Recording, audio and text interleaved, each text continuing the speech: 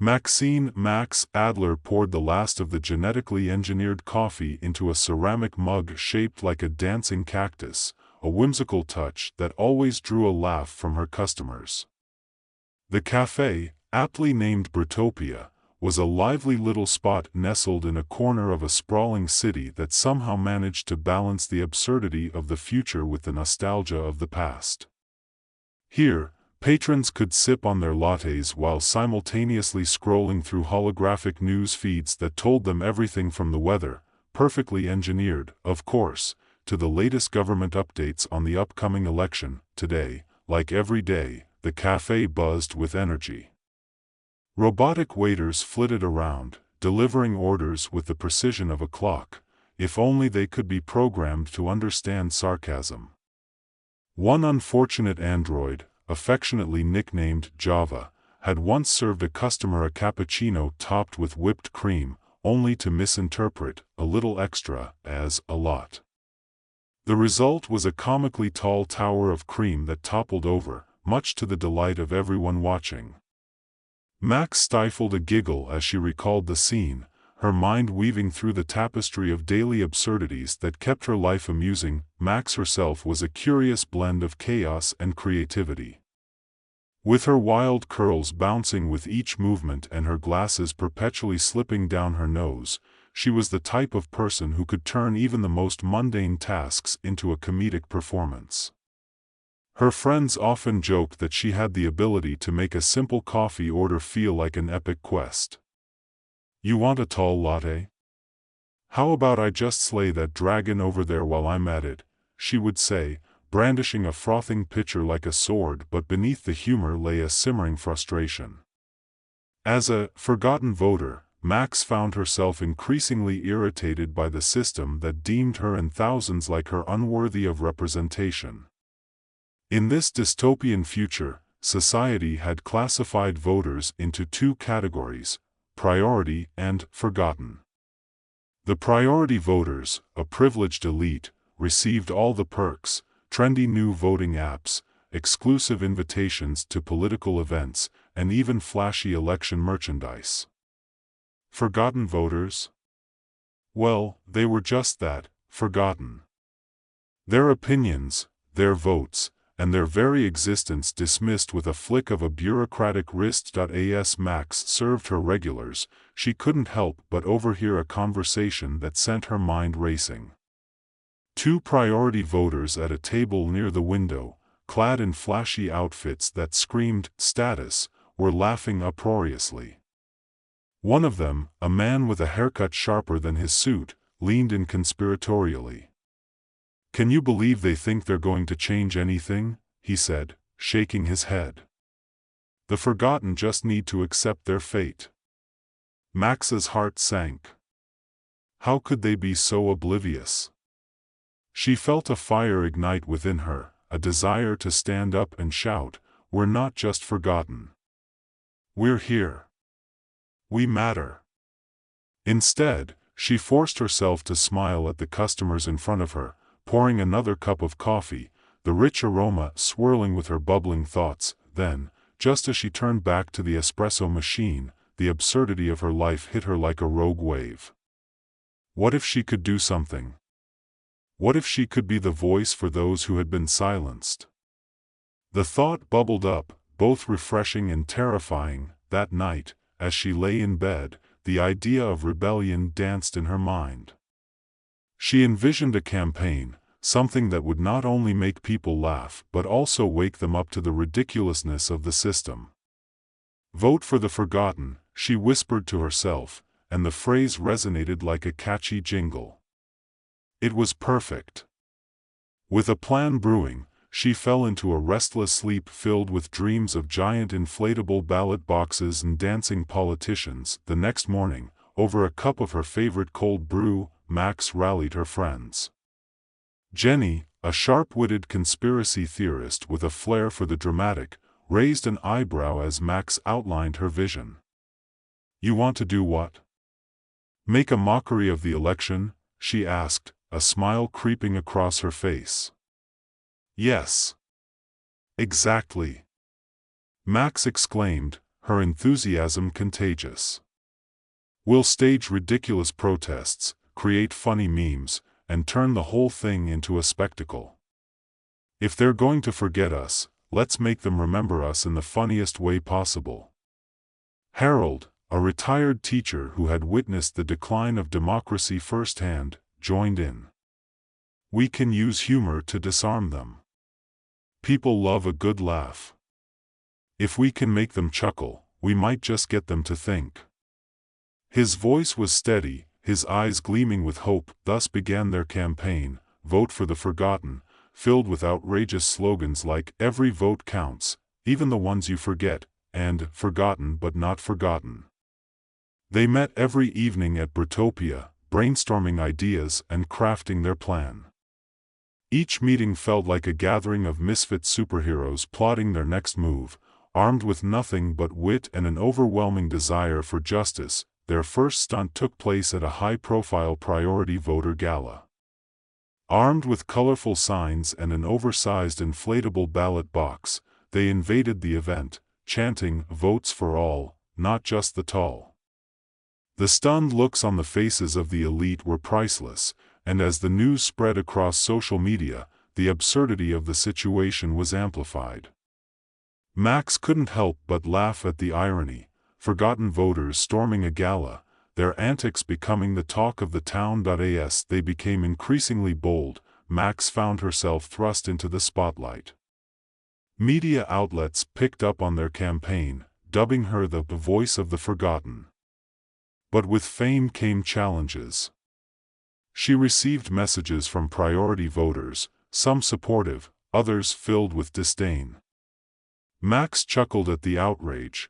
She never expected to be a hero in the eyes of some. "They're either going to love us or hate us," she mused to Jenny, who was busy scrolling through the latest comments. One comment, however, made her pause. What do they want? Votes? They're not even important enough to be heard. The word stung, but Max knew she was fighting for something bigger than herself. The laughter she shared with her friends was a balm for the frustrations, an antidote to the bitterness she felt towards a system designed to keep them down. The campaign's momentum grew, leading them to organize a massive rally called Democracy for All. Max envisioned a grand event that combined humor and heartfelt speeches, where forgotten voters could finally take center stage. She wanted to create a moment where laughter mingled with the serious message that everyone deserved a voice. The day of the rally arrived, and Max was a bundle of nerves. She stood backstage, her heart racing, peeking out at the crowd gathering outside. People from all walks of life were coming together, priority voters curious about the spectacle and forgotten voters finally feeling seen. The sight filled her with both excitement and anxiety. Would they find the humor in their plight? Would it resonate? Just as she took a deep breath, ready to step onto the stage, a ruckus erupted from the audience. Max peeked out to see someone in a comically oversized suit, an actual costume, juggling oversized ballot boxes while making funny faces. The crowd roared with laughter, and in that moment, Max felt her fears dissipate. This was it, they were ready to make a statement. As she stepped onto the stage, she felt the energy in the air. "Ladies and gentlemen, priority and forgotten alike, welcome to the most entertaining political rally you'll ever witness," she shouted, her voice ringing with enthusiasm. The crowd erupted in cheers and laughter, and Max knew they were in for something special. Max shared her journey, interspersing her speech with humor. "You know, when they told me I was a forgotten voter, I thought, at least I'll never have to wait in line at the polls again." The audience erupted into laughter, and she continued, drawing them into her vision of a future where every vote mattered, regardless of social status. But just as the rally was hitting its peak, chaos ensued. An overzealous volunteer accidentally set off a confetti cannon meant for later in the event, showering everyone in sparkles and laughter. And then, as if in response to the mayhem, a spontaneous dance-off broke out between priority and forgotten voters. Max couldn't believe her eyes. It was a beautiful mess of laughter, music, and camaraderie. In that moment, she realized that humor was indeed a powerful tool. It could bridge gaps, make people question their beliefs, and unite them in the most unexpected ways.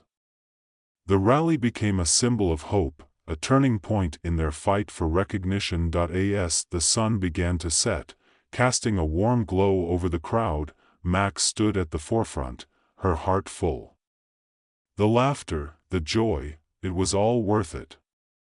They might be forgotten voters, but today, they were unforgettable. As the sun dipped lower in the sky, the rally turned into a vibrant celebration, a kaleidoscope of laughter and music blending with the spirited chaos of dancing bodies. Max looked out at the crowd, her heart swelling with pride and joy.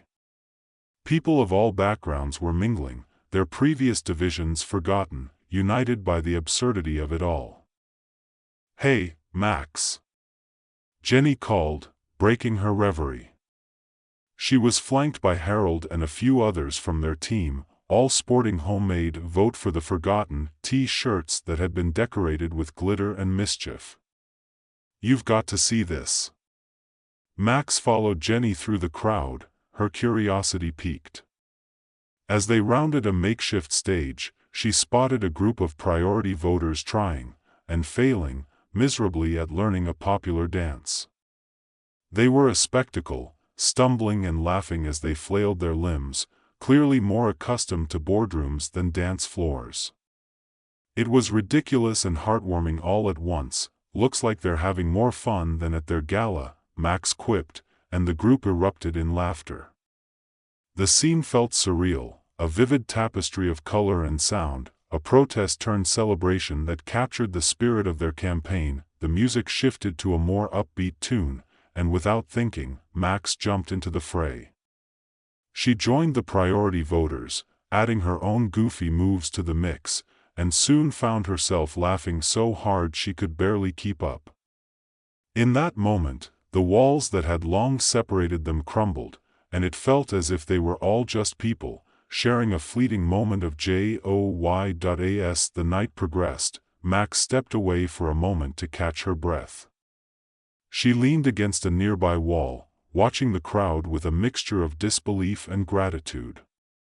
This was what she had fought for, a community, a chance to be heard, and a reminder that no matter how forgotten they might feel, they were part of something larger. Suddenly, a figure approached her, breaking her reverie.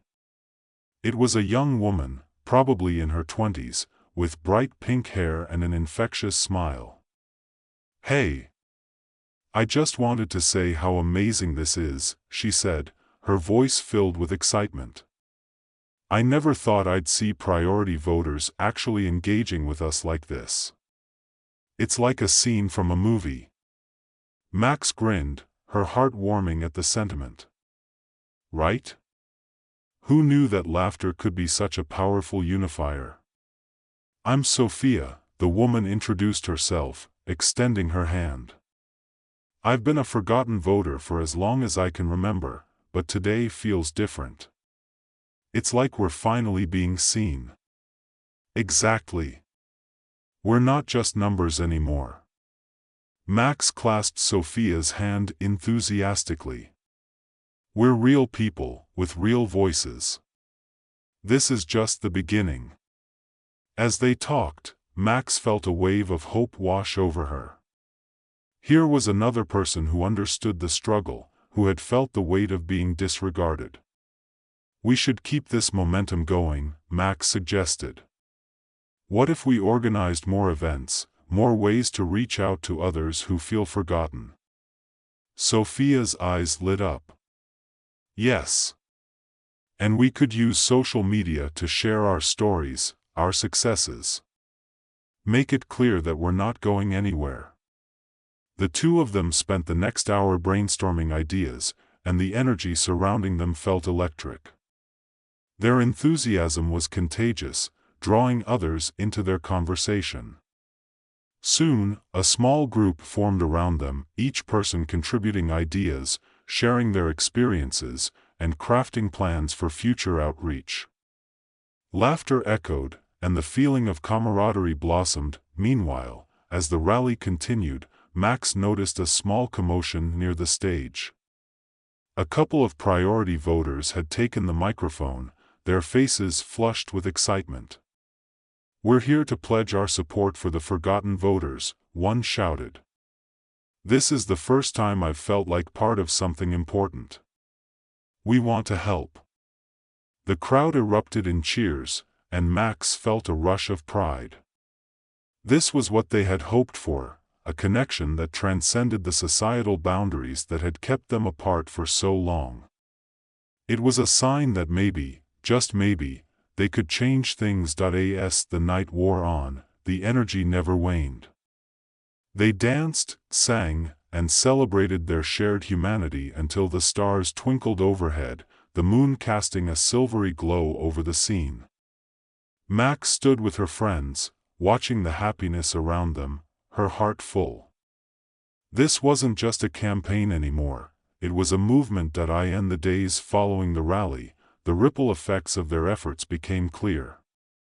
Media coverage exploded, with news outlets running stories highlighting the unlikely alliance.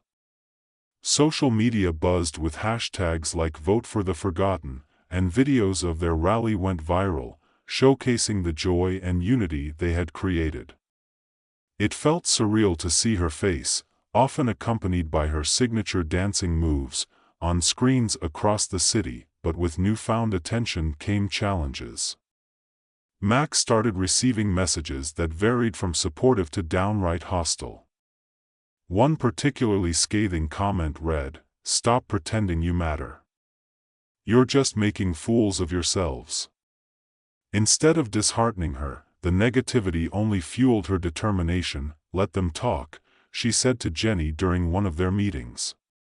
"If they're talking about us, it means we're getting through. And we can't stop now." Driven by the momentum, they organized a series of community events, focusing on education about voting rights, the electoral process, and the importance of every voice.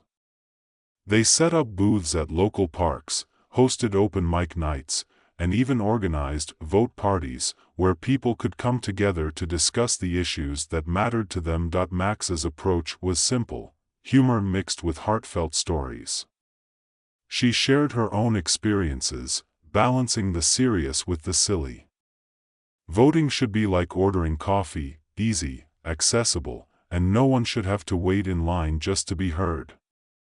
Laughter filled the air, creating a relaxed atmosphere where people felt comfortable sharing their thoughts. As the campaign progressed, Max noticed changes in the community.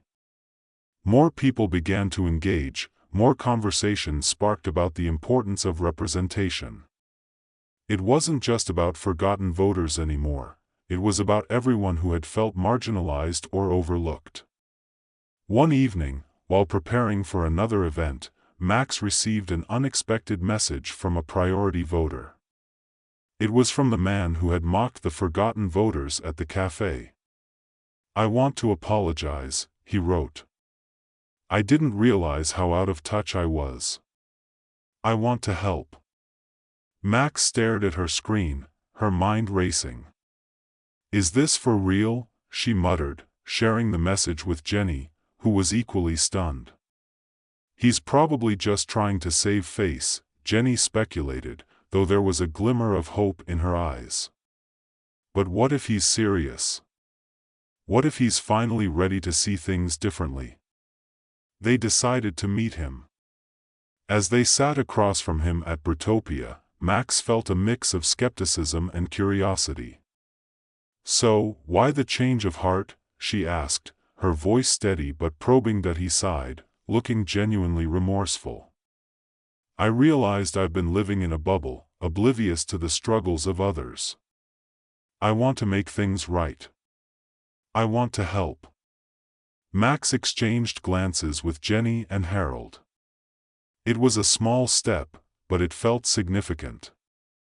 "If you're serious, we'd love your help," she said, a smile creeping across her face. But it's going to take more than words. We need action. The man nodded earnestly. I'm in. I'll use my connections to bring attention to our cause. Over the next few weeks, he introduced them to influential figures, helped organize events, and even used his resources to get press coverage. His change of heart became a focal point of their campaign, illustrating the power of empathy and understanding. With his help, they launched a major initiative called Votes for All, advocating for policy changes that would ensure equal representation for forgotten voters. The movement gained traction, attracting attention from lawmakers who had previously overlooked the issue. Max's heart raced as she stood at a press conference announcing the initiative. The room was filled with reporters, cameras flashing, and for the first time, she felt a mix of excitement and nerves. She stepped up to the podium, her palms slightly sweaty, but her resolve unwavering. Today, we stand here not just as forgotten voters but as citizens who believe in a fair and just democracy, she began, her voice steady. We are here to remind everyone that every voice matters, regardless of status or privilege. It's time for change, and we will be heard.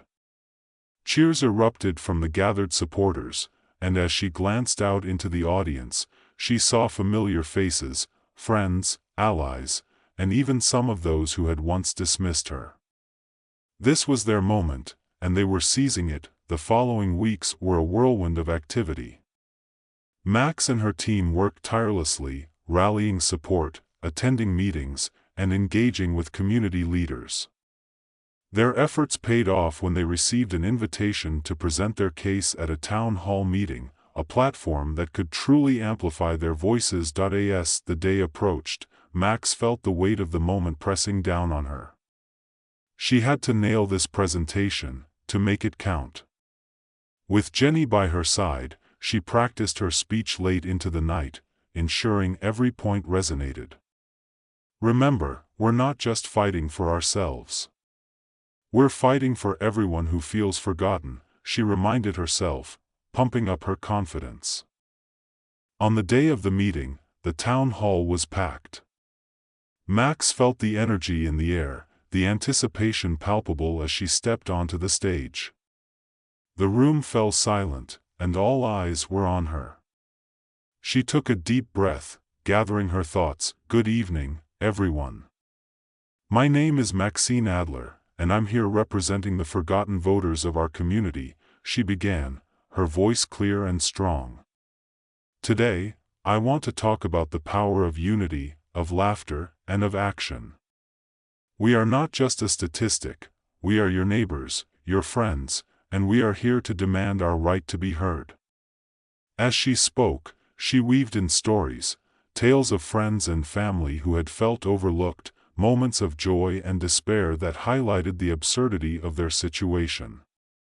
She injected humor into her presentation, making the audience chuckle while driving home the gravity of their plight. Voting should not be a privilege reserved for a select few. It should be as accessible as ordering a cup of coffee. No one should feel forgotten. The audience erupted in applause, and Max felt a surge of hope. But then, just as she reached the conclusion, she noticed a familiar face in the crowd. It was the sharp-suited priority voter from the cafe, the one who had mocked her. He stood up, his expression serious. I have something to say, he declared. The room fell silent again, tension thick in the air. Max's heart raced. I've been thinking a lot about what was said here today, he continued, his voice steady but emotional. I'm sorry for how I've treated those who are forgotten. I was blind to my privilege, and I want to help change that. Gasps rippled through the audience, and Max felt a wave of mixed emotions. She had witnessed a transformation she had never expected. Thank you for your honesty, she said, her voice warm. We need allies who understand the importance of representation. Together, we can create real change. The meeting ended on a high note, the energy buzzing with excitement and determination. Mechs and her friends were filled with renewed hope, ready to take their movement to the next level. Days turned into weeks as their campaign gained momentum. Mechs found herself speaking at various events, sharing her story, and inspiring others to join the cause. The tide was turning, and it felt exhilarating, but with success came challenges. The government, feeling the pressure, began to push back. They tried to dismiss the movement as a joke, branding it as the comedy of errors, rather than a legitimate call for change. Mechs and her team remained undeterred, using humor as their shield and determination as their sword point. One night, while brainstorming with Jenny and Harold, Mechs had an idea. "What if we turned their mockery into our strength?" she proposed. "Let's host a comedy night for democracy, showcasing the absurdity of our situation while making a serious point. Let's make them see how ridiculous it is to ignore our voices." Jenny's eyes sparkled. "That's brilliant.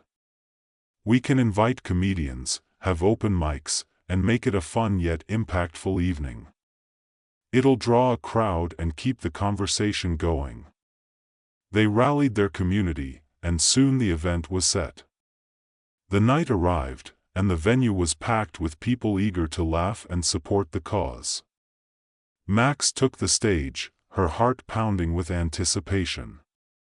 "Welcome to the Comedy Night for Democracy," she announced, her energy infectious. "Tonight, we're going to have some fun, but we're also going to remind everyone that every voice counts. After all, we've been the punchline for too long, now it's time to turn the tables." As comedians took the stage, they peppered their routines with humor that highlighted the absurdities of the political landscape. Laughter filled the room, the sound echoing like a sweet melody, a reminder that they were all in this together. Mechs joined in, sharing her own comedic anecdotes about the ridiculousness of being a forgotten voter. "You know you're a forgotten voter when the only time you're remembered is during election season, when they want your vote but don't want to hear your voice." The audience roared with laughter, and she felt a surge of connection, of community. By the end of the night, the event had raised significant funds to support their initiatives, and the atmosphere was electric with possibility. People mingled, sharing stories and laughter, the divide between priority and forgotten voters continuing to blur. As Mechs watched it all unfold, she realized they had created something beautiful. They had built a movement grounded in joy, laughter, and solidarity. The journey had not been easy, but it had been worth every moment of struggle. In the weeks that followed, the campaign began to yield tangible results. Lawmakers took notice, the media continued to cover their efforts, and the conversation surrounding voting rights expanded. The once mocked initiative was gaining traction, and with each small victory, Mechs felt the weight of change in the air. Then, one afternoon, she received a call that sent her heart racing. The city council was holding a special meeting to discuss legislation that would address the rights of forgotten voters. They wanted her to speak. Standing in front of the council members, Mechs felt a blend of nerves and excitement. She had come so far, and now, she had the chance to make a real difference. As she spoke, her voice steady and confident, she could see the impact of her words on the faces of those listening. "This isn't just about policy," she said, her passion evident. "This is about people, our friends, our families. Everyone deserves to be heard. It's time to end the silence and recognize that we all matter." When she finished, the room erupted in applause. For the first time, Mechs felt the weight of possibility resting on her shoulders. They had begun to make real change, to reshape the narrative around voting rights. Months passed, and as summer turned to fall, the legislation was finally passed. Mechs stood in front of a crowd once again, this time celebrating a victory that felt hard-earned and transformative. The forgotten voters had been given a voice, a seat at the table, and a reminder that they were never truly forgotten. As the cheers echoed around her, Max couldn't help but think back to that day at Britopia when she first envisioned a campaign for the forgotten. Who would have thought that a little humor and a lot of heart could spark such a movement? The journey had not been without its challenges, but every moment of laughter, every tear of frustration, and every step forward had led to this. Max knew that while this chapter had come to a close, the fight for equality and representation would continue. With her friends by her side and a community that had transformed, she felt ready to face whatever came next. "Here's to the future," she declared, raising her coffee cup in a toast. "To every voice that matters, to every laugh that unites us, and to the power of change." The crowd erupted in cheers, and as the sun set behind them, painting the sky in hues of orange and pink, Max felt a sense of peace wash over her. They were no longer forgotten. They were heard, they were seen, and together, they would continue to create a brighter future. Eddie Wexler stood at the front of the conference hall, gripping the podium like it was a lifebuoy. The bright lights above cast a harsh glare, making him feel like a contestant on some bizarre game show, Guess the Tech Genius or Get Eaten by Algorithms. He adjusted his glasses, hoping they would lend him an air of authority that his nervousness was currently draining away. A sea of expectant faces stared back at him, but Eddie was not a natural performer. He was a data scientist, a wizard of numbers, not a charmer of crowds. "Good afternoon, everyone. I'm here to present my latest findings on the predictive algorithms we're using in this year's elections." His voice cracked slightly, and a few people in the back stifled laughs. But Eddie pressed on, determined to win them over. As he flipped to his first slide, a graph displaying a wildly convoluted data set, he couldn't help but notice a young woman in the front row, arms crossed, eyebrow raised. Zoe, he remembered, a journalist known for her razor-sharp wit and relentless pursuit of the truth. Eddie felt a mix of admiration and dread. "Now, as you can see," he continued, "this algorithm accurately predicts voting trends based on social media activity, engagement metrics, and, suddenly, the slide changed. Instead of an insightful graph, a colossal image of a nacho platter appeared, with the words, "Peak Voting Snack," flashing in big, bold letters. The audience erupted into laughter. Eddie's face burned. That's not what I meant to." He pressed the remote desperately, hoping to fix the disaster, but the projector seemed to have a mind of its own. More food images flashed: kale chips, pizza, and, was that a cat dressed as a taco? The audience was howling now, and Eddie felt like a clown at a funeral. "Ladies and gentlemen," he shouted over the cacophony, "the important takeaway here is, people will always prefer nachos." And just like that, Eddie became an unwitting meme. His presentation was saved, at least for the moment, by the absurdity of it all. He stumbled through the rest of his talk, punctuating his serious points with jokes about snacks and social media. Surprisingly, they loved it.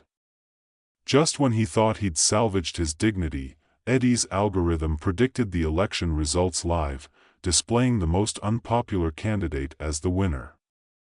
The audience gasped, caught between laughter and disbelief.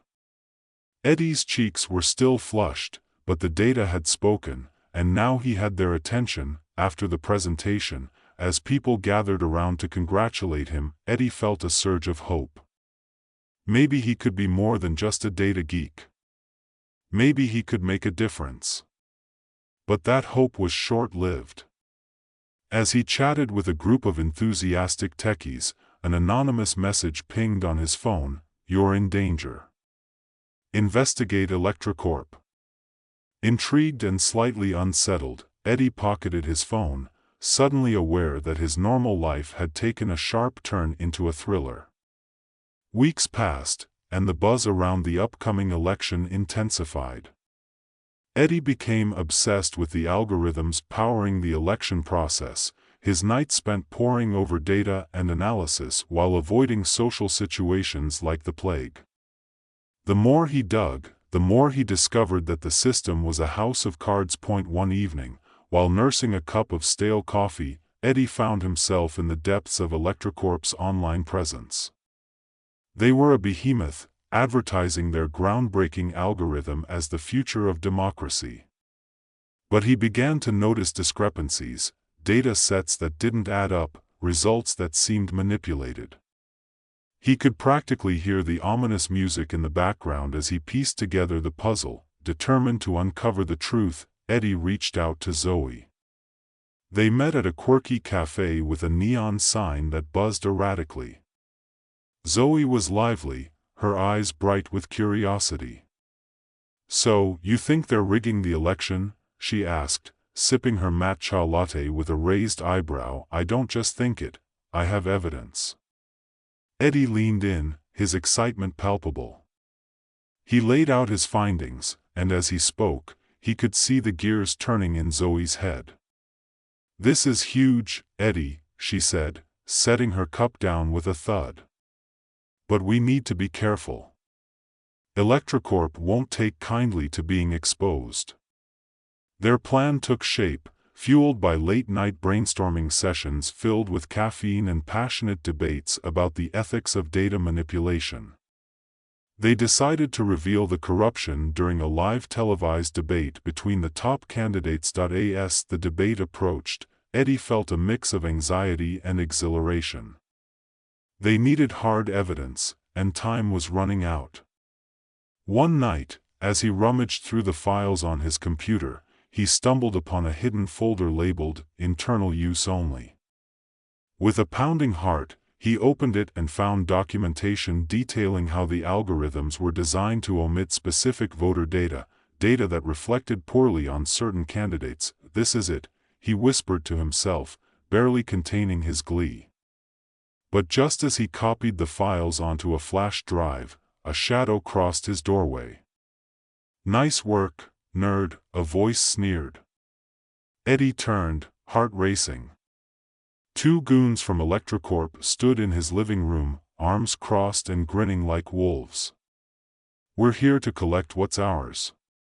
Eddie dropped the drive and bolted for the window, narrowly escaping as the goons lunged for him. He didn't stop running until he was a block away, gasping for breath. "Damn it, Eddie, you can't just run," Zoe scolded when he finally reached her. "We need a plan." "Right. A plan," he gasped, trying to catch his breath. "How about we, get a cat?" "Not the time," she shouted, frustration etched on her face. Okay. Eddie raised his hands in mock surrender. "We need to go public. But we need to look like credible journalists, not the weirdos we are." With their backs against the wall, Eddie and Zoe plotted their next move. They decided to hack the debate's live feed to present their evidence, but that required serious tech skills, and Eddie knew they needed help. Enter Eddie's tech-savvy grandmother, who had a surprising grasp of computer science. "Grams. We need your help," Eddie exclaimed. "What are we doing, dear?" "Breaking into a bank?" she asked, her eyes sparkling with mischief. "Close enough," he replied, detailing the plan. The next day, they set up in Eddie's living room, surrounded by an array of gadgets that looked like they belonged in a spy movie. His grandmother, donning a pair of oversized headphones, narrated the hacking process with theatrical flair. "This is how we outsmart the big bad wolves," she declared, tapping keys with an exaggerated flourish. Just as they were about to connect to the live feed, the doorbell rang. Eddie's heart sank. The goons had found them. "Hide," Zoe whispered, shoving Eddie behind the couch. Grams, unfazed, opened the door with a smile. "Can I help you, gentlemen?" The goons, visibly confused, exchanged glances. "We're looking for Eddie Wexler." "Oh, he's just playing hide and seek," Grams chirped. "Would you like to come in for cookies?" "What?" "No," one of the goons blurted, stepping back, clearly flustered by the elderly woman's charm. "Excellent. I just made a fresh batch," she insisted, ushering them in with a wave. Eddie and Zoe watched in disbelief as Grams turned the situation into a tea party. "Let's just say Eddie is out of town for the weekend," she said, batting her eyelashes innocently. "Yeah, that's right. Weekend trip," Eddie whispered from behind the couch, stifling laughter. As the goons awkwardly accepted cookies and tried to salvage their pride, Eddie and Zoe made their escape, sprinting to the debate venue with a mix of exhilaration and disbelief. Inside, the atmosphere buzzed with tension as the candidates prepared to take the stage. Zoe and Eddie set up their makeshift tech station backstage, heart rates pounding in sync with the excitement around them. "Remember, timing is everything," Zoe reminded him, adjusting her earpiece.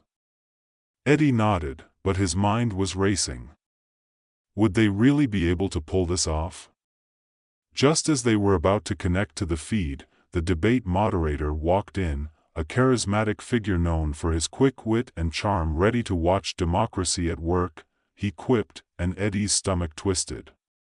"Let's do this," Zoe whispered, and they pressed the button to connect. As the debate kicked off, the candidates were charming, arguing passionately about their visions for the future.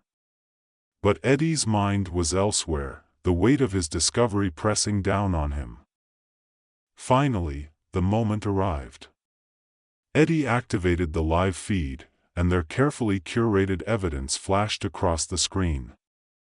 Gasps filled the room as the candidates halted mid-sentence, confusion spreading across their faces. "What is this?" one candidate shouted, eyes wide. Eddie stood in the shadows, heart racing, but he couldn't help himself. "It's called truth," he yelled, suddenly feeling like a hero in a bad action movie. The debate descended into chaos as Eddie and Zoe's evidence spread like wildfire. The crowd roared, and the candidates fumbled to regain control. Eddie felt a strange mix of fear and exhilaration. "Let's keep going," Zoe urged, and Eddie found himself stepping forward, microphone in hand. "This isn't just about politics, it's about integrity," he proclaimed, his confidence soaring. "We deserve a fair election, not one determined by corrupt algorithms." As the audience erupted into applause, the camera panned to the candidates, their faces a mix of anger and disbelief. Eddie felt like he was on top of the world, finally confronting the system that had tried to silence him. But just as they thought they were winning, the CEO of Electrocorp burst onto the stage, red-faced and furious. "You have no idea what you're doing," he shouted. "You'll ruin everything. Maybe we should have thought of that before you manipulated our democracy." Zoe shot back, her wit sharper than ever. The debate spiraled into a spectacle, chaos reigning as Eddie and Zoe battled the CEO with a mix of data and humor. "Algorithms aren't the answer," Eddie shouted over the din. "Real people are." Finally, as the dust settled, the moderator turned to Eddie, his expression shifting from disbelief to admiration. "So, what now, Eddie?" "We need transparency," Eddie replied, still buzzing from the adrenaline. "And a big ol' slice of nachos for everyone." The audience erupted in laughter and applause, and for the first time, Eddie felt like he belonged. The aftermath was swift. News outlets exploded with the story, and Eddie became an unexpected hero. He faced interviews, public speaking events, and even a viral meme about the nacho data scientist. It was surreal, but amid the chaos, Eddie remained grounded, realizing the importance of staying true to himself. The corruption had been exposed, and people were finally questioning the algorithms that dictated their lives.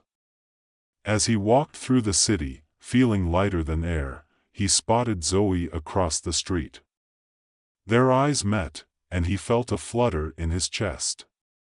"Hey, superstar," she called out, her smile bright. "Just a data nerd with nachos on the brain," he joked, and they both laughed, the tension of the past few weeks melting away. "Think we can keep this up?" Zoe asked, playful yet serious. Eddie shrugged, grinning. "As long as we can keep the nachos coming." And just like that, they walked off into the future, ready to face whatever challenges came their way. Together. As Eddie and Zoe strolled through the bustling streets, the reality of their recent escapades began to settle in. The city felt different now, charged with energy, as if the citizens were awakening to the power of their voices. Election posters lined the sidewalks, their slogans now scrutinized under a new light. "Vote for change," one proclaimed, and Eddie couldn't help but chuckle at the irony. "Is it weird that I'm already missing the adrenaline?" Zoe said, a mischievous glint in her eye. "Definitely not weird. It's like a roller coaster without the safety bar," Eddie replied, glancing at her with newfound admiration.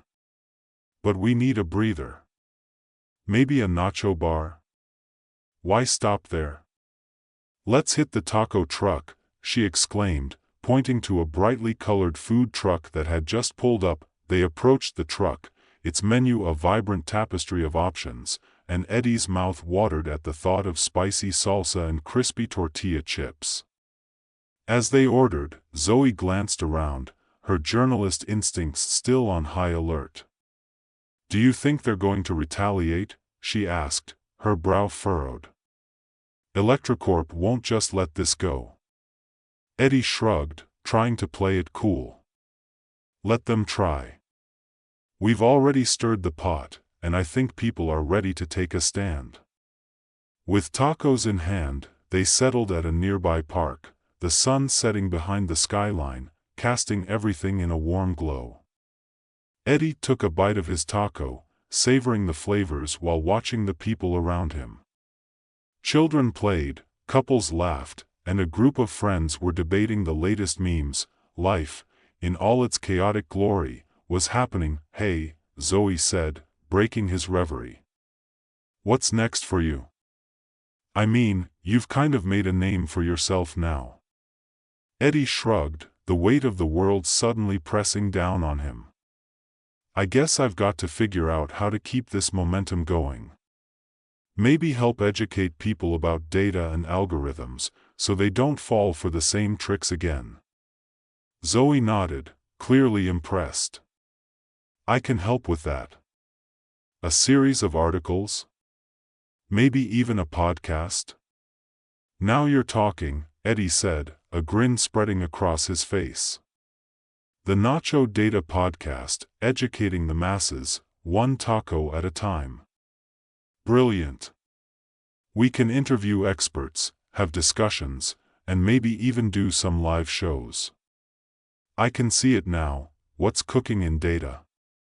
Zoe added, her enthusiasm infectious. As they tossed around ideas, laughter flowed easily, and the lingering tension from their recent encounters faded.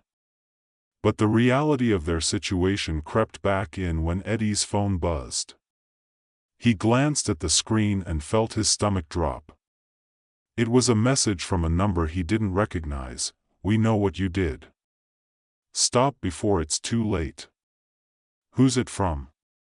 Zoe asked, leaning in closer. "Just some random number," he replied, trying to keep his voice steady. "Nothing to worry about." "Eddie, that's not nothing. We need to be careful." I know. But I can't let them scare me off. Not now." He took a deep breath, feeling the weight of responsibility. This is bigger than us. After finishing their tacos, they headed back to Eddie's apartment, the evening air thick with tension. Zoe suggested they set up a plan for the podcast and their outreach efforts. "Let's not let this momentum die," she urged, her determination palpable. "Right," Eddie agreed. "We need a strategy." They spent hours brainstorming, outlining potential topics, guests, and strategies to spread awareness. Eddie felt alive as they crafted their vision. But that nagging feeling of being watched loomed over him. The next day, they met at a co-working space to set up their first podcast episode. The vibe was electric, with other creatives buzzing around them, but Eddie couldn't shake the feeling that they were being followed. He kept glancing over his shoulder, his paranoia spiking. "Are you sure you're okay?" Zoe asked, noticing his distracted demeanor. "Yeah, just a little on edge," he admitted. As they prepared to record, a familiar face appeared in the doorway, Zoe's editor from the newspaper. "Hey, I just wanted to check in on you guys. I heard about the debate stunt, it's generating some serious buzz." "Thanks. We're actually about to launch a podcast," Zoe replied, her excitement returning. "That's great. Just be careful. I'm hearing whispers that Electrocorp is not happy," her editor cautioned, giving Eddie a pointed look. "They play hardball." Once the editor left, Eddie and Zoe set up their microphones and equipment, the tension in the air thick. As they began recording, Eddie tried to shake off his anxiety, focusing on the message they wanted to convey. "Welcome to the first episode of the Nacho Data podcast. I'm Eddie Wexler, and joining me is the ever-witty Zoe," he introduced, feeling a rush of energy as he spoke. Zoe leaned in, her voice lively. "Today, we're diving into the crazy world of data analytics and its impact on our elections. Spoiler alert, it's not just about numbers." Their banter flowed naturally, a mix of humor and insight, and Eddie felt a sense of purpose he hadn't experienced before. As they discussed the implications of data manipulation, Eddie's mind drifted to the potential consequences of their actions. After recording, they reviewed the footage and decided to release it immediately. The response was overwhelming. People were eager to engage, sharing their own stories and questions about the electoral process. But the darker side of their newfound visibility quickly emerged. Eddie began receiving anonymous threats, comments ranging from sarcastic to sinister, warning him to back off. Each message made his heart race, but it only fueled his determination.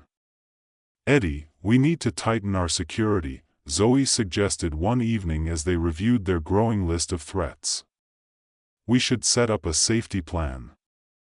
Maybe even get a security camera for your apartment." "Yeah, good idea," he replied, anxiety creeping in again. "I'll look into it." As they continued to release episodes, they garnered a following, drawing attention from activists and influencers. Eddie found himself invited to speak at local gatherings, and he relished the chance to educate people about the dangers of data manipulation. But with every step forward, they faced increasing pushback. Electrocorp's lawyers sent letters threatening legal action, trying to silence their message. "It's just a scare tactic," Zoe reassured him. "They're scared of us." One night, while working late on their next episode, Eddie heard a noise outside his window. His heart raced as he approached the curtain, peering out into the dimly lit street. Shadows flitted by, and for a moment, he wondered if he was being paranoid. But then he spotted a figure lingering beneath a street lamp, watching his building. Panic surged through him. "Zoe," he called out, grabbing his phone and motioning for her to come over. "What is it?" she asked, concern etched on her face. Someone's out there. I think they're watching us. Zoe hurried to the window, squinting into the darkness. Do you want me to call the cops? No, let's not escalate things just yet. Let's just keep an eye on them. They watched in tense silence, hearts pounding, until the figure finally turned and melted into the shadows. I think we should get out of here, Zoe said, her voice shaky. Let's go to my place for the night. Eddie nodded, knowing they needed to act quickly. They grabbed their things and headed out, adrenaline coursing through their veins. Zoe's apartment was cozy, a stark contrast to the tension they had just left behind. Once inside, they made a plan to regroup in the morning. We need to figure out how to turn this fear into fuel, Zoe said, pacing her living room. Agreed. We can't let them intimidate us, Eddie replied, feeling a sense of camaraderie. As the night wore on, they talked about their goals, their dreams, and how to keep pushing forward. By the time they settled in for the night, a sense of resolve hung in the air. The next morning, they decided to launch an even bolder initiative. What if we hold a live Q&A session? Zoe suggested, excitement bubbling over. Engage directly with our audience and rally support. Eddie's eyes lit up. That could be huge. We can create a movement. They spent the day preparing, promoting the event on social media, and inviting local activists to join. The response was overwhelming. People were eager to engage, share their stories, and discuss the issues they faced. When the day arrived, the venue was packed with supporters, activists, and curious citizens. Eddie stood backstage, heart racing, as Zoe prepped the crowd. Welcome, everyone. We're here to talk about the future of our elections and how we can reclaim our voices, she announced, her energy infectious. As Eddie stepped onto the stage, he felt the weight of responsibility but also the thrill of possibility. Thank you all for being here. Today, we're going to discuss not just what's wrong, but how we can work together to create change, he said, his voice steady. The audience erupted in applause, and Eddie felt a surge of confidence. They shared their findings, answered questions, and encouraged the crowd to speak out against corruption. But as the event progressed, Eddie noticed a group of suited individuals lingering at the back, their expressions inscrutable. They exchanged whispers, clearly not there for support. Who are they? Eddie murmured to Zoe, concern creeping in. I don't know, but they don't look friendly, she replied, her brow furrowing. Just as the event hit its stride, one of the suited men stepped forward, cutting through the atmosphere. We need to talk, he said, his voice cold. Eddie's heart raced. What do you want? You know what you're doing is illegal. You're inciting unrest, the man warned, his eyes narrowed. You'd do well to stop before this escalates. Eddie squared his shoulders, adrenaline coursing through him. We're not doing anything illegal. We're educating people. The man smirked, a chilling expression. Consider this your final warning. Before Eddie could respond, the suited group turned and exited, leaving a tense silence in their wake. Do you think they'll actually follow through? Zoe asked, worry etched on her face. I don't know, but we can't back down now, Eddie said, determination rising within him. We've come too far.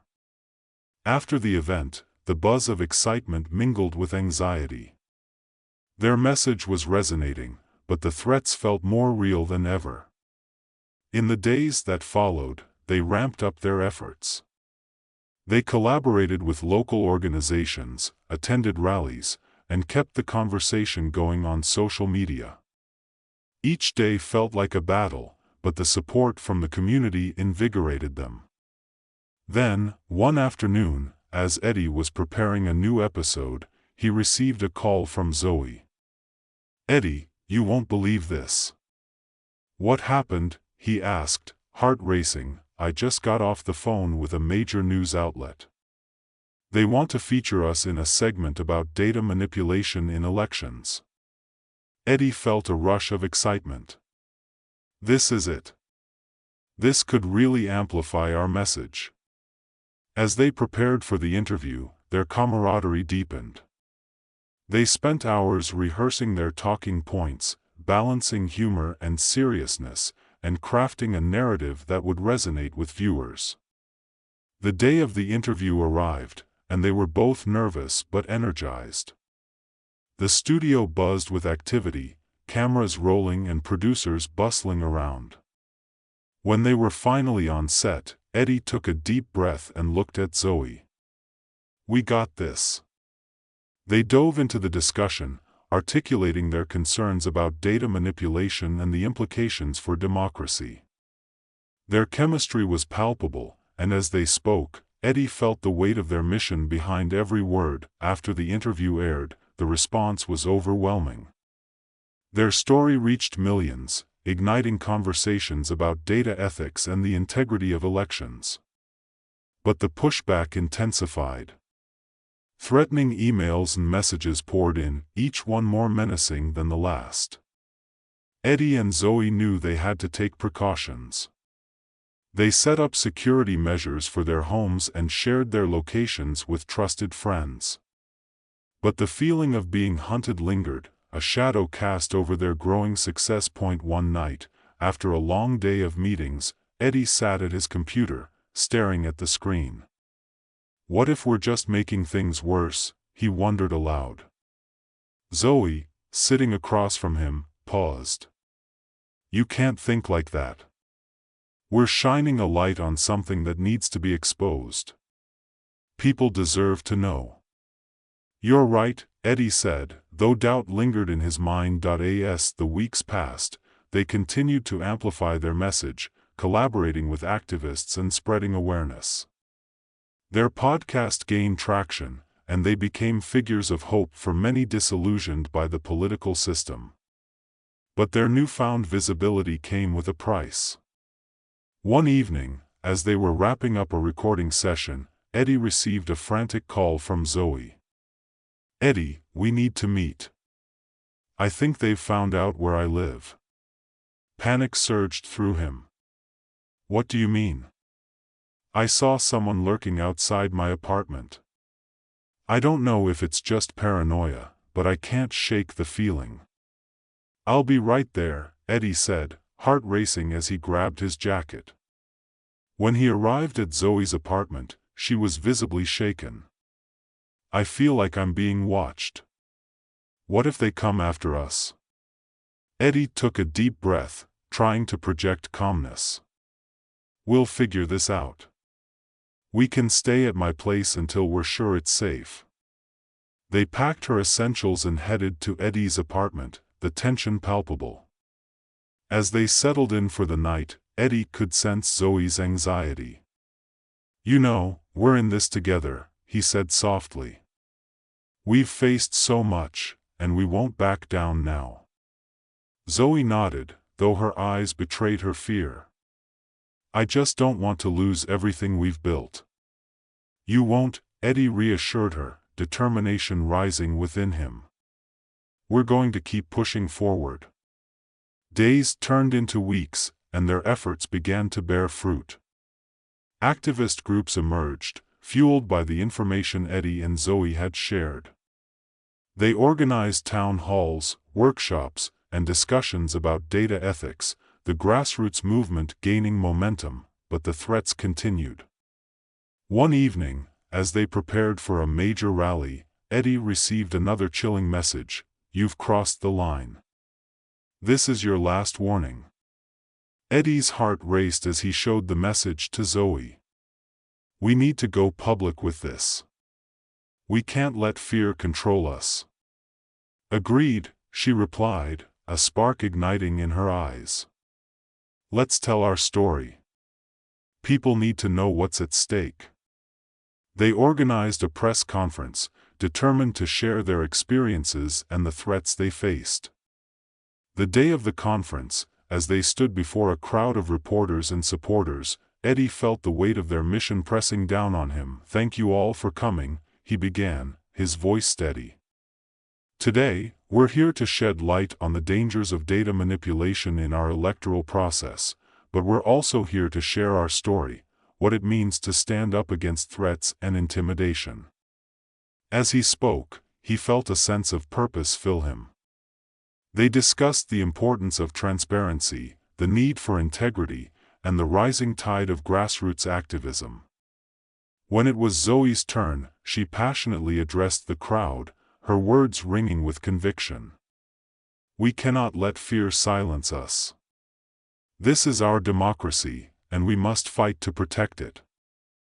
The audience erupted in applause, and Eddie could see the impact they were having. People were inspired, and the movement grew. In the weeks that followed, they received support from unexpected places, politicians, local businesses, even celebrities began to champion their cause.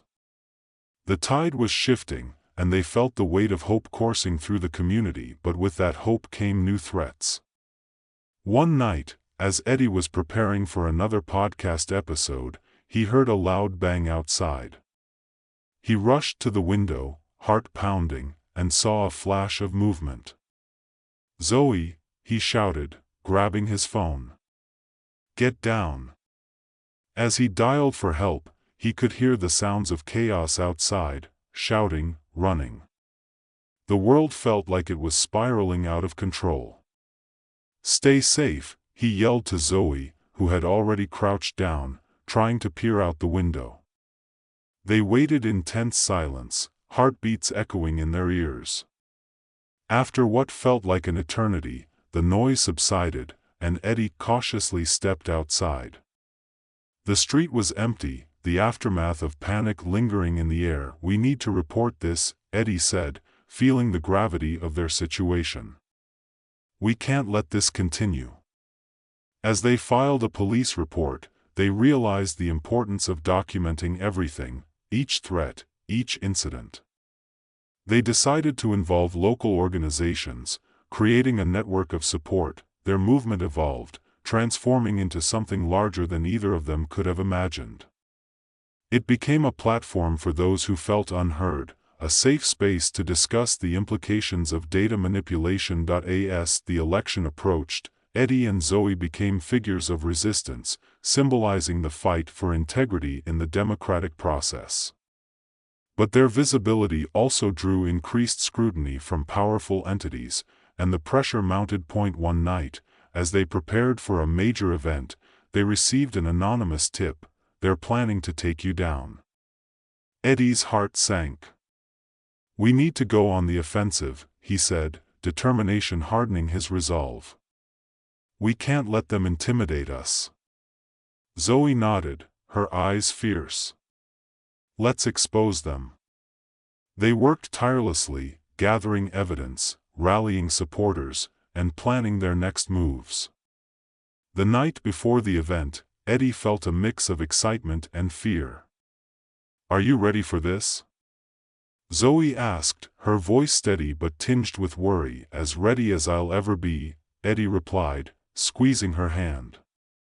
"We're in this together." The day of the event dawned bright and hopeful. As they took the stage before a crowd of supporters, Eddie felt a surge of energy. "Today, we're not just standing up for ourselves.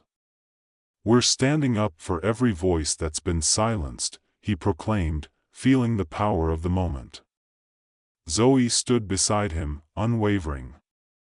"We're here to reclaim our democracy, to demand transparency and integrity. Together, we can make a difference." The crowd erupted in cheers, and Eddie could see the impact they were having. But as the speeches continued, a familiar figure emerged from the crowd, the CEO of Electrocorp, flanked by security. "Enough of this nonsense," he shouted, his voice cutting through the cheers. "You're spreading lies and misinformation." Eddie's heart raced, but he stood his ground. We're not lying. We're exposing the truth. The crowd reacted, a mixture of shock and anger at the audacity of the CEO. This is our fight, Zoe added, her voice ringing clear. We will not be silenced. The tension in the air was palpable as the CEO advanced. You think you can take us down? You have no idea what you're up against.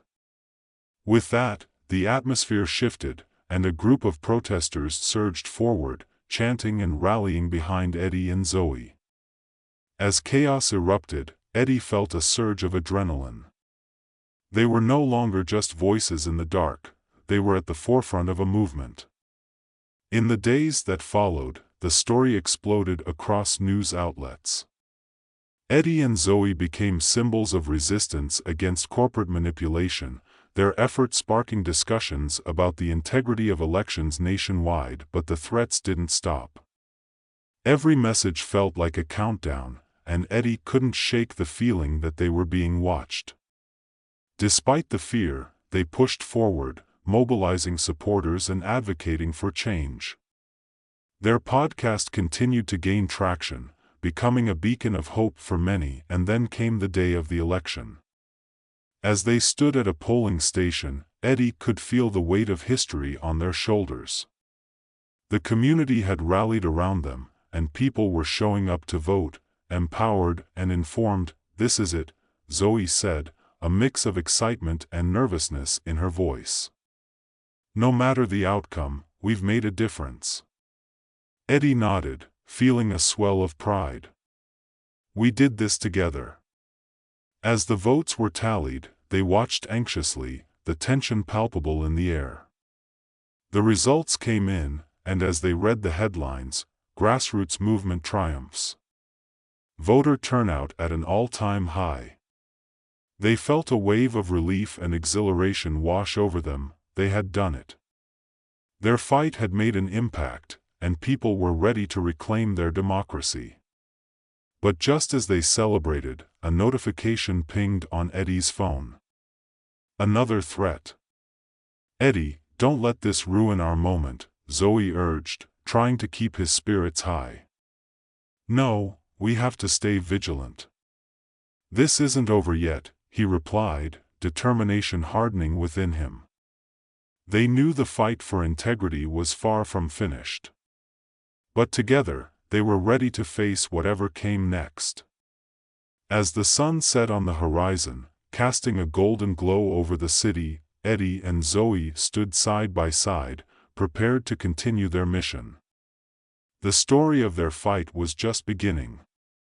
And so, the journey continued, driven by hope, fueled by the voices of the people, and united in the quest for a brighter, fairer future.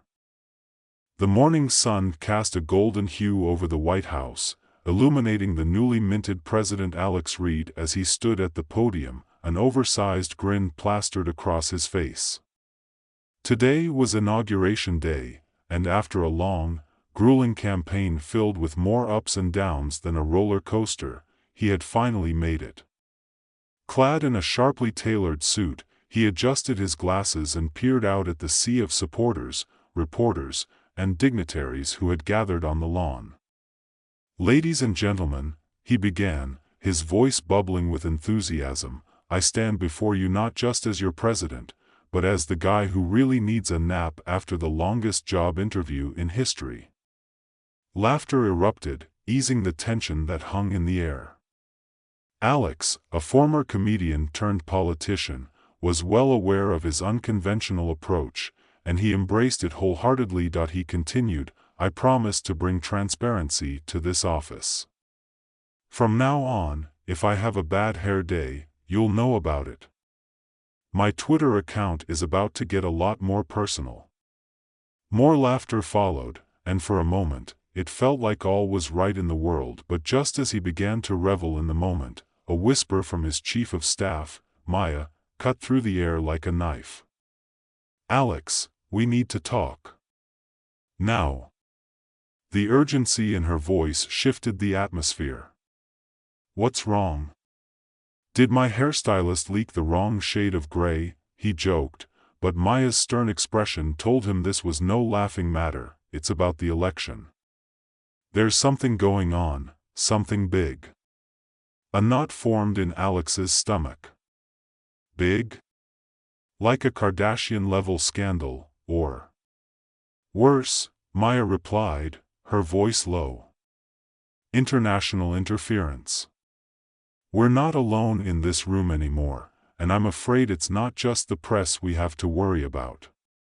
The audience buzzed with anticipation, oblivious to the gravity of the situation unfolding behind the scenes. The words, international conspiracy, danced in Alex's mind, but he shook it off. This was supposed to be a celebration, not a prelude to a geopolitical thriller. Let's put a pin in that for now, he said, forcing a smile. I'll be right back. He stepped away from the podium, his mind racing. As the day unfolded, Alex found himself in a whirlwind of activities, from shaking hands with Congress members to posing for selfies with excited children. But in the back of his mind, the weight of Maya's words loomed large. He had run on a platform of integrity, promising the people that he would be their champion. Now, it felt like he was being thrust into a game of chess with unseen players, and he was the pawn. The next morning, over a strong cup of coffee, Maya burst into his office, a look of determination in her eyes. I've got a lead. A whistleblower named Evelyn. She claims Global Tech, the multinational tech giant, has dirt on our election results. Global Tech? The company that sells smart toasters? Alex leaned back, incredulous. They make gadgets that can burn your breakfast while spying on your conversations. Yes, and they've been meddling in our affairs. If we don't act quickly, we'll lose control of our administration before we even get started. Maya pressed, let's do it. Alex declared, a mixture of excitement and apprehension bubbling inside him. Let's meet this Evelyn.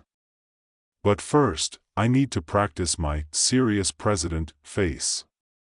Do I look serious enough? He squinted dramatically, trying to mask his grin. Maya rolled her eyes but couldn't help but smile. This isn't a joke, Alex. Of course, it is. But the more serious I look, the funnier it will be when I reveal the truth.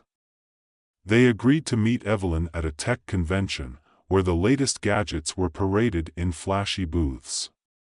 The chaos of tech enthusiasts and eccentric inventors provided the perfect cover for their clandestine meeting. As they navigated through the convention, Alex donned a cap that read, Future President, much to Maya's dismay. You're supposed to be incognito, not a walking advertisement, she whispered. Trust me, it's a distraction, he insisted, flashing his signature grin at passers-by, who snapped photos and cheered when they finally met Evelyn. She was nothing like Alex expected. She was a brilliant, determined woman in her 30s, with an air of urgency about her. You have to understand, she began, global tech has been influencing elections worldwide. They didn't just support you, they engineered your campaign. Alex's stomach twisted at the thought. So I'm the puppet in their grand plan? Not just you. They've compromised key figures in your administration. They plan to manipulate your policies for their benefit, Evelyn explained. Maya interjected, what can we do to stop them? Evelyn leaned closer, lowering her voice. We need to go public.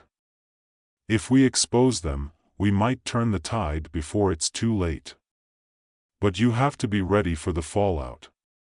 The gravity of the situation pressed down on Alex like a weight he couldn't shake. He was thrust into a moral dilemma: risk national security to expose corruption, or play along and betray the very values he fought for. As they discussed the implications, Alex's mind raced. He took a deep breath. Okay, but let's make this fun. If we're going down, we might as well do it with style. He winked at Maya, trying to lighten the mood, but her expression remained serious. Alex, this is serious. Lives are at stake, she said, her voice firm. I know. Just trying to keep the mood light. You should see the way my brain is spiraling, he quipped, but deep down, he knew the stakes were far from a joke. The following week was a blur of strategy sessions, late-night meetings, and a growing sense of urgency. As the conspiracy unraveled, they discovered that global tech's influence extended far beyond politics. They had infiltrated critical infrastructure, and exposing them could send shockwaves through the country. Then came the day of the press conference. The air was thick with anticipation as Alex prepared to address the nation.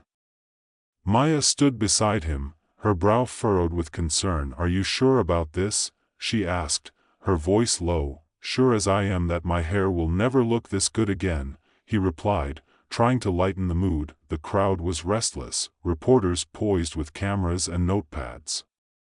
Alex took a deep breath, stepping up to the podium. Good afternoon, America, he began, flashing his winning smile. Today, I'm not just here to talk about policies or the economy. I'm here to talk about something far more critical, integrity. It's been brought to my attention that our election was influenced by foreign powers and a corporation that has blurred the lines between business and politics. Gasps echoed through the audience. He continued, I believe in transparency, and I believe in the people of this great nation. We deserve to know the truth, no matter how uncomfortable it may be. So let's pull back the curtain on global tech. As he spoke, the mood shifted from disbelief to anger. Reporters shouted questions, and the public reacted with a mix of shock and outrage.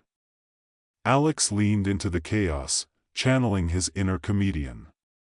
I mean, who knew that a toaster could be so involved in my election? I'll never look at breakfast the same way again. Laughter erupted, cutting through the tension. The power of humor in the face of crisis became apparent, and Alex capitalized on it. He shared anecdotes about the absurdity of the situation, all while reinforcing the seriousness of the issue at hand. Maya watched, her heart pounding. She knew they were walking a tightrope between exposing corruption and maintaining order.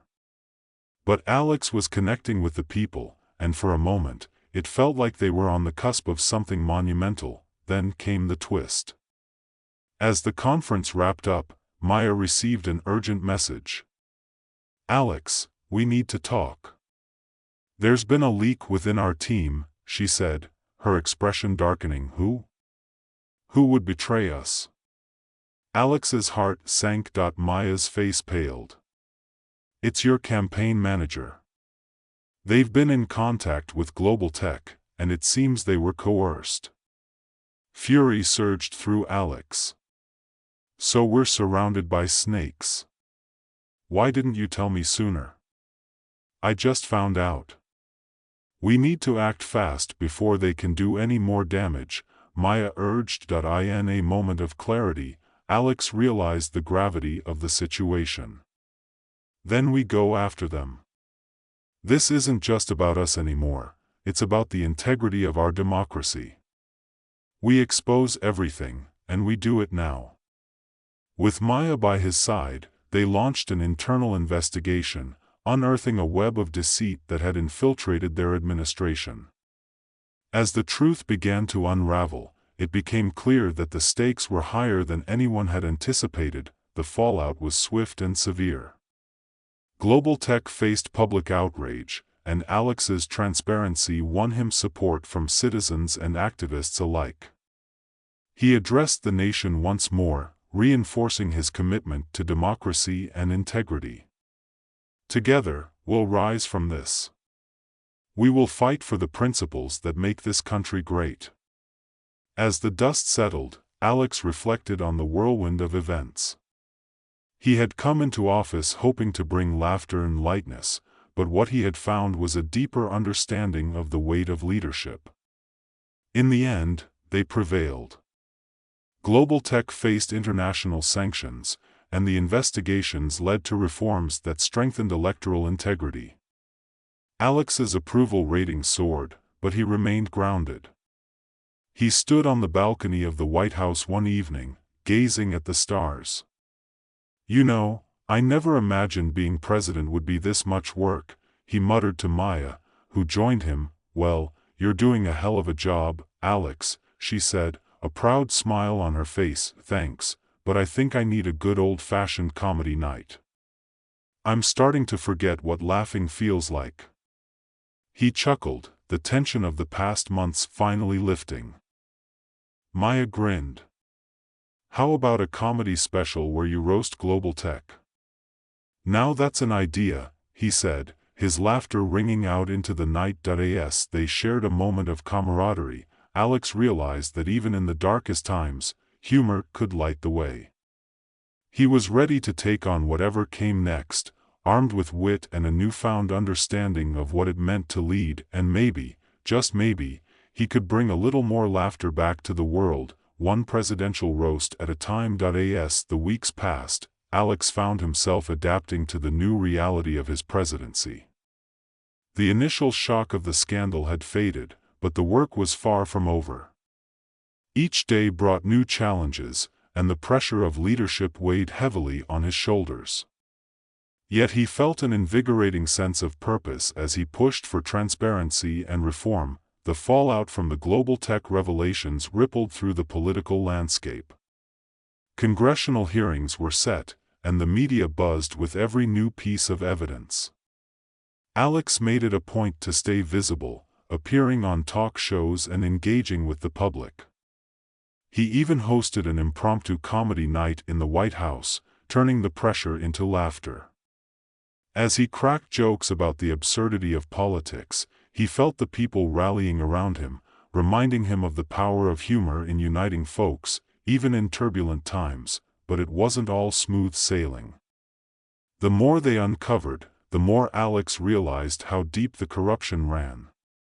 His once close campaign manager was facing serious legal repercussions, and the rift it caused within his team was palpable.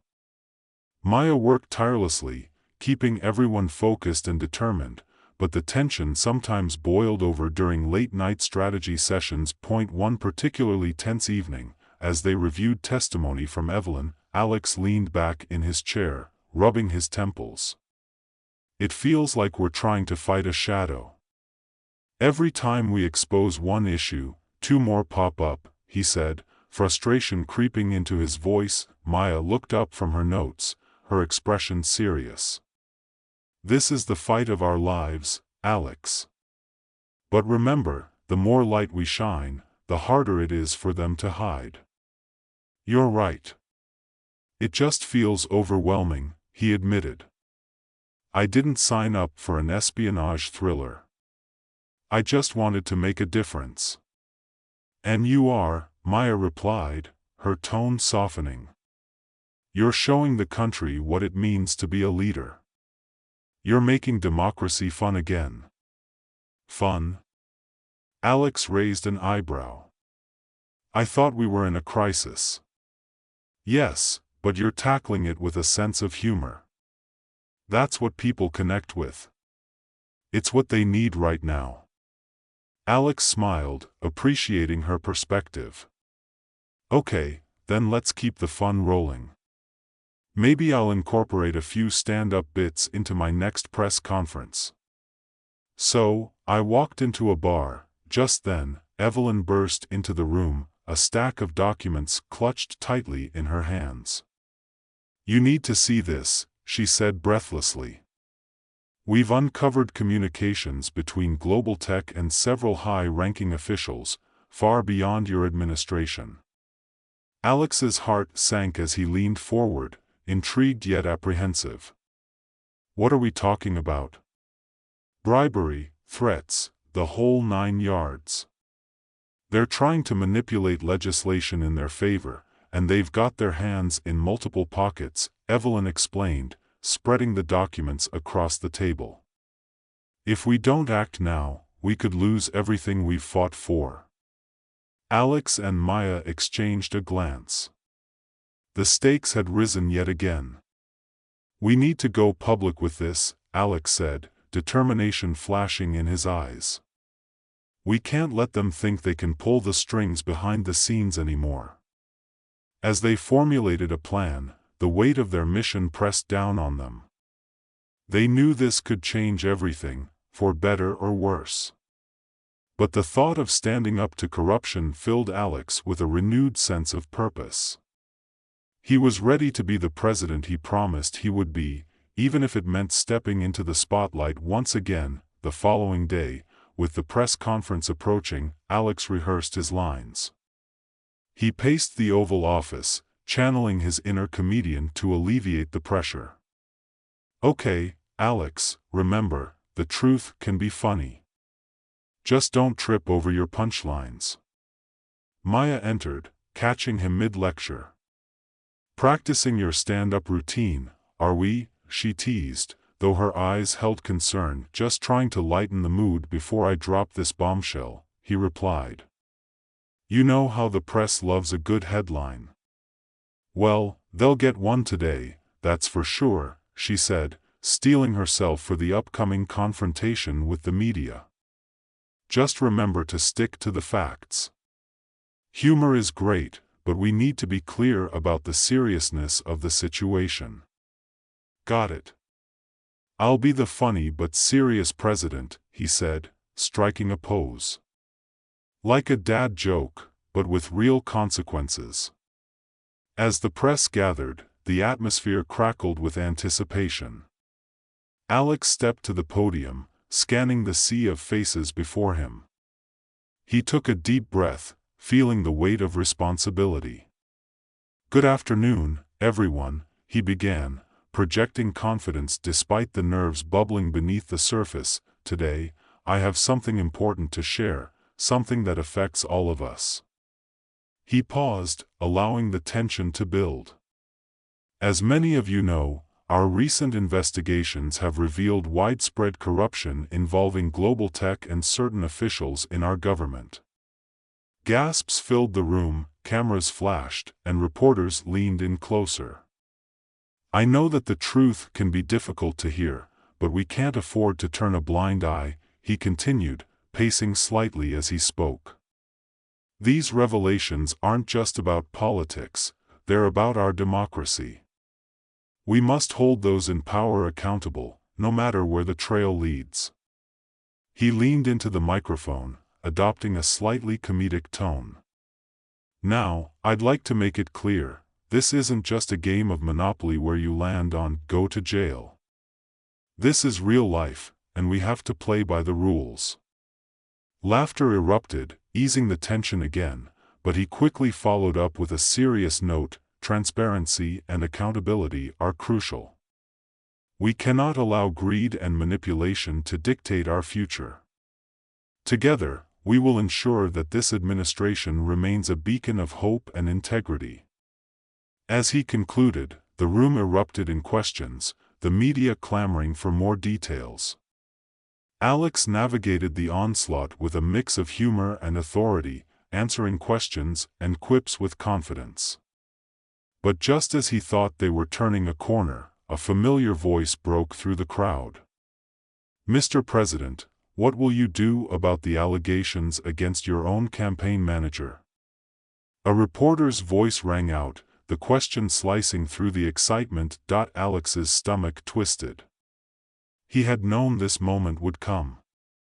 "I can assure you that we take all allegations seriously," he replied, trying to maintain his composure.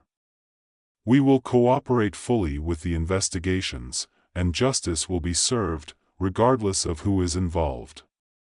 The questions continued, and with every inquiry, Alex felt the scrutiny tighten around him. It was a balancing act. One wrong step could send everything crashing down.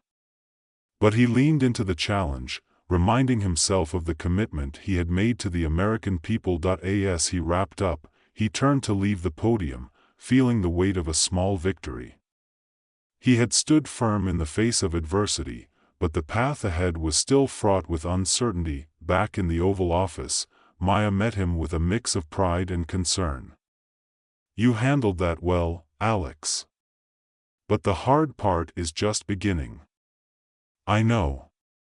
But it felt good to finally address the truth, even if it's a mess," he said, exhaling deeply.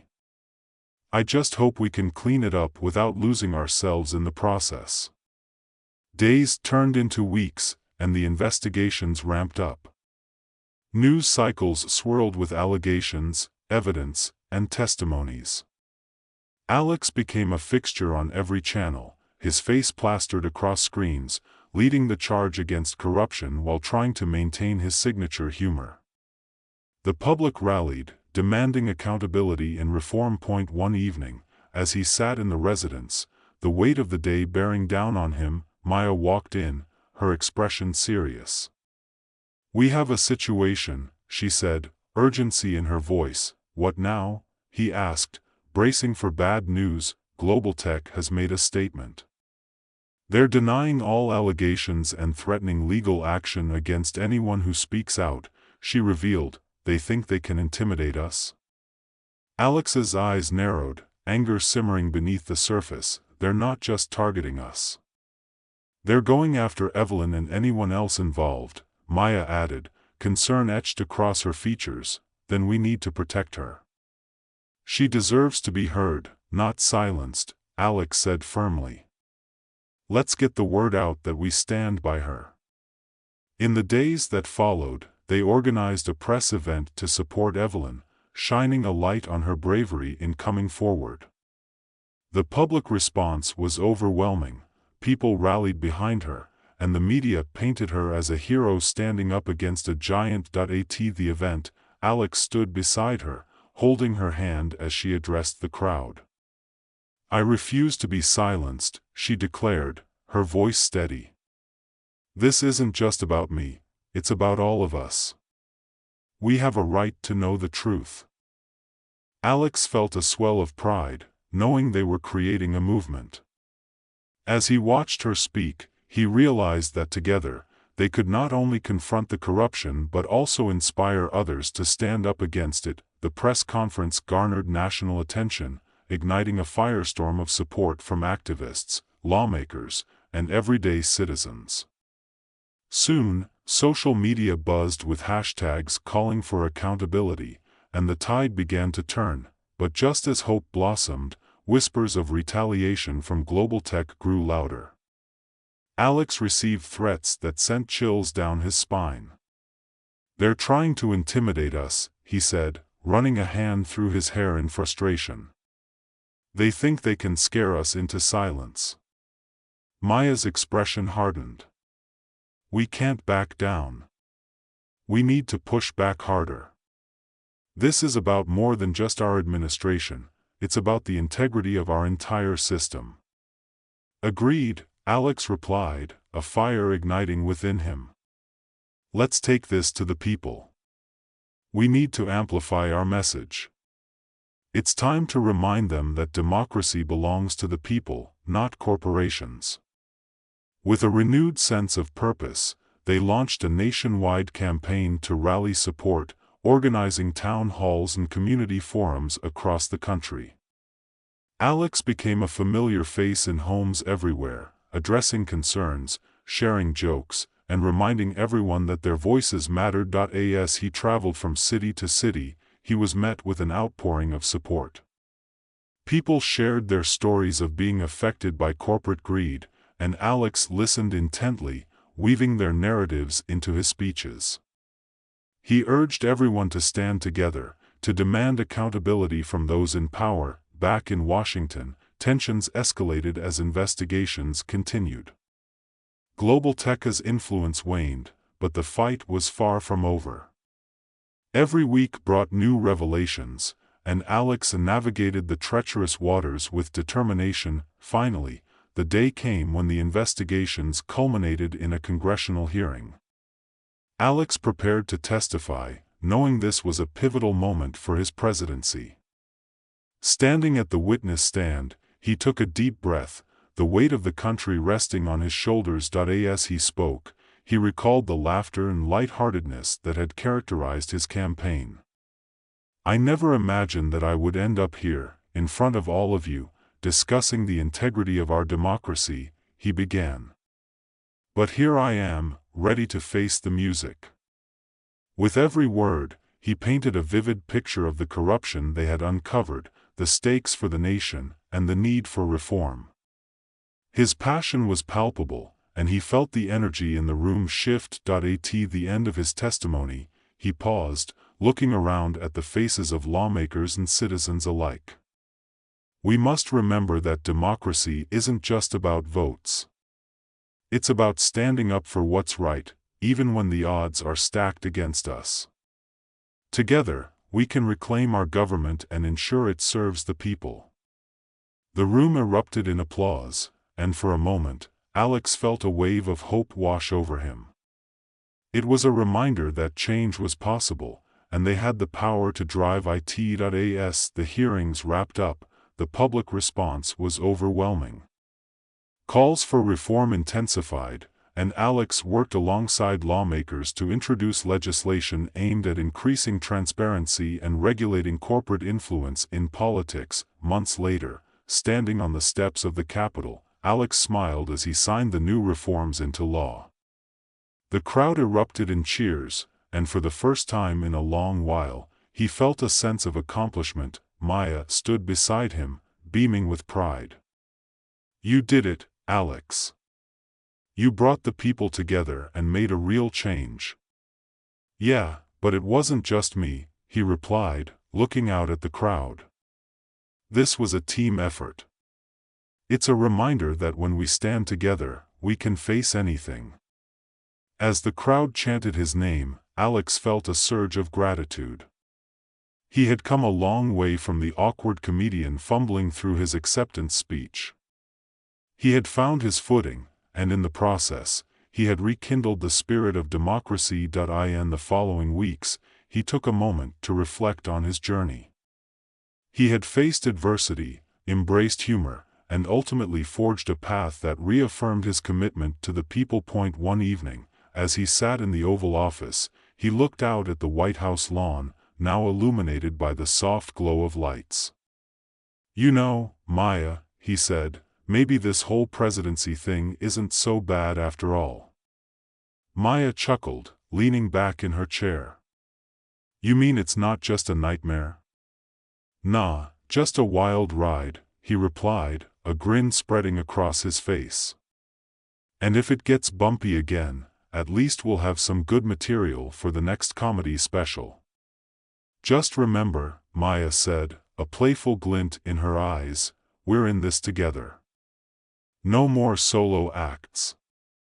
"Deal," Alex said, raising his coffee cup in a toast. "To democracy, laughter, and a future where we can all stand together."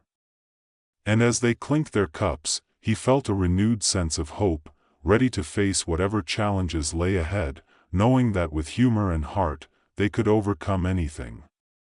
The journey was far from over, but together, they would navigate the road ahead, fighting for a brighter future, one laugh at a time.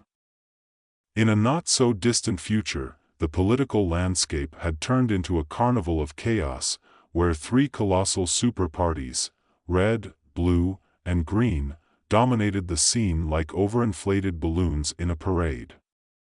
Each party had its own peculiar mascot.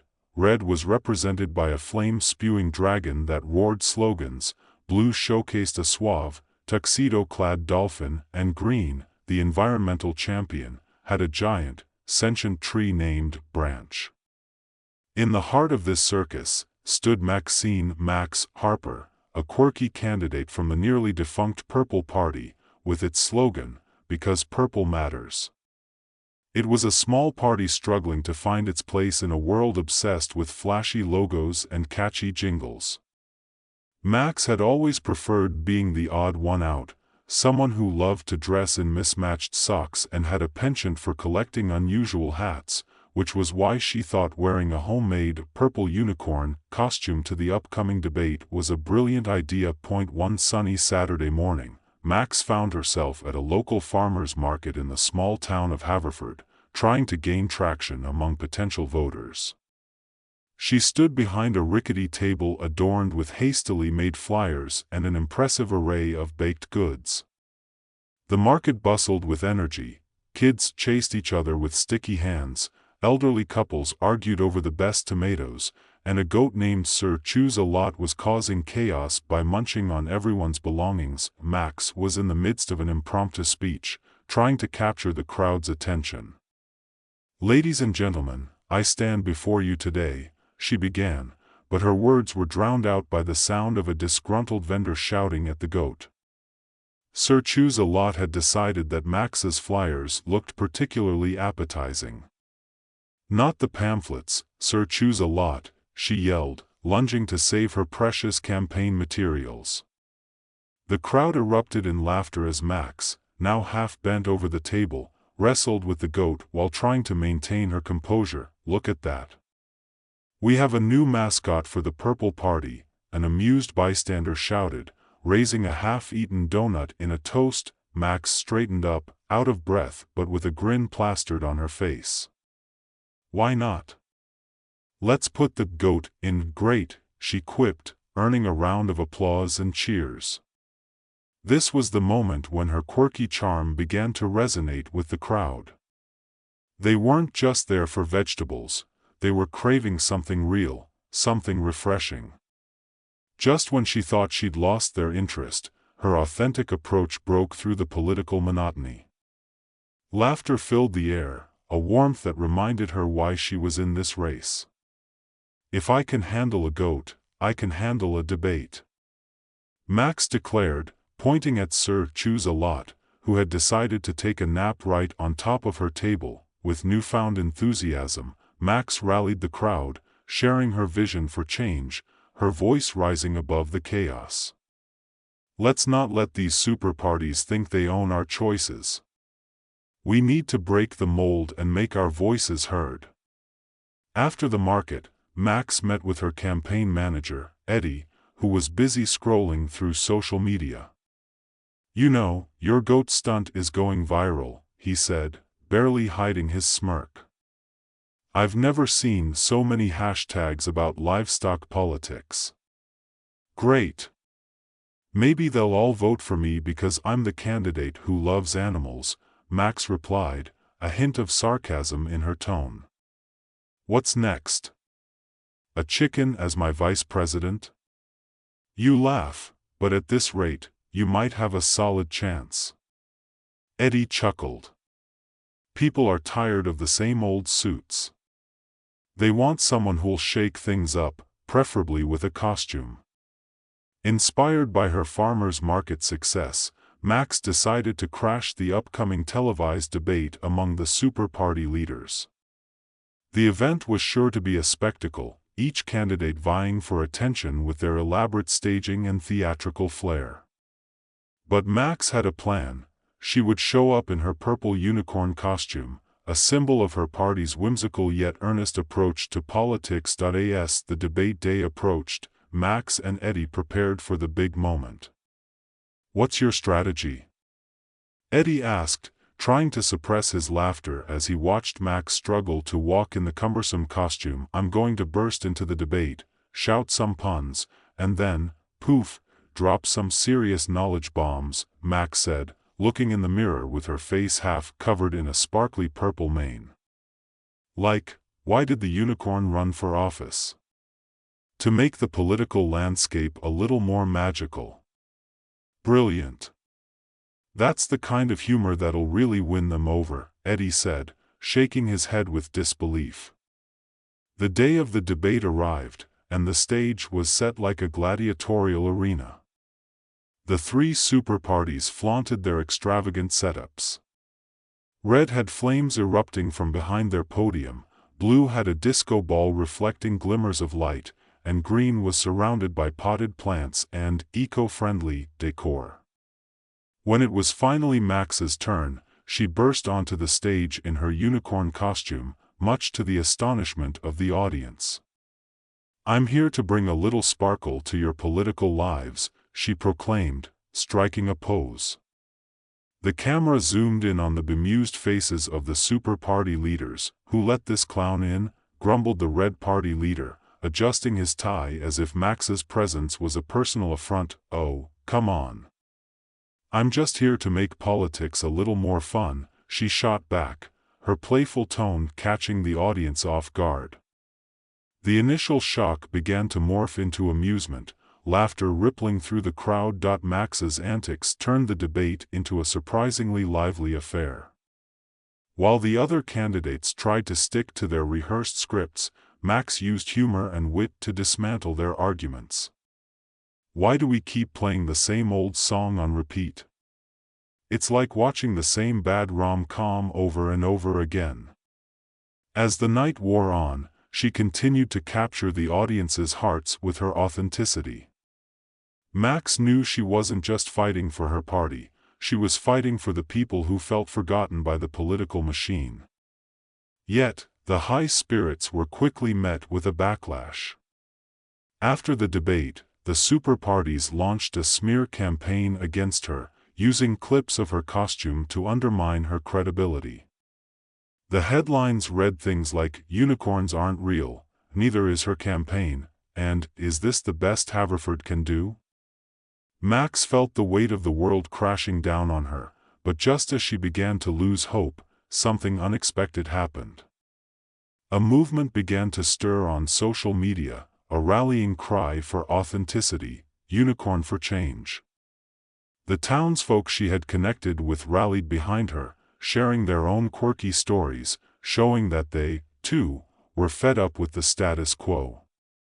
They posted videos of their own silly costumes, and soon, Max was no longer just the butt of a joke, she was a symbol of grassroots activism. At a town hall meeting, Max stood before her supporters, their faces filled with determination. She spoke passionately, reminding them that change often starts with a single voice. "We are more than just party lines. We are a community, and together, we can break down these barriers. If we can laugh together, we can fight together." As she finished her speech, a former politician from the Red Party, who had left due to its corruption, stood up and declared his support for Max. "If she can embrace the absurdity of our politics, then so can we." The crowd erupted into applause, a wave of unity washing over them. Max realized that humor and authenticity could disrupt even the most entrenched political systems. As she stepped off the stage, Eddie came up to her, his face a mix of awe and disbelief. "You did it, Max. You turned the tide." "Well, if I can handle a goat and a costume, I can handle anything," she said with a wink, a sense of determination lighting up her eyes. But just as she thought they were on the brink of victory, the Red Party leader challenged her to a dance-off for a chance at national recognition. "If you think you can win votes with a silly costume, let's see if you can win hearts on the dance floor." Max grinned, adrenaline surging through her. "You're on. Let's dance our way to a brighter future." The story continues as Max embraces her quirky persona, ready to shake up the political arena like never before. Max's heart raced at the challenge. A dance-off? She glanced around at the audience, who looked both amused and intrigued. This was not what she expected when she decided to run for office. The Red Party leader, a tall man with a commanding presence and an exaggerated sense of self-importance, strutted confidently to the center of the stage, adjusting his shiny red tie as if he were about to deliver the performance of a lifetime. The crowd began to murmur, anticipation buzzing in the air. Max took a deep breath, reminding herself that this was just another opportunity to showcase her authenticity. After all, if a goat could win her supporters over, surely a dance-off could cement her place in their hearts. "All right, folks," she called out, raising her arms in an exaggerated flourish that sent her sparkly mane of the unicorn costume swaying. "Get ready for the ultimate showdown. Let's bring some magic to this political circus." The DJ, a middle-aged man who had somehow found his way into the debate hall, began to spin some upbeat music, and the energy in the room shifted. Mechs took her position, her goofy confidence radiating. The Red Leader's smug smile faltered slightly, and for a moment, she could see the uncertainty in his eyes. With a sudden burst of enthusiasm, he began with an over-the-top dance move that involved a dramatic spin and a wild thrust of his arms. The audience chuckled, and Mechs couldn't help but roll her eyes, a smirk creeping onto her face. "Is that the best you can do?" she called out, her playful tone drawing laughter from the crowd. Then it was her turn. Mechs decided to go all out. She began with an exaggerated hop, twirling in place before breaking into a series of silly, uncoordinated moves that were part interpretive dance, part awkward flailing. The audience erupted in laughter and cheers, their spirits lifting with each ridiculous gesture. "Come on, let's see some spirit," she shouted, inviting the audience to join in. They clapped along, some even mimicking her moves. The Red Leader looked increasingly uncomfortable, his slick dance style contrasting sharply with Mechs's endearingly clumsy performance. Emboldened by the crowd's reaction, Mechs kicked it up a notch. She pulled out her best unicorn trot, a mix of prancing and wild arm movements that seemed to defy all rhythm. The audience was in stitches, and for a moment, the serious political atmosphere dissolved into pure joy. As the music shifted to a more upbeat tempo, Mechs seized the moment. She executed an unexpected spin and launched herself into a series of increasingly absurd moves, a cartwheel, followed by a dramatic slide across the stage, her costume shimmering under the lights. The Red Leader, caught off guard, stumbled back, his face a mixture of shock and disbelief. Finally, the music came to a halt, and the audience erupted in applause. Mechs stood panting in her glittery outfit, hands on her hips, a broad grin on her face. "Who says politics can't be fun?" she exclaimed, her heart racing from the exhilaration. The Red Leader, recovering from his shock, attempted to regain his composure. "That was unexpected," he managed, forcing a smile that didn't quite reach his eyes. "But let's see if the people really want a candidate who dances instead of debating." But Mechs wasn't done yet. "Maybe the real question is whether the people want a candidate who takes themselves too seriously," she shot back, her confidence radiating from her. The crowd cheered louder, and Mechs felt an overwhelming sense of pride. In that moment, she realized that her goofy, unfiltered self was exactly what people needed to see. She had turned a potentially embarrassing moment into a celebration of community, and she was determined to keep that momentum going. After the debate, the buzz around Mechs's dance-off spread like wildfire. News outlets picked up the story, framing her as a fresh and fun alternative to the traditional candidates. Social media exploded with clips of her performance, fans posting their own dance videos under Unicorn for Change. She had inadvertently sparked a movement, one that transcended the ridiculousness of the campaign itself. As the days passed, the energy in Haverford shifted.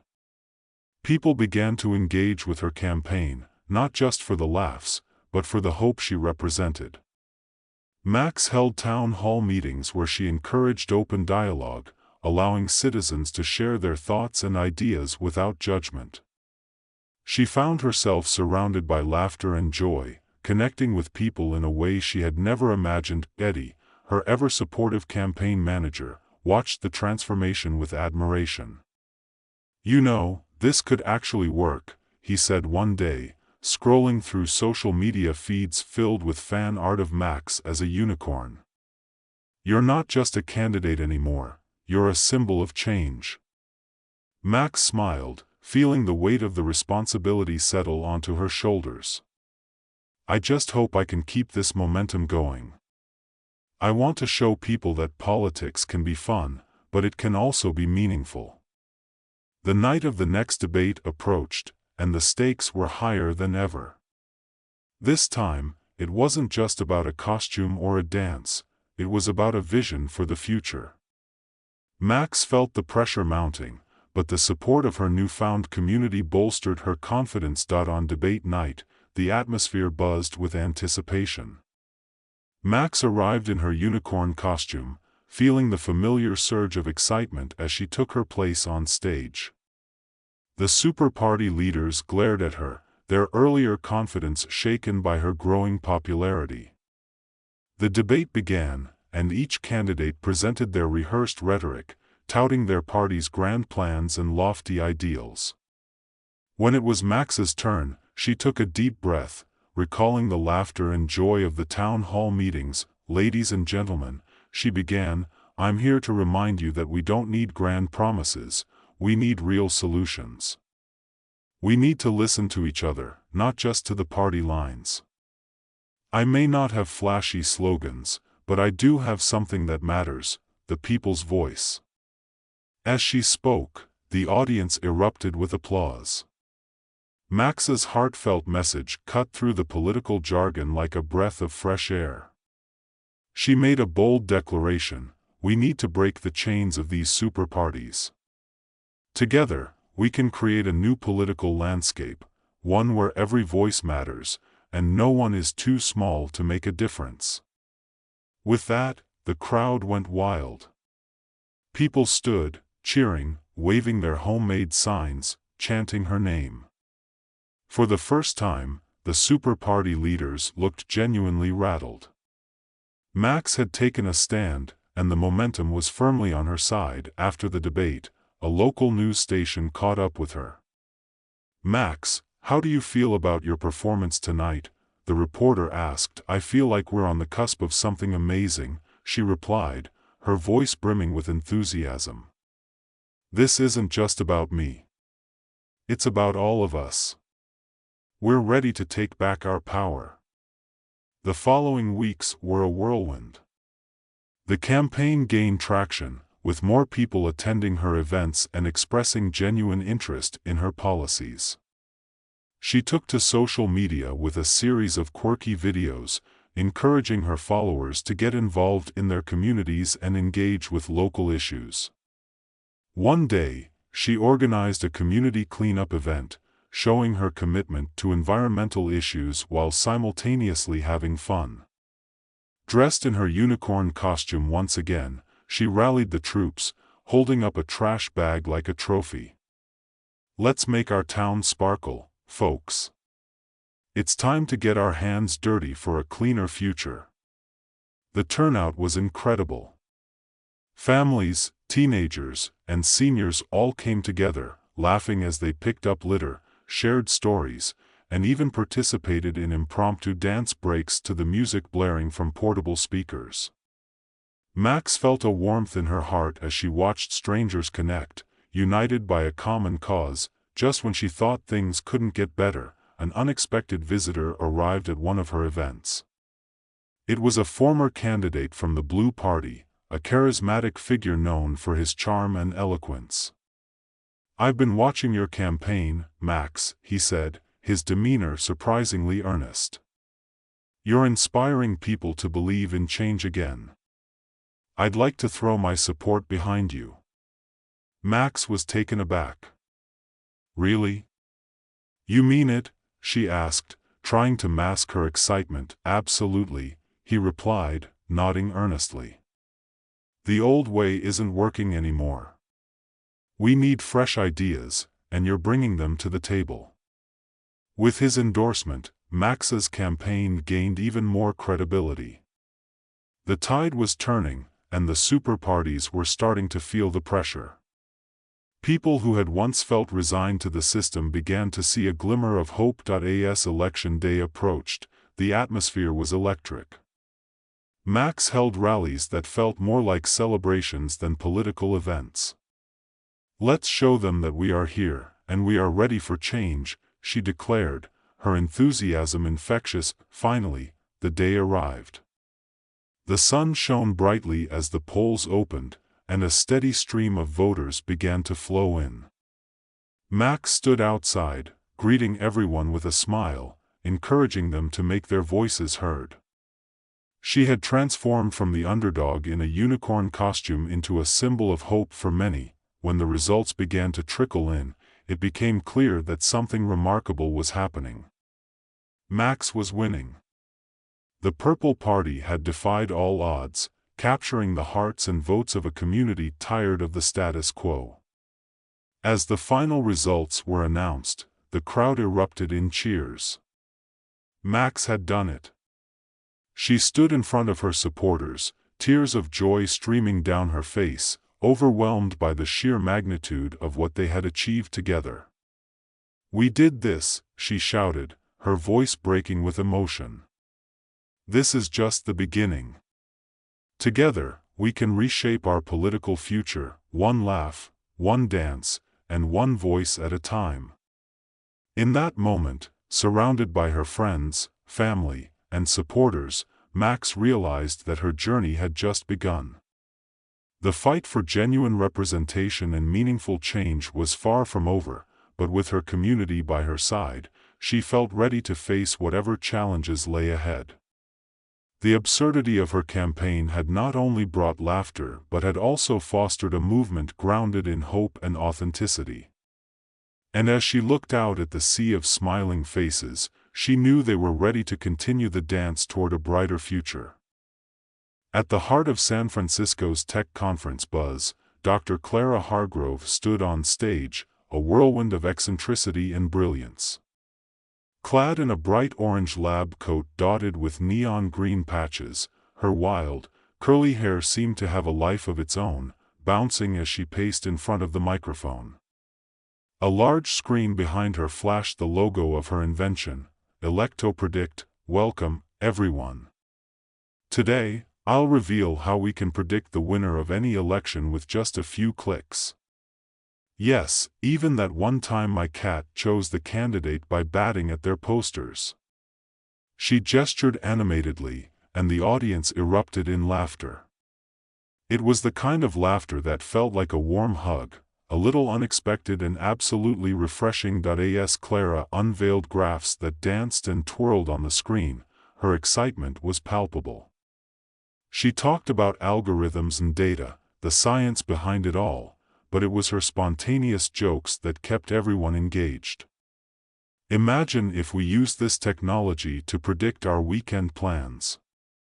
It could save so much time, like knowing in advance whether you should stay home binge-watching cat videos or risk socializing." The laughter reached a crescendo when she accidentally knocked over a stack of pamphlets, sending them cascading like confetti. "Ah! Just a demonstration of how messy democracy can be," she quipped, earning another round of chuckles. But Clara was serious about her work. She had poured years into developing this technology, hoping it would foster fairer elections. Then entered Evan Thompson, a silver-tongued politician known more for his charm than his principles. He swaggered onto the stage, exuding confidence. "Clara. Brilliant presentation. I'd love to collaborate on a little project. Imagine harnessing ElectoPredict for my campaign. I mean, it's not just about winning, it's about redefining what winning means." The crowd clapped, caught in the magnetic pull of Evan's charisma. Clara, however, felt a twinge of skepticism. Did he really want to improve democracy, or was he just looking for an edge? She glanced at him, noting the glint in his eye that suggested he saw opportunities where others saw ethics. Days turned into weeks, and Clara found herself swept up in a whirlwind of meetings and media attention. Her technology took off like a rocket, and she became something of a celebrity.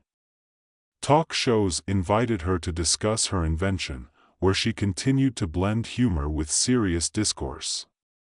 "It's like we're in a sci-fi movie, except the robots are controlling the elections instead of the other way around," she joked, but inside, she began to feel the weight of her creation. As the debates raged nationwide about the ethical implications of using predictive technology in politics, Clara's inbox flooded with messages. Some praised her genius, while others warned of the potential for abuse. Clara, once merely a scientist, now found herself at the center of a moral storm. One evening, as she sat at her cluttered desk, papers strewn about like fallen leaves, she discovered something unsettling. While analyzing the data patterns, she noticed a troubling trend.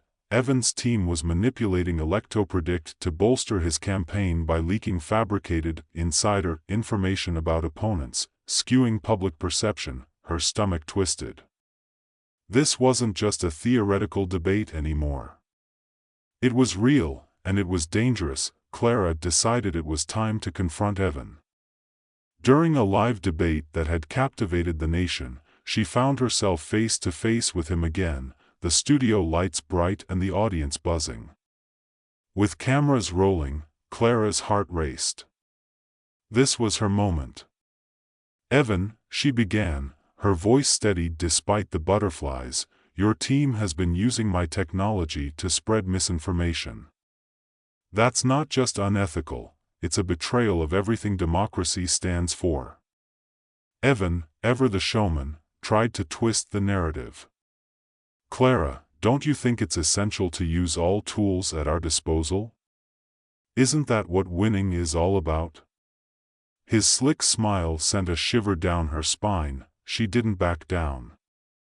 "Winning at the cost of truth is not winning at all. You're making a mockery of our electoral process." The audience gasped, and the tension in the studio crackled like static electricity.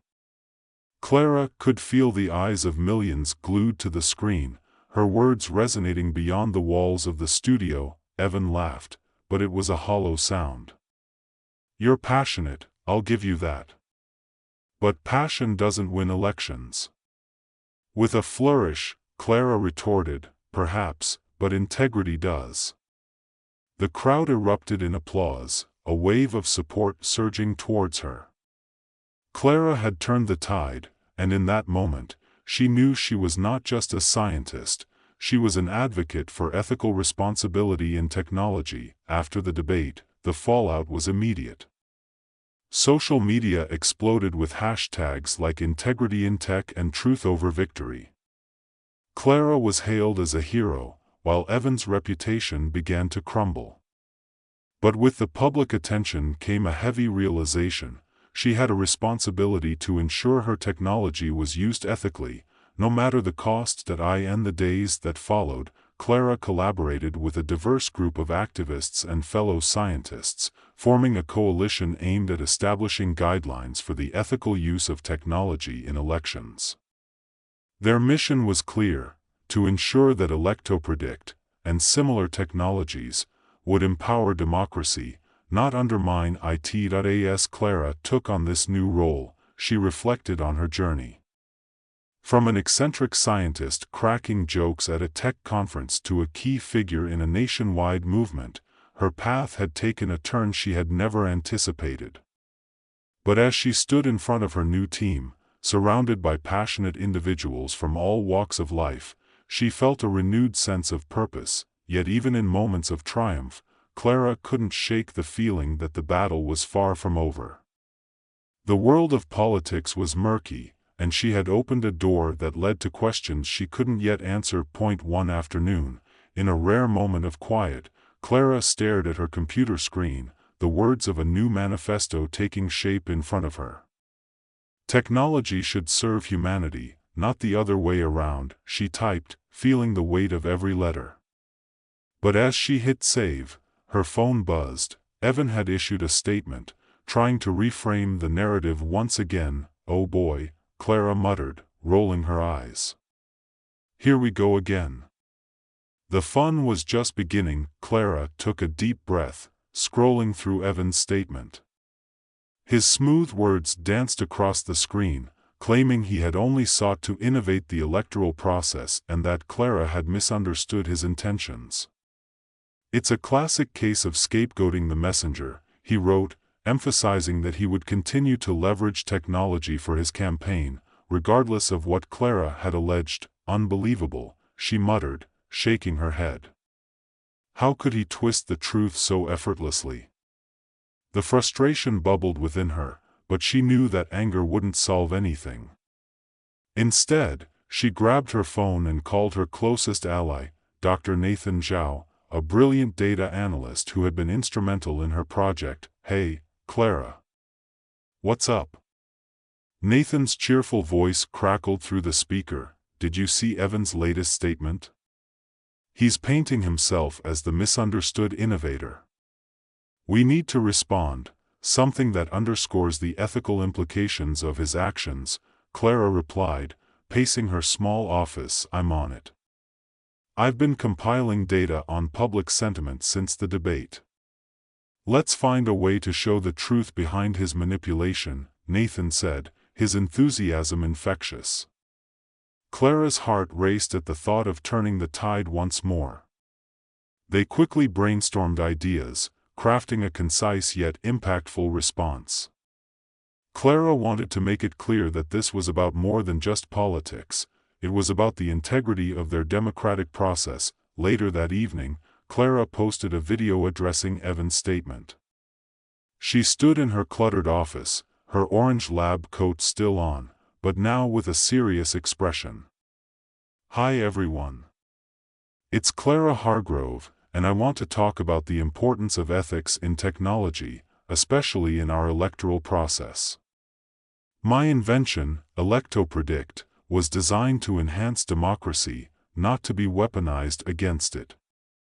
Let's remember, if we allow misinformation to guide our choices, we risk everything we hold dear." The video went viral within hours, sparking heated discussions across social media platforms. Clara's honesty resonated with many who were tired of the political gamesmanship. But Evan was not one to back down easily. Within days, he released another statement, framing himself as a champion of innovation fighting against a so-called establishment determined to stifle progress. "Is he serious?" Clara exclaimed, flopping back onto her couch in disbelief. "He's trying to play the underdog?" "Classic deflection," Nathan said, shaking his head as he joined Clara for a meeting in her office. "But it's working. He's gaining traction with certain demographics who buy into that narrative. We need to counteract it with facts." Clara's determination solidified. They needed to showcase the real implications of using predictive technology unethically. The next day, they organized a press conference, inviting journalists and influential tech bloggers to attend. They presented a detailed report outlining how misinformation campaigns could manipulate public perception, using ElectoPredict as a case study. As Clara stepped up to the podium, she felt the familiar thrill of adrenaline. "Thank you all for coming. Today, we're not just talking about technology, we're discussing the future of our democracy. Predictive technology, if misused, can create a false reality, leading voters to make decisions based on lies rather than facts. We cannot let that happen." With Nathan at her side, they revealed data that illustrated how certain narratives were pushed into the public sphere by artificially amplifying them through social media bots and targeted ads. The crowd was silent as the evidence unfolded, the weight of it sinking in. After the press conference, Clara received an influx of messages from fellow scientists, activists, and even some politicians expressing their support. But amid the praise, she noticed a darker undercurrent. A few messages hinted at threats, warnings to back off or risk personal and professional repercussions. "Is this the new normal?" she asked Nathan later, as they reviewed their strategy over coffee. "Can we not challenge unethical practices without facing pushback?" "It seems so, but it's a risk worth taking," he replied, his tone resolute. "If we don't stand up for what's right, who will?" Clara nodded, determination flooding her. They decided to hold a town hall meeting, inviting the public to discuss the ethical use of technology in politics. It was a bold move, but Clara wanted to engage directly with the community, to ensure their voices were heard and that they understood the stakes involved. The town hall was held in a local community center, packed with residents eager to learn about the technology and its implications. Clara stood before them, nervous but excited. "This isn't just about Electropredict, it's about all technology and how it can impact our lives," she began. "Let's talk about how we can work together to ensure transparency and integrity in our electoral processes." As she spoke, she noticed the diverse crowd, young students, older voters, families, and activists, all listening intently. Clara opened the floor for questions, and hands shot up. One young woman asked, "What can we do to help make sure our elections are fair?" Clara smiled, buoyed by the enthusiasm. "You can advocate for transparency. Ask your local representatives about their policies on technology use in elections. Demand accountability." The conversation flowed, ideas bouncing back and forth like a lively game of catch. Clara felt invigorated, realizing how important it was to empower the community with knowledge. But then, amid the excitement, she noticed a familiar face in the back, the shadow of Evan Thompson, lurking, listening. She felt a mix of anxiety and resolve. Was he here to stir trouble or to intimidate? Clara pressed on, maintaining her focus on the attendees, reminding herself that their voices mattered far more than his. After the meeting, as people dispersed and shared their thoughts, Evan approached her, his expression unreadable. "Quite the show, Clara. Rallying the troops against me, are we?" His smile was charming but insincere, just encouraging people to think critically about their choices. Clara replied, trying to keep her voice steady. "Critical thinking? Or are you just trying to sabotage my campaign?" He leaned in slightly, lowering his voice as if they were sharing a secret. Clara's pulse quickened. "I'm trying to protect democracy, Evan. Something you seem to have forgotten in your pursuit of power." He chuckled, a sound that didn't reach his eyes. "Power is a game, my dear. And you're just one player trying to rewrite the rules. But be careful. The game can turn on you in an instant." With that, he turned and walked away, leaving Clara unsettled but resolute. She had no intention of backing down. In the following weeks, the movement Clara had ignited continued to grow. More towns held their own meetings, and grassroots organizations sprang up, all advocating for ethical practices in the use of technology.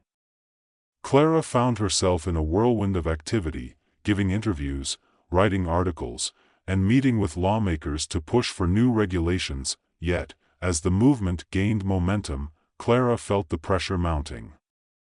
The threats continued, escalating to the point where she started to receive calls late at night, anonymous voices warning her to stop what she was doing. Each time, she would hang up, heart racing, but resolve hardening. One evening, after a long day, Clara sat in her office, surrounded by stacks of research papers and notes. The weight of it all pressed down on her, and for a moment, she allowed herself to feel the exhaustion. Just then, her phone buzzed. It was Nathan, and the urgency in his message drew her attention. "Clara, you need to see this. Evan's team is planning something big. They're set to launch a counter-campaign that could undermine everything we've built." Her heart sank. "What do you mean?" "They're planning to discredit our research, paint us as alarmists. We have to act fast." Clara's mind raced. They had to counter this narrative before it gained traction. She called an emergency meeting with her team, bringing together activists, tech experts, and data analysts to strategize. "We need to present our findings clearly and counter Evan's claims with hard evidence," Clara said, her voice steady despite the chaos inside. "Let's launch a campaign of our own, something that shows people the truth behind our research and the real risks of manipulating technology for political gain. With renewed energy, the team got to work. They crafted a series of videos highlighting personal stories from citizens affected by misinformation, combined with solid data showing the potential impact of unchecked technology in elections. Clara personally narrated each piece, pouring her heart into the message. As the new campaign launched, Clara felt a surge of hope. The response was immediate. People began sharing their own experiences, rallying together in support of transparency and accountability. Clara realized that this was bigger than just her or Evan. It was about the collective voice of the people demanding better. But just when things seemed to be turning in their favor, Clara received a call that made her blood run cold. Nathan was on the other end, his voice frantic. "Clara. They've escalated. There was a break-in at the office. They took all our research files." Her stomach dropped. "What? How could this happen?" "I don't know, but we need to secure everything and go public with this immediately. They're trying to silence us." Clara felt the walls closing in, but she refused to give in to fear. "We won't be silenced. Let's meet and figure out our next steps." That night, as they gathered in her office, Clara could see the worry etched on Nathan's face. "This is getting serious. They're willing to go to extremes. We have to keep pushing back." "We need to show them we're not afraid," Clara replied, her resolve hardening. "Let's leverage this. We can't let them control the narrative." Together, they devised a plan. They would go public not only about the break-in but also about the underlying issues of corruption and the unethical manipulation of technology in politics. They would make their voices louder than ever. As Clara stood in front of the camera again, addressing the public with the gravity of the situation hanging in the air, she felt a sense of determination wash over her. This isn't just about a political campaign, it's about our right to a fair democracy. We will not let fear dictate our actions. We will expose the truth. The response was electric. Citizens rallied behind Clara, flooding social media with support. They organized protests and wrote letters to their representatives, demanding accountability and ethical standards in technology. As the movement gained momentum, Evan's campaign started to falter. The polls showed a shift in public sentiment. People were no longer willing to accept his tactics. Clara watched the news coverage with a mix of pride and apprehension. The tide was turning, but she knew that the battle was far from over. In the final stretch before the election, Clara found herself at a rally, speaking to a crowd energized and eager for change. "Together, we can redefine what it means to engage in democracy. Let's demand transparency, let's demand integrity. Our voices matter." The crowd erupted in cheers, and Clara felt a swell of hope. But then, in the distance, she spotted Evan, watching from the shadows, a predatory glint in his eyes. She steeled herself. This fight was personal now. The election day arrived, charged with anticipation and anxiety. Clara had spent countless hours preparing, but nothing could ease the tension as the results began to roll in. As the night progressed, Clara watched the numbers fluctuate on a giant screen in a crowded venue. The atmosphere was electric, filled with nervous laughter and hopeful chatter. Finally, the moment came when the announcer declared the results. Evan's campaign had lost. Clara felt a mix of relief and disbelief wash over her. But amid the celebration, Clara couldn't shake the feeling that the battle for ethics in technology was just beginning. As she stepped outside into the cool night air, Nathan joined her, both of them breathless from the chaos of the evening. "We did it," he said, grinning. "Yes, but this is only the start. We need to ensure that this doesn't happen again. We need lasting change." Nathan nodded, the weight of their shared resolve clear. "Let's make sure we build something sustainable, a framework for ethics in tech that lasts beyond this election." Clara smiled, feeling the pulse of possibility. "Together, we can create something that will empower future generations. We can shape the conversation around technology and democracy."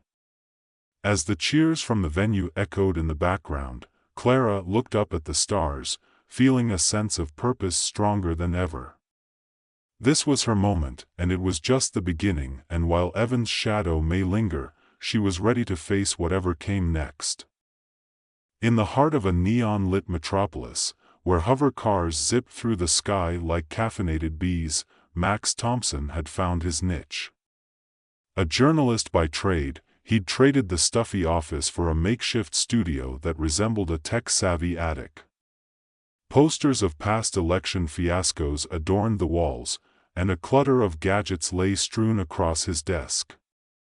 His online news channel, The Daily Sarcasm, was a hit, and not because he reported the news accurately. He did that only when it suited his snarky sense of humor. It was a sunny afternoon, and the air was thick with excitement as citizens buzzed around, brandishing signs for the latest political darling, Evelyn Hart, a fresh face promising a global reset that would usher in a new era of peace, prosperity, and probably free Wi-Fi.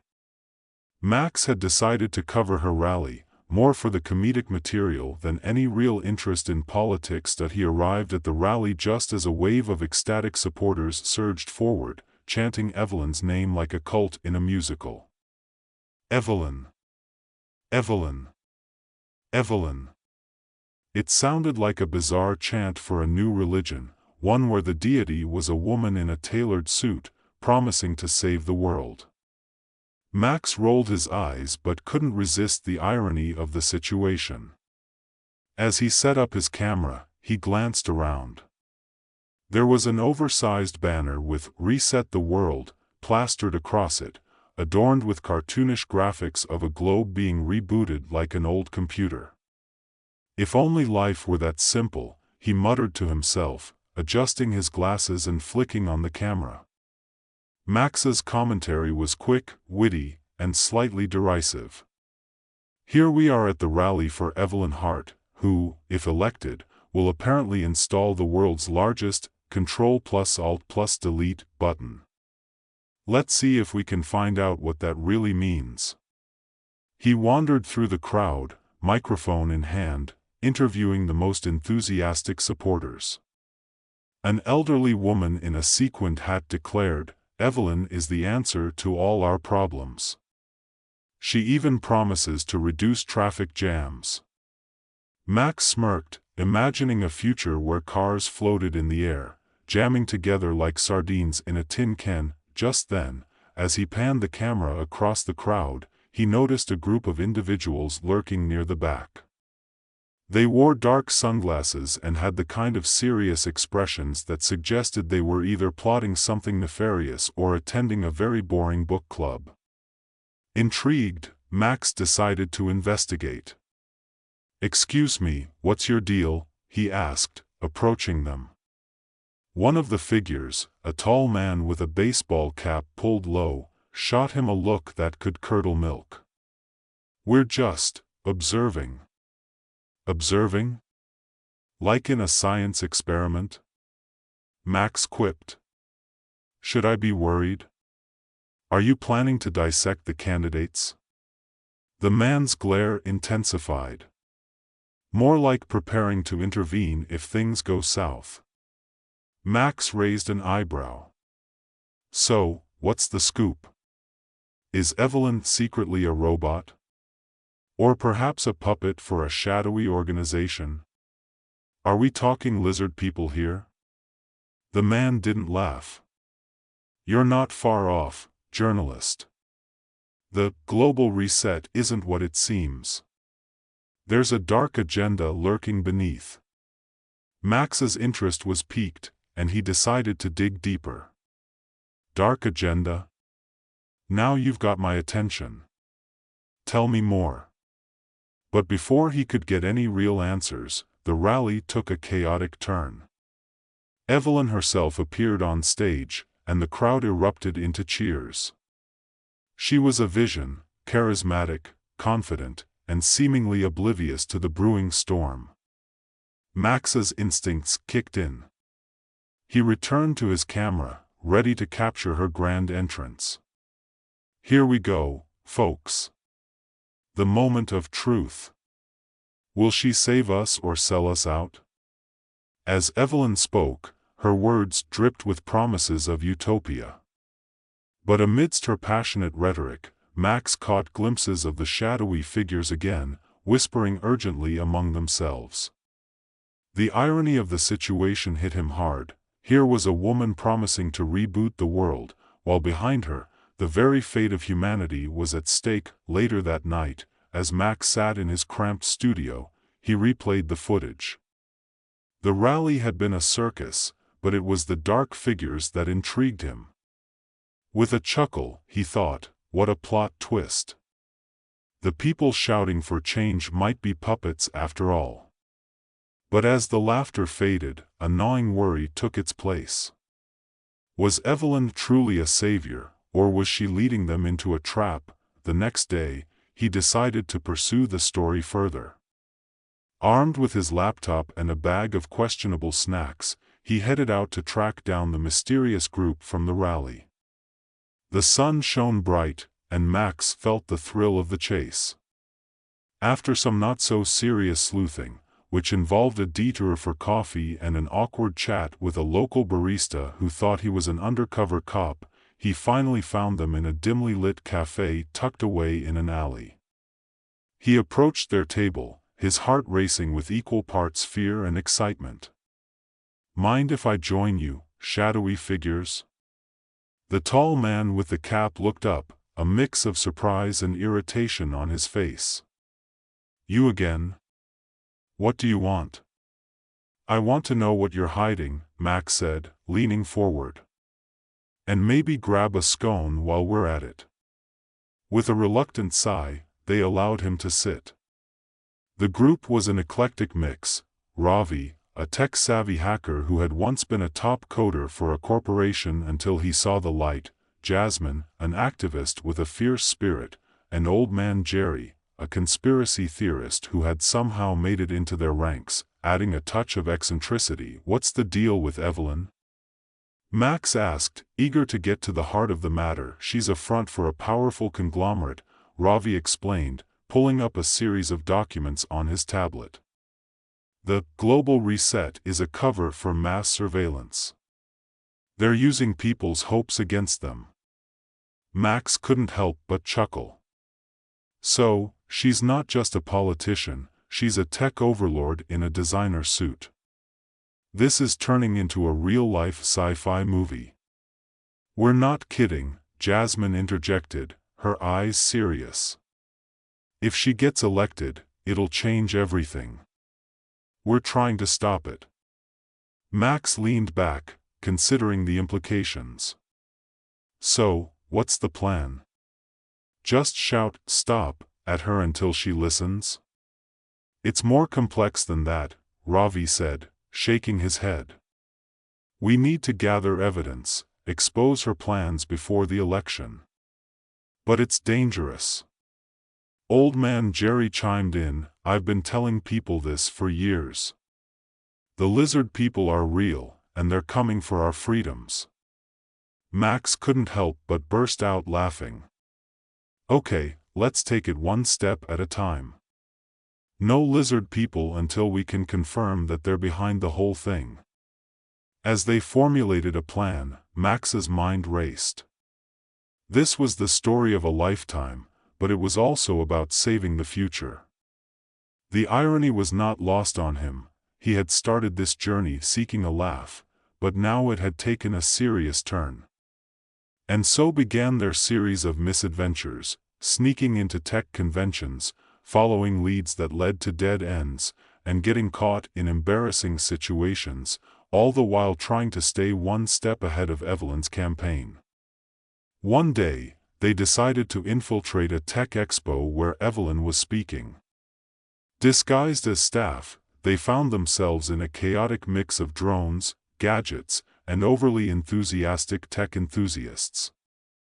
Max had to hold back laughter as Old Man Jerry tried to explain blockchain to a confused intern, but the fun quickly escalated into a slapstick chase when they accidentally set off a security alarm, sending them running through the exhibition hall, dodging drones that were now on high alert.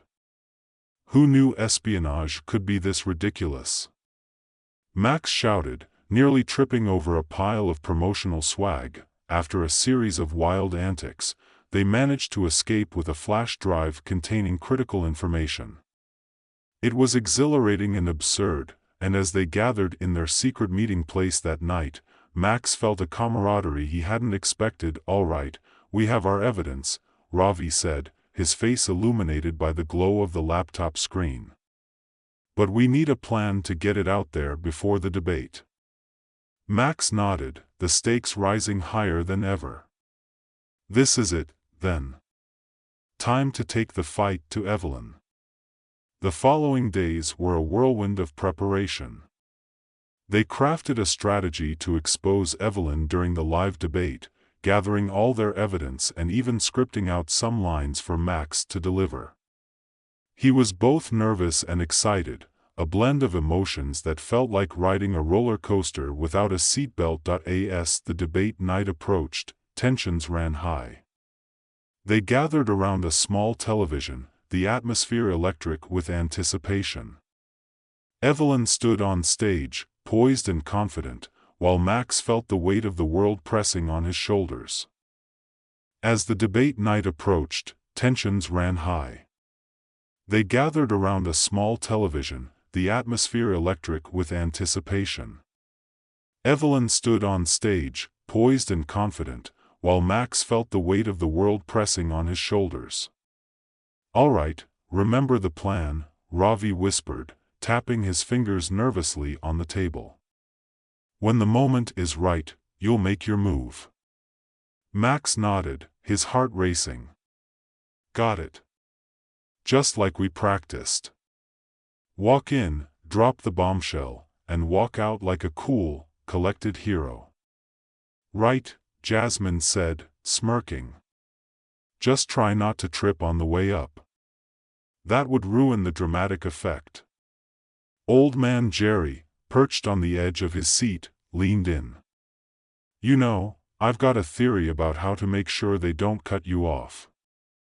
If you mention the lizard people, they might just let you go. They can't risk the public thinking they're involved." Max raised an eyebrow. "Thanks for the advice, Jerry, but I think I'll stick to facts rather than conspiracies tonight." As the debate began, they watched Evelyn charm the audience with her eloquence. She spoke passionately about her vision, her voice ringing out over the crowd's applause. It was captivating, even to Max, who had been skeptical from the start. Yet behind the charisma lay a layer of manipulation that he was determined to expose. "Now, let's bring out our final candidate for a question," the moderator announced, prompting a wave of cheers. Evelyn Hart. With each response, Evelyn sidestepped critical issues, twisting words and making promises that glittered but lacked substance. Max clenched his fists, knowing he'd soon have to interject. Finally, the moment came. The moderator turned to the camera. "And now, for our final segment, we welcome Max Thompson from the Daily Sarcasm." The crowd erupted in applause, but Max felt a rush of adrenaline. As he walked to the podium, he flashed a quick grin at the camera, trying to mask the fluttering in his stomach. "Thank you for having me," he said, his voice steady despite his nerves. "Evelyn, you've painted a lovely picture of a brighter future. But I have some questions about the fine print, specifically about the global reset and what that really entails for the citizens of this country." Evelyn smiled, her confidence unwavering. Our reset is a chance for humanity to start fresh. A world where everyone has equal access to technology and resources. Equal access? Max raised an eyebrow. Is that what you call it? Because we've seen the documents that suggest this reset actually means mass surveillance and control over our lives. A murmur rippled through the audience. Evelyn's expression shifted slightly, the confidence cracking for just a moment. What documents are you referring to? She asked, her tone shifting from charm to defensive. Max didn't hesitate. The documents that outline a system designed to track and monitor every move we make, all under the guise of protection. If you're so committed to transparency, why not share that with the people? He motioned to Ravi, who was ready with the flash drive, waiting for the signal. Evelyn's eyes narrowed. Those are conspiracy theories, Max, fear-mongering designed to sow distrust in our leadership. Conspiracy theories? Max chuckled, shaking his head. What's more conspiratorial than hiding the truth behind a polished campaign? You can't dismiss facts just because they're inconvenient. He glanced at Ravi, who gave him the nod. In one swift motion, Max plugged the flash drive into the debate setup, pulling up the incriminating documents on the big screen. The audience gasped as words like mass surveillance and population control filled the screen. The camera panned to Evelyn, who looked momentarily stunned. This is unacceptable. You can't just, why not? Max shot back, his voice rising above the audience's chatter. This is about our future. We deserve to know what's being done in our name. We deserve to ask the hard questions and get real answers. Suddenly, the moderators started to cut in, but Max continued, undeterred. What are you so afraid of, Evelyn? The truth? Or are you really just the face of a system that wants to control us all? In that moment, something shifted in the room. The crowd's murmurs turned to shouts of disbelief and anger, directed not at Max, but at Evelyn. This wasn't just a political debate anymore, it was a moment of reckoning.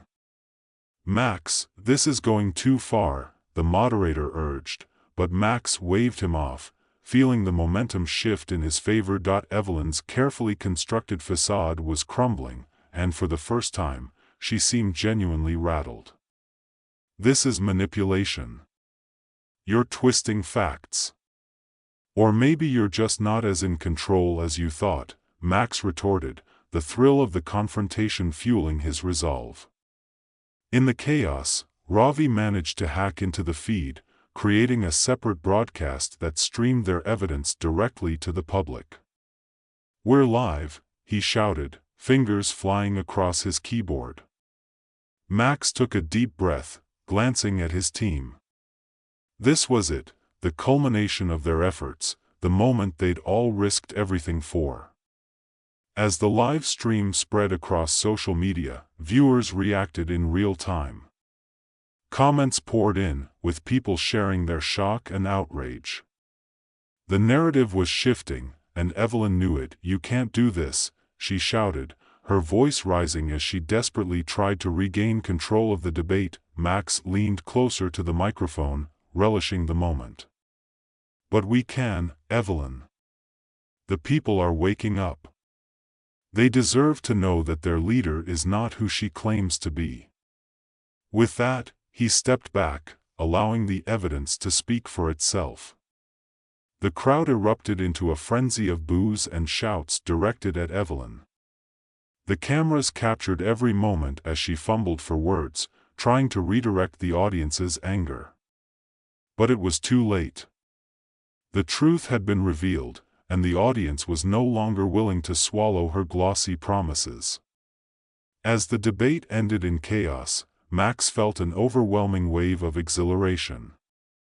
He had exposed the truth, and for the first time, he truly felt like a journalist, not just a comedian playing at the edges of seriousness. Backstage, Max and his team celebrated, the adrenaline coursing through their veins.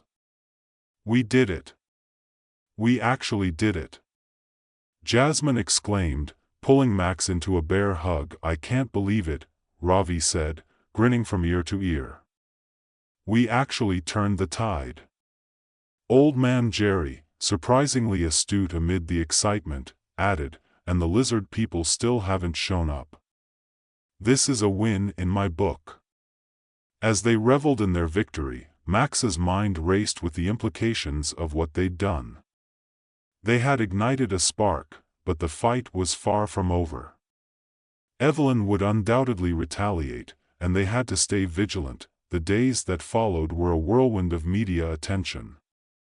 Max became a household name, the face of the resistance against Evelyn's campaign.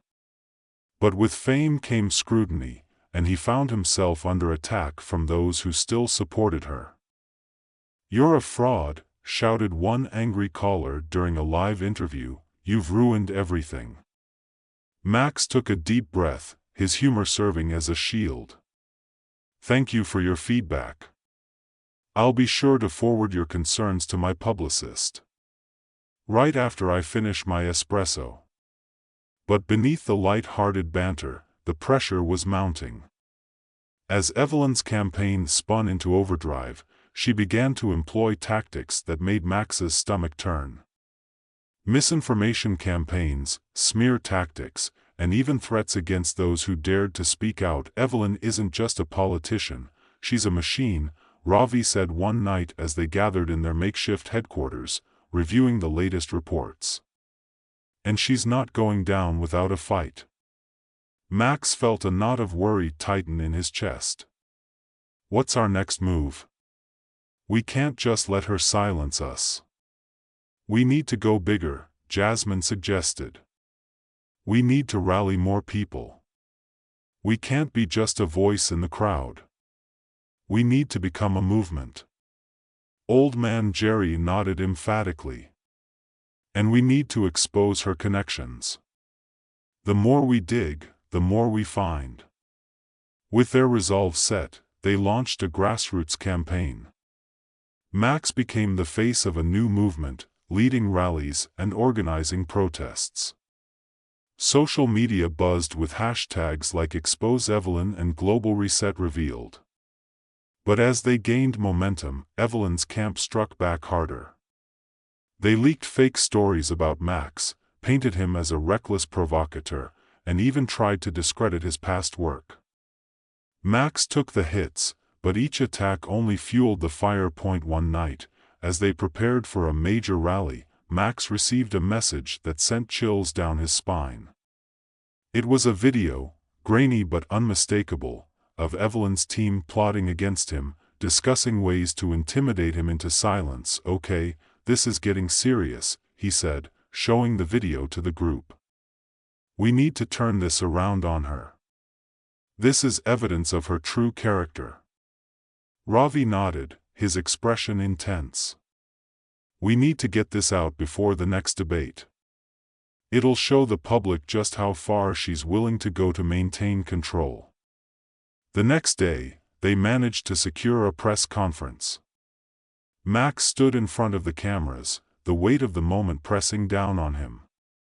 "I stand here today not just as a journalist, but as a citizen of this country. We deserve leaders who uphold our values, not those who resort to intimidation and deceit," he said, his voice steady. "I have evidence that reveals a conspiracy within Evelyn's campaign to silence dissent. Let's show the people the truth." With that, he played the video, watching as Evelyn's carefully curated image began to shatter before the public's eyes. The reaction was immediate, and the fallout was explosive. "Evelyn, how do you respond to these allegations?" a reporter shouted, pressing her for answers. She stammered, grasping for her composure. "This is a smear campaign." "Max is desperate." "Desperate?" Max interjected. "I'm here to expose the truth, and the truth is that your actions speak louder than your words. The people deserve better." In the days that followed, the tide turned irrevocably. Supporters began to abandon Evelyn, disillusioned by the revelations. Her approval ratings plummeted, and the media frenzy only intensified. Max and his team worked tirelessly to keep the momentum going. They organized town halls, engaging with citizens and answering their questions, all while Evelyn's team floundered in the wake of her sinking reputation. On election day, the atmosphere was electric. Max stood outside the polling station, a mix of excitement and apprehension swirling within him. The community had rallied, and it felt like they were on the verge of something monumental. As the results came in, cheers erupted from the gathered crowd. Max's heart raced as the numbers flashed on the screen. Evelyn had lost. Amidst the celebration, Max felt a sense of relief wash over him. They had done it. The people had stood up for their rights, and for once, the voices of the citizens had triumphed over manipulation and deceit. Max stood at the center of the jubilant crowd, laughter and cheers ringing in his ears. "We did this together," he shouted, raising his arms as if he could embrace the whole community.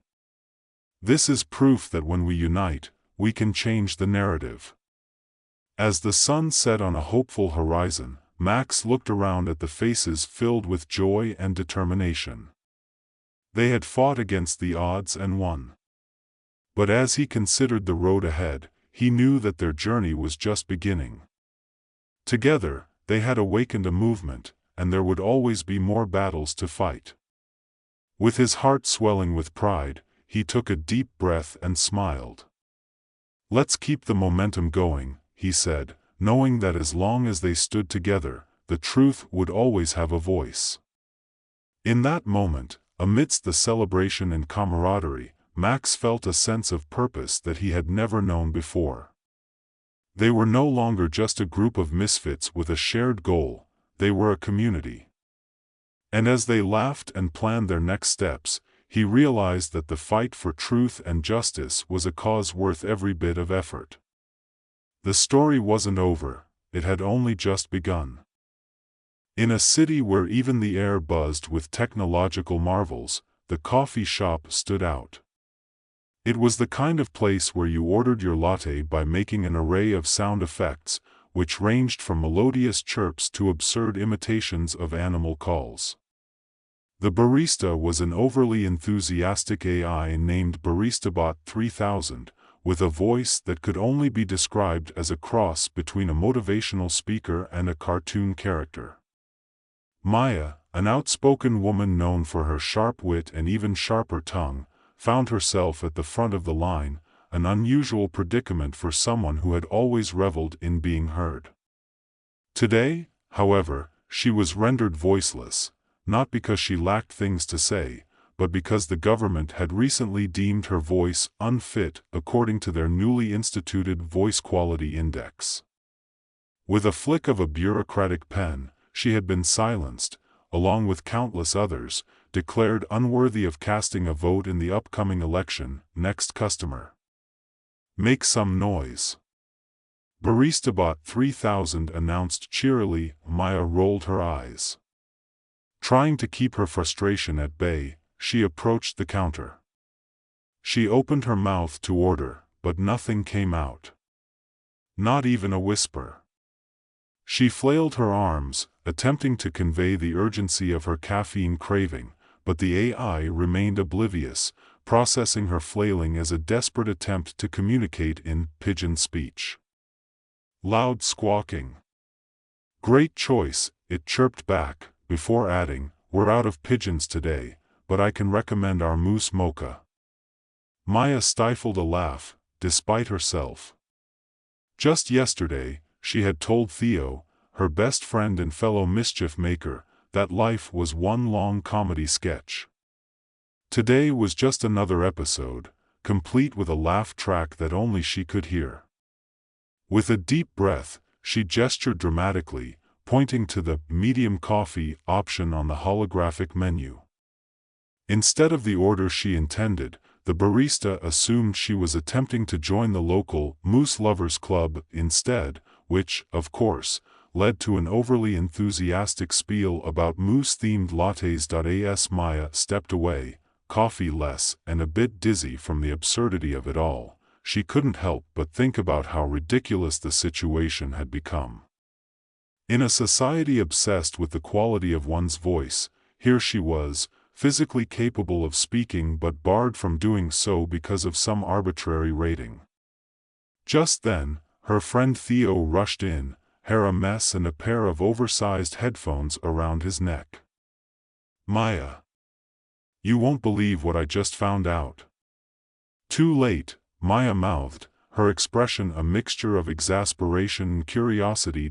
Theo's eyes sparkled with excitement. "I found it. The voice restoration machine." Maya raised an eyebrow, her heart racing at the prospect. "Does it really work?" she signed, making exaggerated gestures. "According to the rumors, it's the only thing that can bypass the VQI." Theo exclaimed, his hands dancing in the air. "It's located in the heart of the city. We could be the first to use it, and then you can order your coffee like a normal person again." Maya felt a surge of hope but also a wave of dread. The government wasn't exactly known for letting dissenters roam free, especially those with the audacity to challenge their voice-based tyranny. But her mind buzzed with possibilities. This could be her chance, not just to regain her voice, but to ignite a revolution. "Let's do it," she mouthed, a grin spreading across her face.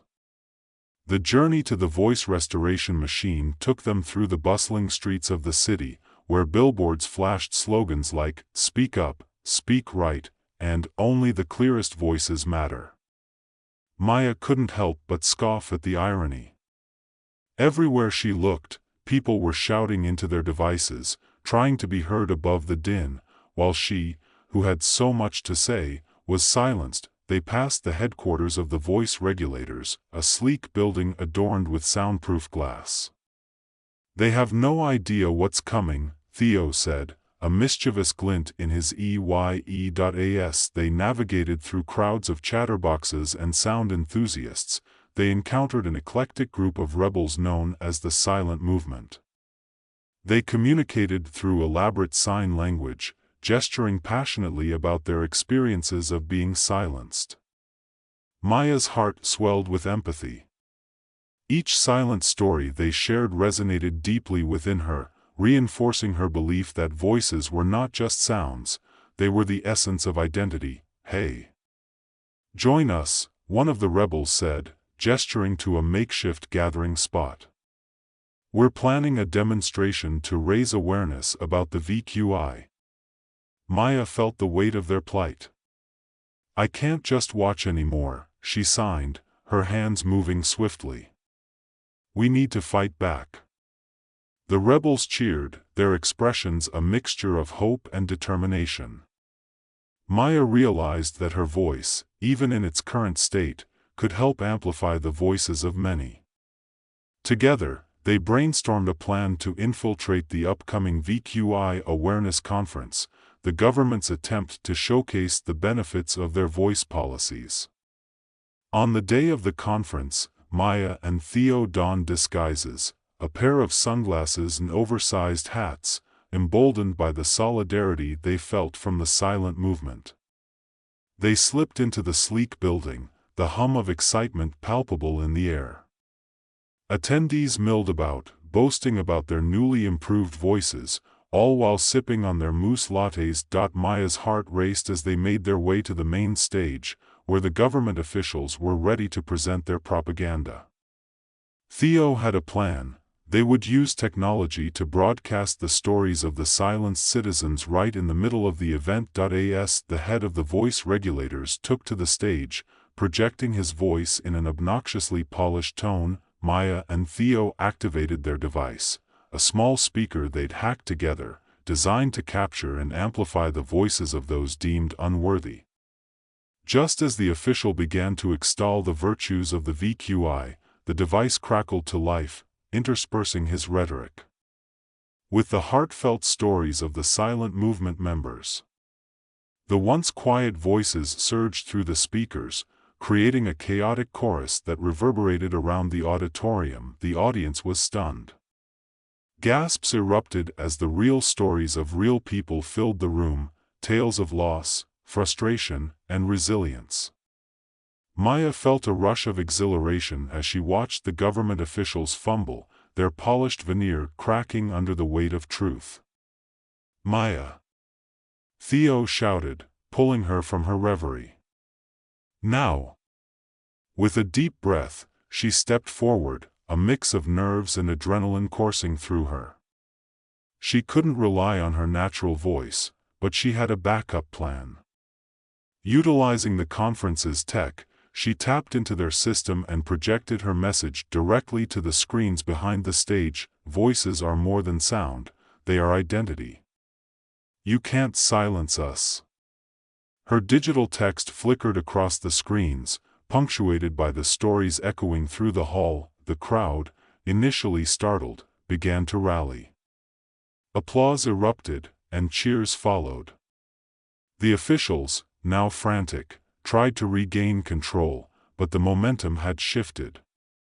People were rising, their own voices merging into a powerful roar. The realization that their voices mattered began to sink in. Maya felt a rush of empowerment as she saw others join in, signing, speaking, and reclaiming their voices. The room transformed into a cacophony of sound, laughter, and unity, a beautiful rebellion against oppression. Just when it seemed they might win, the government sent in guards to quell the uprising. Panic surged through the crowd, but Maya stood her ground. "They can't silence us," she mouthed fiercely, channeling all her energy into the moment. In a final act of defiance, she activated her device again, the stories of the silenced pouring forth like an unstoppable tide. The sound overwhelmed the guards, who were caught off guard by the wave of emotion and conviction flooding the room. In the aftermath of the conference, the city buzzed with conversation. Maya and her allies had ignited a movement that couldn't be ignored. The voice quality index was challenged on every front. Media outlets clamored to report on the uprising of the silenced, and protests sprang up throughout the city. Maya, now a symbol of resistance, found herself speaking at rallies and workshops, empowering others to reclaim their voices. And while her own voice remained unaltered, she discovered new ways to communicate, through art, technology, and community. As she stood on a makeshift stage one evening, addressing a crowd of supporters, she felt a wave of gratitude wash over her. "We are not just voices, we are a symphony," she signed passionately. The crowd erupted into applause, their voices mingling in an electrifying chorus. Though the battle was far from over, Maya knew they had already won a crucial victory. The government was forced to reevaluate its stance on voice eligibility, realizing that a society built on silencing dissent could only lead to its downfall. Maya glanced at Theo, who stood beside her, grinning ear to ear. Together, they had turned a story of silence into one of empowerment, proving that sometimes the loudest voices come from those who have learned to rise above oppression. As the night wore on, Maya's heart swelled with hope. She might have been silenced in a physical sense, but her spirit, and the spirit of many others, would always find a way to resonate. And in that moment, surrounded by the joyous cacophony of reclaimed voices, she knew that the future would be a symphony worth hearing. Maya stood at the makeshift stage, the applause still ringing in her ears, a blend of laughter and cheers reverberating through the crowd. The energy was electric, a palpable sense of unity filling the air. She glanced out at the faces before her. Some were familiar from the silent movement, while others were new allies who had come together in solidarity. Each person bore their own stories, their own struggles, but now they were united in purpose. As the echoes of the crowd began to fade, Maya felt a familiar thrill rush through her. This wasn't just about reclaiming voices, it was about reshaping the very fabric of their society. They had sparked something much larger than themselves, a movement that was gaining momentum with every passing day. Her fingers tingled with excitement, a reminder that they were all part of a larger narrative, one that was still being written. Maya. Theo's voice cut through her thoughts. He was bustling through the crowd, his face flushed with enthusiasm. Did you see the news? It's gone viral. Everyone's talking about the conference. Maya's heart leaped. Really? What are they saying? Reports of the uprising are flooding in. Social media is buzzing with hashtags, silent no more, voices matter. It's everywhere. His eyes sparkled, and for a moment, they shared a sense of disbelief. Can you believe it? This is just the beginning, Maya replied, her voice still a whisper, but filled with fierce determination. She looked around at the faces lit with hope, the laughter mingling with tears of joy and relief. It felt surreal, a dream unfolding in real time. They moved to a quieter corner of the rally, where a small group of rebels had gathered, discussing strategies and ideas for their next steps. Maya listened intently, her mind racing. She could feel the momentum shifting. They needed to harness this energy and translate it into action. We need to keep the pressure on the government, one of the rebels said, a tall woman with vibrant green hair. We can't let them sweep this under the rug. We have to demand real change. Exactly. Theo chimed in. Let's organize another demonstration. Something bigger, more impactful. If we can gather more voices, we can shake the foundations of the VQI. Maya nodded, her mind racing with possibilities. What if we set up a massive gathering at the central square? We could invite artists, speakers, everyone who's been affected by this nonsense. Let's make it a festival of voices. The group erupted with excitement, brainstorming ideas that flew like sparks in the night air. They discussed art installations that celebrated diversity in communication, performances that highlighted the power of storytelling, and workshops where people could share their experiences, building a community around their shared struggle. As the sun began to set, casting a warm golden glow over the gathering, Maya felt a surge of hope.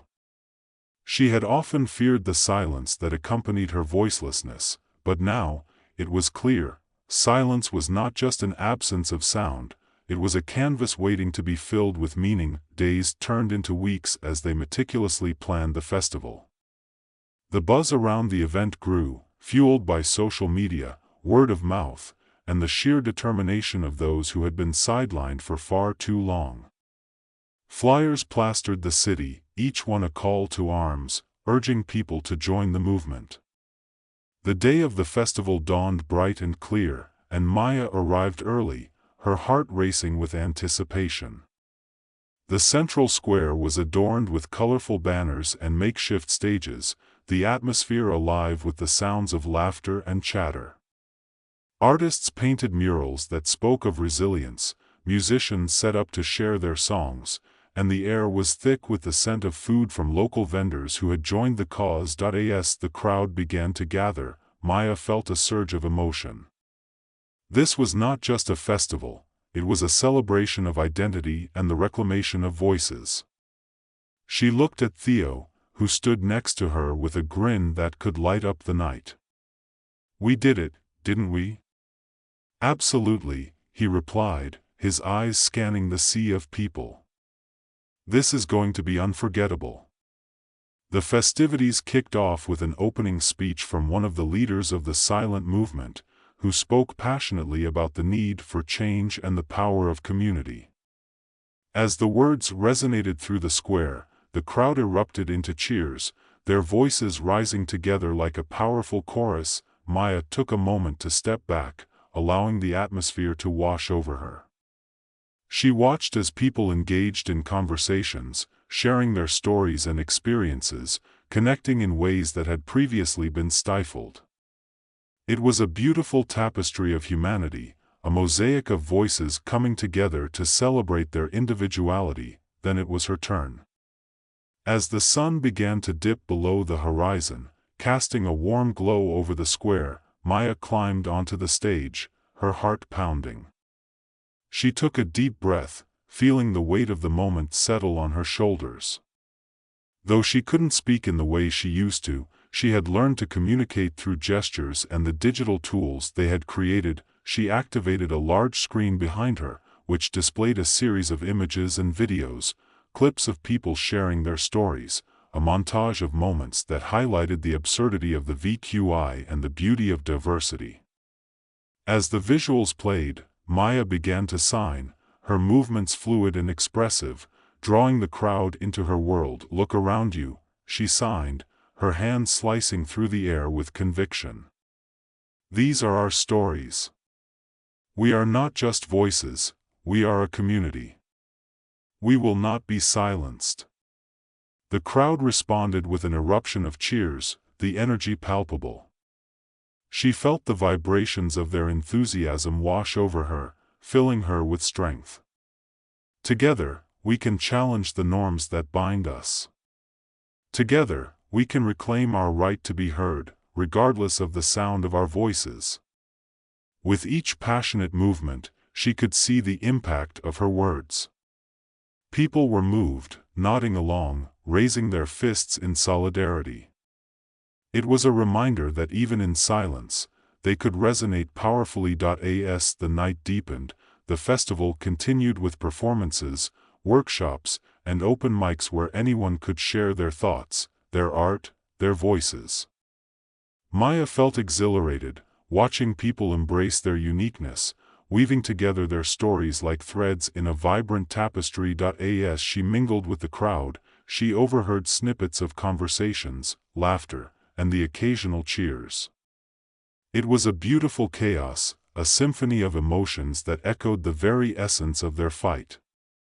The festival became a place of empowerment, where people rediscovered the joy of being heard and embraced their identities. Loud and proud, the atmosphere shifted when a group of government officials arrived, their faces stern as they surveyed the scene.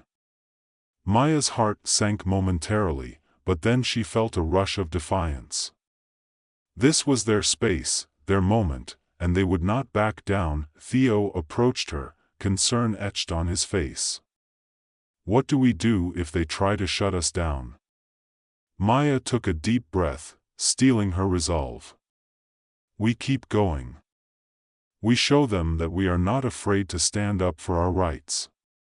As the officials moved closer, Maya activated the screen again, displaying a powerful montage of the voices that had been silenced. The crowd noticed, and the energy shifted from nervousness to defiance. People began chanting, their voices rising in unison, drowning out the officials' attempts to impose order. "This is our right," someone shouted from the front. "We will not be silenced." Maya watched as the crowd surged with determination, a wave of solidarity crashing against the officials' attempts to quell the excitement. The air was thick with the undeniable power of collective action, and it was a sight to behold. The officials huddled together, clearly unsure of how to handle the overwhelming show of unity. It was a stark reminder that while they could attempt to control voices, they could never extinguish the spirit of those who refused to be silenced. As the night continued, Maya felt a surge of hope. They had sparked something beautiful and transformative. The festival was more than a celebration, it was a declaration of their rights, a loud and proud proclamation that they would not be defined by the arbitrary standards of the VQI. By the time the festival wound down, the atmosphere was still electric. Maya stood at the edge of the crowd, watching as people connected, shared, and celebrated their individuality. The barriers that once confined them were crumbling, and in their place, a vibrant community was rising. With her heart full, she turned to Theo, who was buzzing with excitement. "Can you believe how far we've come? I never imagined we could do this," he replied, his smile infectious. "But look at what we've built together." "Together," Maya echoed, her eyes shining with pride. "This is just the beginning. We have so much more to do." As they began to pack up, Maya felt a sense of urgency, a realization that they had to keep the momentum going. The conversation had shifted, but it couldn't end here. They needed to continue amplifying their voices, reaching out to those who still felt voiceless. The festival may have concluded, but the movement was just igniting. She envisioned workshops, community meetings, and outreach programs designed to empower the silenced and teach them how to reclaim their voices in whatever form they took. Days turned into weeks, and soon, the momentum carried them into a new phase of activism. Maya and Theo organized events that celebrated different forms of communication, art, dance, technology, all of which showcased the myriad ways people express themselves. They collaborated with local artists and educators, each contributing their unique skills to the cause. Maya found herself leading workshops where people practiced sign language, shared their stories through art, and explored alternative methods of communication. The space was alive with creativity, each session building on the last, fostering a sense of community that had been absent for so long. One evening, as they gathered for a community meeting, Maya looked around at the faces illuminated by the soft glow of fairy lights strung overhead. She felt a sense of belonging that transcended the confines of voice.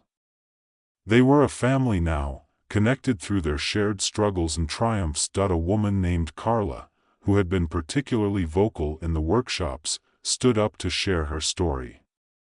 "When I first came to this movement, I felt so lost. I had always been told my voice was wrong, and I thought that meant I had no place here. But you all welcomed me, and I found a way to express myself through art." She paused, her eyes glistening.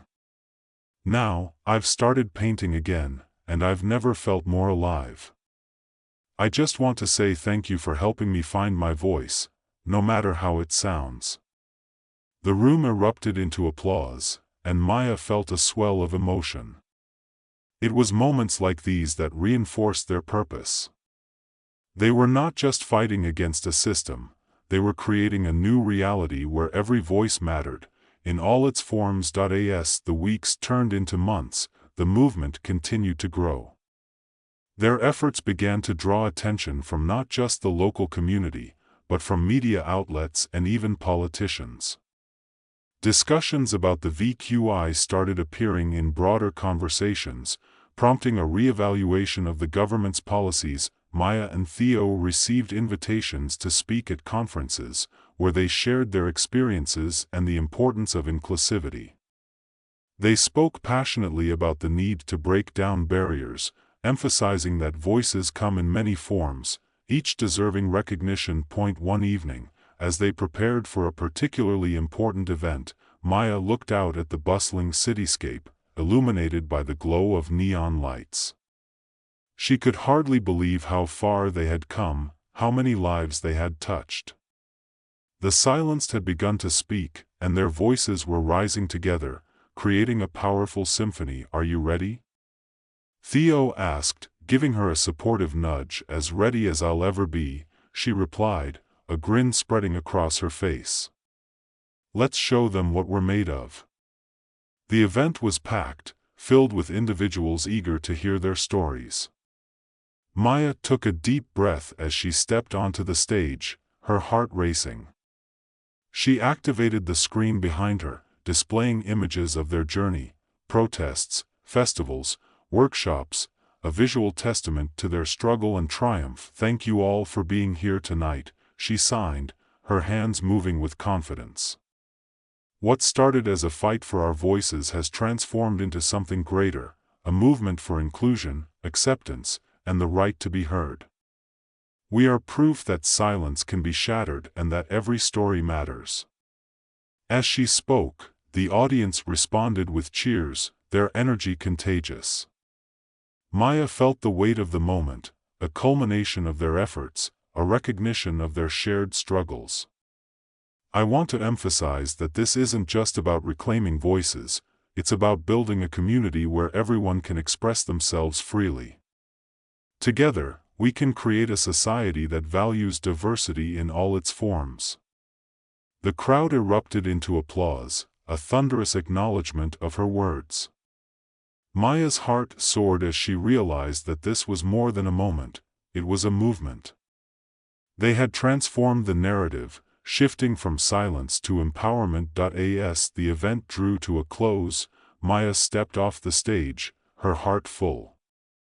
She was met with hugs and congratulations, each interaction reinforcing the bonds they had forged along this journey.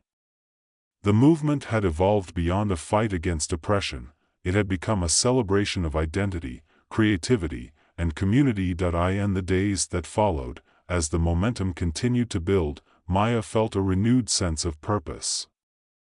They had inspired change, ignited conversations, and brought awareness to the issues that affected so many. The struggle was far from over, but they had taken significant strides in reclaiming their voices. One evening, as they gathered to debrief after a particularly successful workshop, Theo raised a toast. To all of us, may our voices continue to rise, loud and proud. Cheers erupted around the table, and Maya couldn't help but smile. They had created something beautiful together, a space where everyone was valued, where the sound of their voices could harmonize into a powerful anthem of change. As the night wore on, Maya found herself reflecting on the journey. She had gone from feeling silenced to being a beacon of empowerment. Her identity was no longer defined by what others deemed unworthy. Instead, it had been reshaped by the collective resilience of a community that had refused to be muted. In the months to come, as they continued to push for legislative changes and work toward a society that embraced all voices, Maya knew that the fight would remain ongoing. But now, she faced it with the knowledge that they were not alone. Together, they had forged a path toward a future where everyone could be heard, where every voice mattered. As she looked around at her friends, her community, she felt an overwhelming sense of gratitude. They had turned silence into a symphony, and it was a melody that would echo for years to come. The journey was just beginning, and Maya was ready to embrace whatever came next.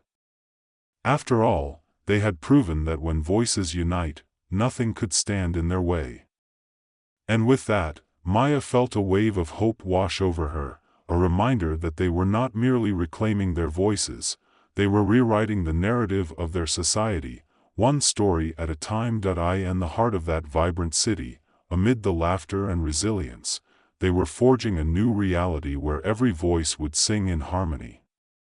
And that, she thought, was a future worth fighting for.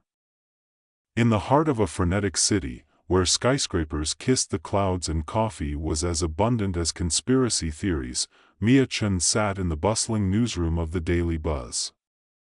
The walls reverberated with the sounds of ringing phones and the clatter of keyboards, a symphony of ambition and caffeine addiction. Mia, with her sharp wit and a knack for turning even the most mundane topics into laugh-out-loud articles, was the kind of journalist who could make a scoop on a city council meeting feel like a thrilling roller coaster ride. All right, team. What have we got today? Rachel, the new editor, announced with a charismatic flair, standing at the head of the conference table. Rachel had a reputation for being ambitious, with a sleek bob and a penchant for designer blazers that suggested she meant business. If only she'd take a moment to enjoy the absurdity of it all. Mia, sipping her fourth cup of coffee, couldn't help but chuckle when someone piped up about the local cat show. I mean, do we really need to cover Fluffy McFlufferson's third consecutive victory? She quipped, drawing laughter from her colleagues. Just as she was about to launch into a joke about feline politics, a notification pinged on her screen. It was an email chain titled Senator Graves, Election Strategies. The words, media manipulation, caught her eye, sending a thrill of curiosity through her. hang on, she said, diving into the email. The conversation was a comedy of errors. Vance, the media mogul and puppeteer of public opinion, was suggesting a viral campaign involving an inflatable Senator Graves. The visual was ridiculous. Mia couldn't suppress a giggle. "What's so funny, Mia?" Rachel asked, raising an eyebrow. "Just imagining Graves bouncing into the debate on an inflatable throne," Mia replied, stifling her laughter. "It's like watching a bad rom-com." Mia's amusement quickly turned to intrigue as she read further. The emails revealed dark undertones, hinting at a collusion between Vance and Graves to shape public perception through sensationalism and smear campaigns.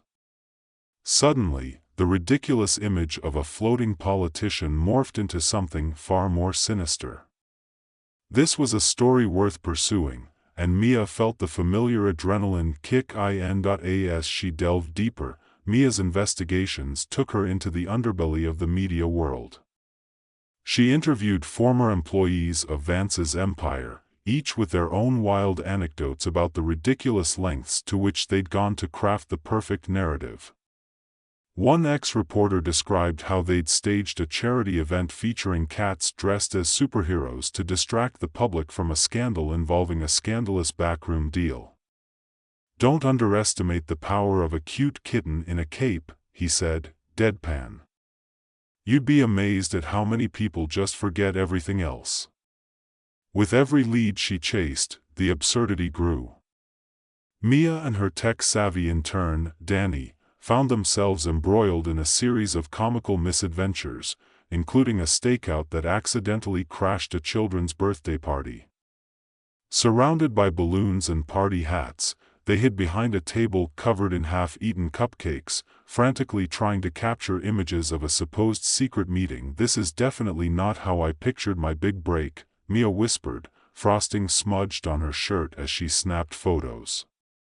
Danny, sporting a pair of oversized sunglasses that had somehow become part of his undercover disguise, responded, "At least we're getting good material for our next article." Politicians, the real party animals. As the investigation progressed, it became clear that the stakes were higher than Mia had imagined. Rachel, sensing that Mia was onto something big, pulled her aside. "You need to drop this," Rachel urged, her tone a mix of concern and veiled threat. "Graves is a cash cow for us. You want to get blacklisted? Because I can make that happen." Mia rolled her eyes. "So you'd rather bury the truth than report it?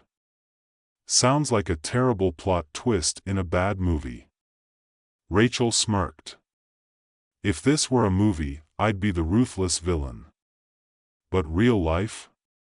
It's all about survival." With her determination solidified, Mia and Danny ramped up their efforts, concocting a plan to infiltrate a lavish fundraiser for Senator Graves.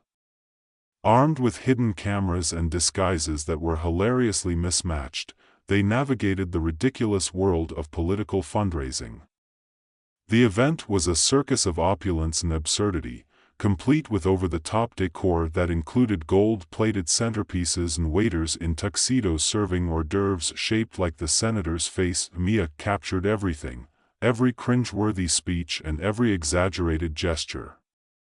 Just as she was about to slip away, she overheard a conversation that made her heart race. Vance and Graves were huddled together, discussing how to manipulate public sentiment through carefully curated media narratives. "We need to distract them, maybe a viral video of me rescuing kittens from a tree," Graves said, puffing out his chest. "People love that stuff." "Or we could just stage another scandal," Vance replied, laughing. "Just keep throwing nonsense at them, and they'll forget all about the real issues." Mia's heart raced. This was it. She had the evidence she needed. But as she turned to leave, she was confronted by Rachel, who had been watching the entire exchange. "Mia, you can't." "Oh, I can and I will," Mia shot back, her voice steady. The public deserves to know the truth. Rachel smirked, her demeanor shifting from confrontational to almost playful. What if I offered you a promotion? You could be on the winning team. All this reporting nonsense? It's not the way to climb the ladder, you know. Climbing the ladder while stepping on people's faces isn't my style, Mia replied, determination burning in her eyes. She slipped past Rachel, heart pounding as she made her escape, blending in with a group of unsuspecting guests. Back in the safety of her apartment, Mia pieced together her findings, adrenaline coursing through her veins. The exposé she crafted was sharp, funny, and devastatingly true. She highlighted the absurdity of the media's stranglehold over the election, the ridiculous lengths politicians went to manipulate public opinion, and the laughable reality of their contrived narratives. When she hit publish, it felt like a jolt of electricity. Almost immediately, the piece went viral. Memes flooded social media, mocking both the media and the political circus.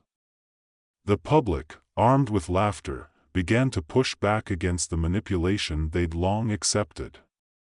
Meanwhile, Rachel's attempts to quell the fallout only backfired. The irony wasn't lost on Mia as she watched a series of hilariously misguided press conferences, where Vance and Graves attempted to spin the narrative in their favor, only to dig deeper into their absurdity. As the political landscape shifted, Mia realized she had inadvertently started a movement.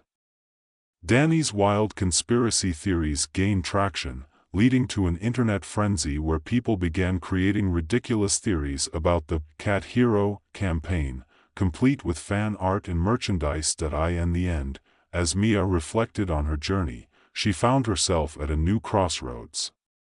You know, she said to Danny, as they sipped their celebratory coffees, this might not have been what I expected, but it feels pretty damn good. Danny grinned, the glow of the computer screen reflecting in his glasses. And to think, it all started with a cat show. What's next, political dogs? Mia chuckled, her heart light with the joy of discovery and truth. Who knows? As long as there are politicians, there will always be stories to tell. And we'll be here, ready to unmask the next ridiculous scandal. With a final sip of her coffee, Mia felt a renewed sense of purpose. The world of media might be chaotic and absurd, but as long as there were voices willing to stand up for the truth, even if it involved inflatable politicians, she knew she was in the right place. The next email that pinged in her inbox had a tantalizing subject line, "Next big story." She clicked it open, eyes wide, ready for the next chapter of this ridiculous, wonderful adventure. Mia clicked open the email, her heart racing with anticipation. It was from a source she hadn't expected, a whistleblower from within Vance's media empire. The subject line simply read, "You won't believe what I found." Intrigued, Mia scanned the message. It detailed a planned smear campaign targeting not only Senator Graves' political rivals but also potential independent media outlets that threatened Vance's influence. Holy cow, Mia whispered to herself, her fingers hovering over the keyboard. This was the kind of explosive information that could shift the entire political landscape again. She felt the familiar rush of adrenaline, the thrill of being on the brink of something big. She quickly typed a response, arranging a meeting with the whistleblower for the next day. As she prepared for the meeting, Mia couldn't shake the excitement coursing through her veins. The implications of this information were staggering. She imagined the headlines, media moguls' underhanded tactics exposed, and the ripple effects it would create.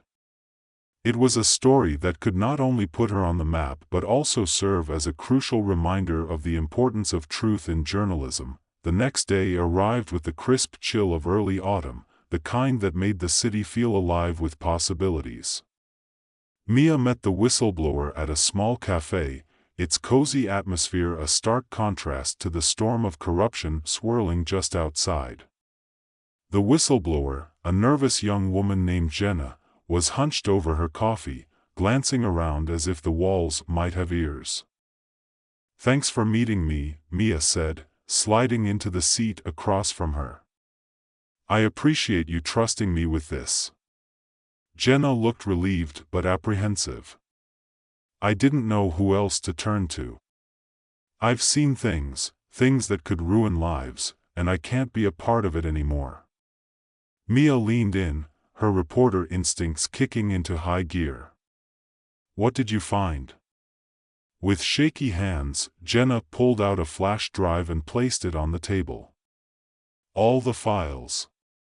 Plans for smear campaigns, blackmail tactics, everything.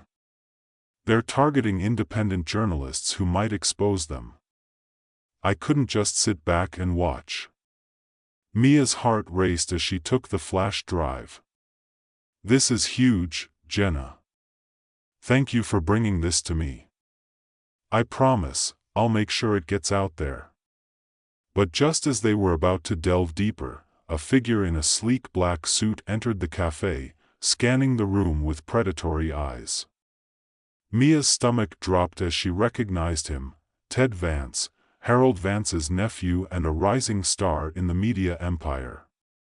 She could practically feel the tension crackling in the air. "Jenna, we need to go," Mia whispered urgently, sensing the danger. They slipped out the back exit, hearts racing. Outside, the cold air hit Mia's face like a splash of water, invigorating and terrifying all at once.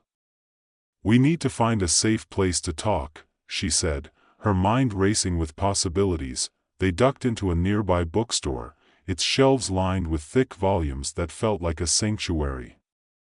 In a quiet corner, Mia plugged the flash drive into her laptop, adrenaline pulsing through her.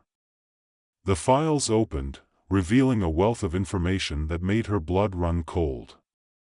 Every document outlined strategic plans to undermine the credibility of anyone who dared to challenge Vance's empire. "This is incredible," Mia said, her eyes scanning the pages. "If we publish this, it could expose the whole operation. But we need to be careful. They'll come after us." "I just want to be done with this," Jenna said, her voice trembling. "I didn't sign up to be part of their schemes. I just wanted to report the truth." Mia nodded, understanding the gravity of Jenna's situation. "We'll make sure your identity stays protected. You've done something brave, and we'll make it count." They spent the next few hours poring over the files, piecing together the story of manipulation and deceit. As they worked, Mia's phone buzzed with notifications. The exposé she'd published on the cat campaign had sparked a whirlwind of discussions online.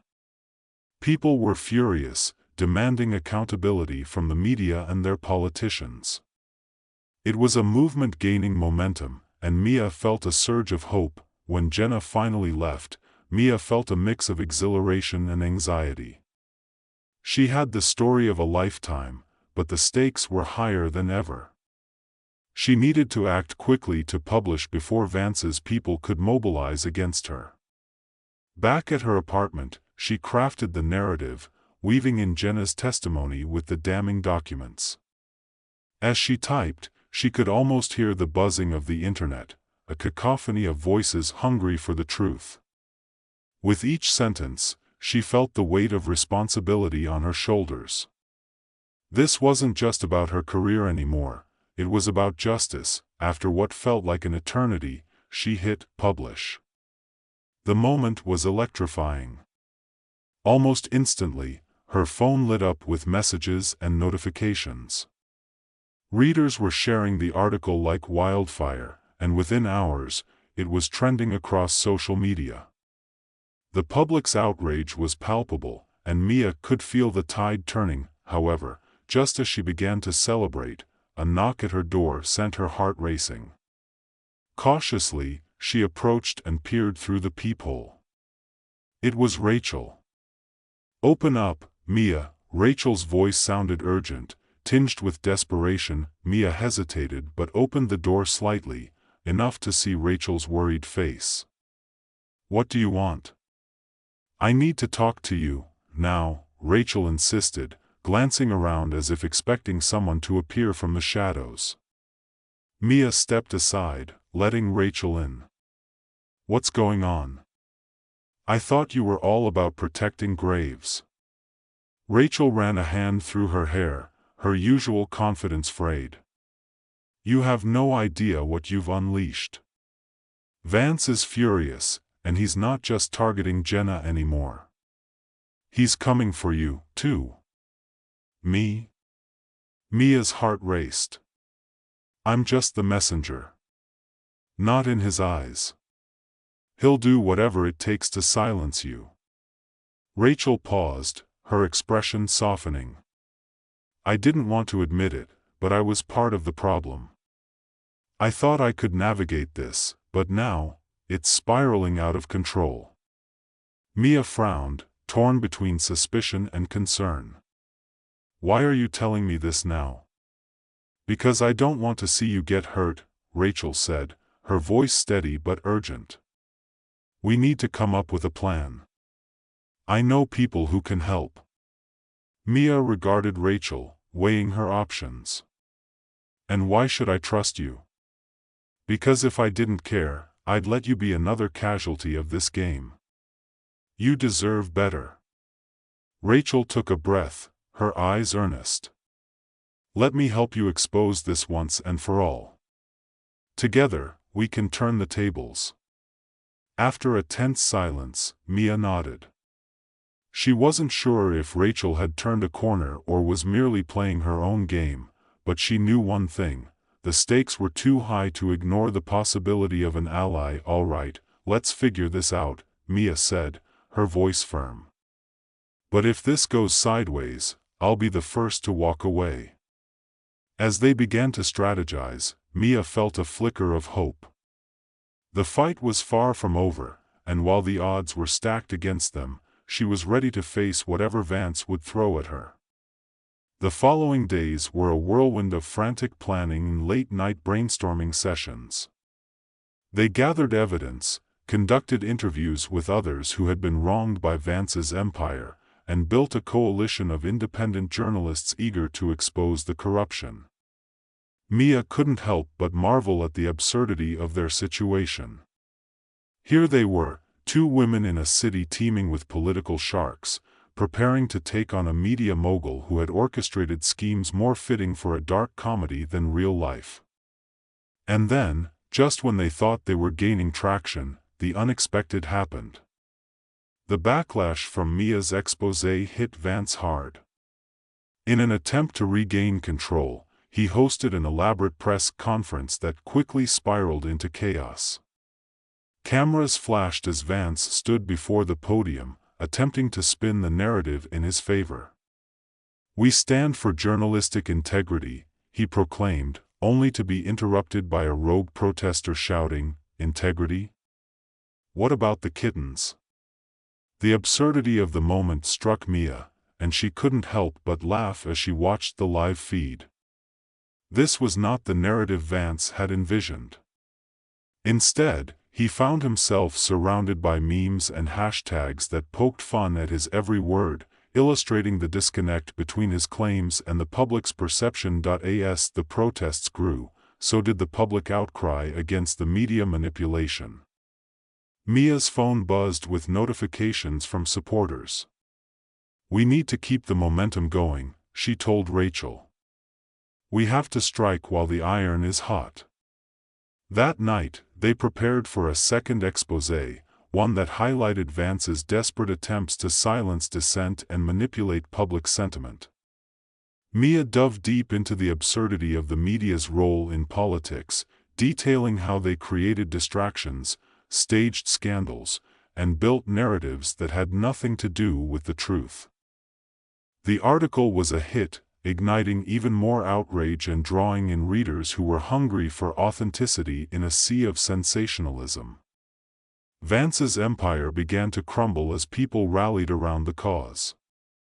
The laughter and absurdity turned into a movement, and suddenly, politicians were forced to reckon with the truth they had long hidden. Mia felt a surge of exhilaration as she watched the tide turning. She and Rachel worked tirelessly, collecting more testimonies, conducting interviews, and reaching out to other journalists who had faced similar threats.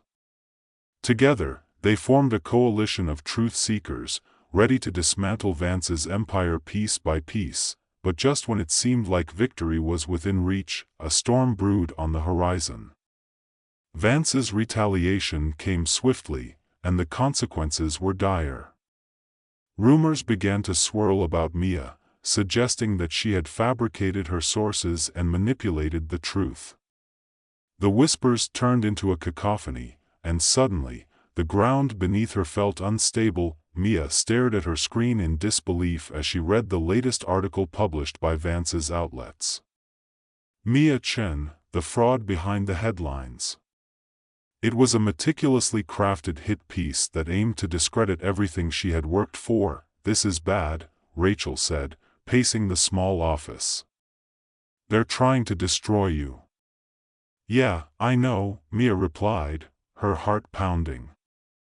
"But they can't silence the truth." Determined, Mia decided to hold a press conference of her own, one that would bring the community together to counter Vance's lies. With Rachel by her side, they worked tirelessly to organize an event that would serve as both a platform for truth and a rallying cry against media manipulation. On the day of the conference, the atmosphere was electric.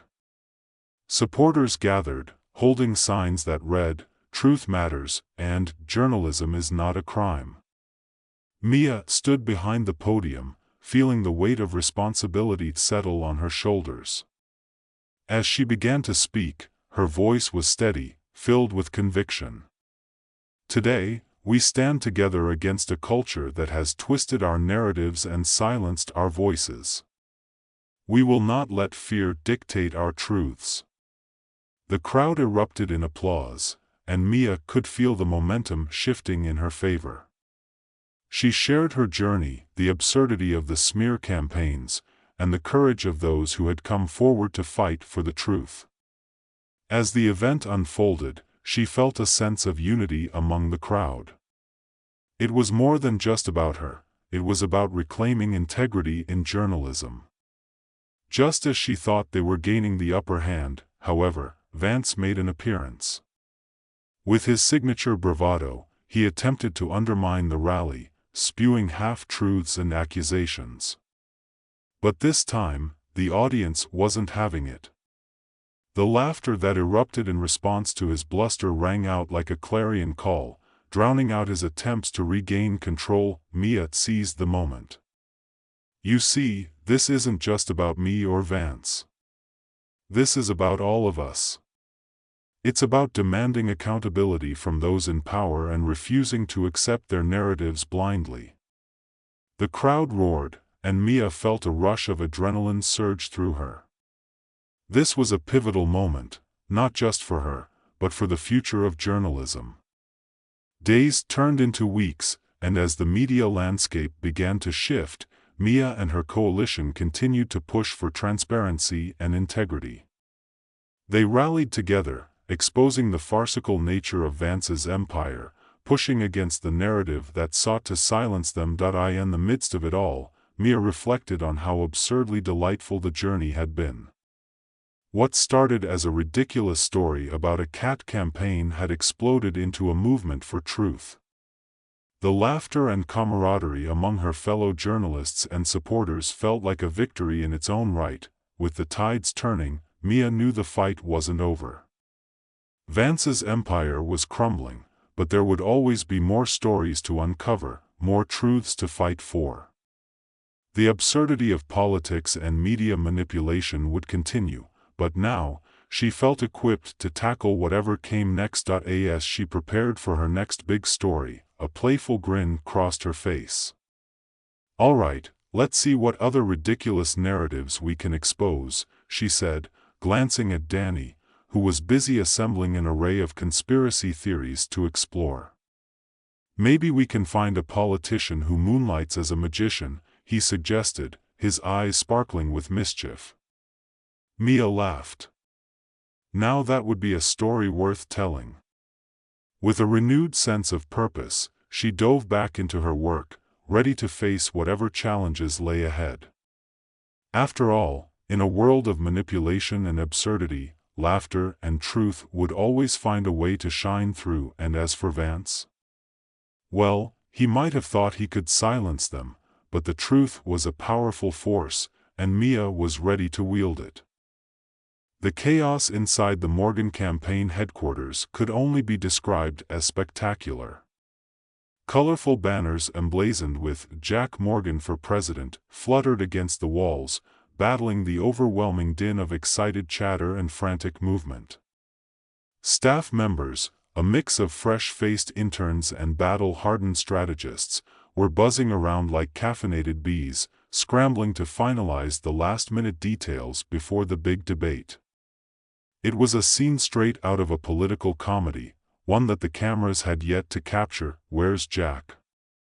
Samantha shouted over the din, her voice cracking slightly with the weight of anxiety. As the campaign manager, she had grown accustomed to the roller coaster of emotions that came with being at the helm of a presidential bid, but today was different. Today was supposed to be the day they secured their lead. Today was supposed to be the day Jack charmed America with his carefully crafted rhetoric. The room fell silent as Sam's question hung in the air. After a few tense moments, one of the interns burst in through the double doors, panting. He's gone." "What do you mean, gone?"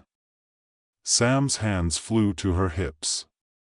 "He can't just disappear. We have a debate in 3 hours."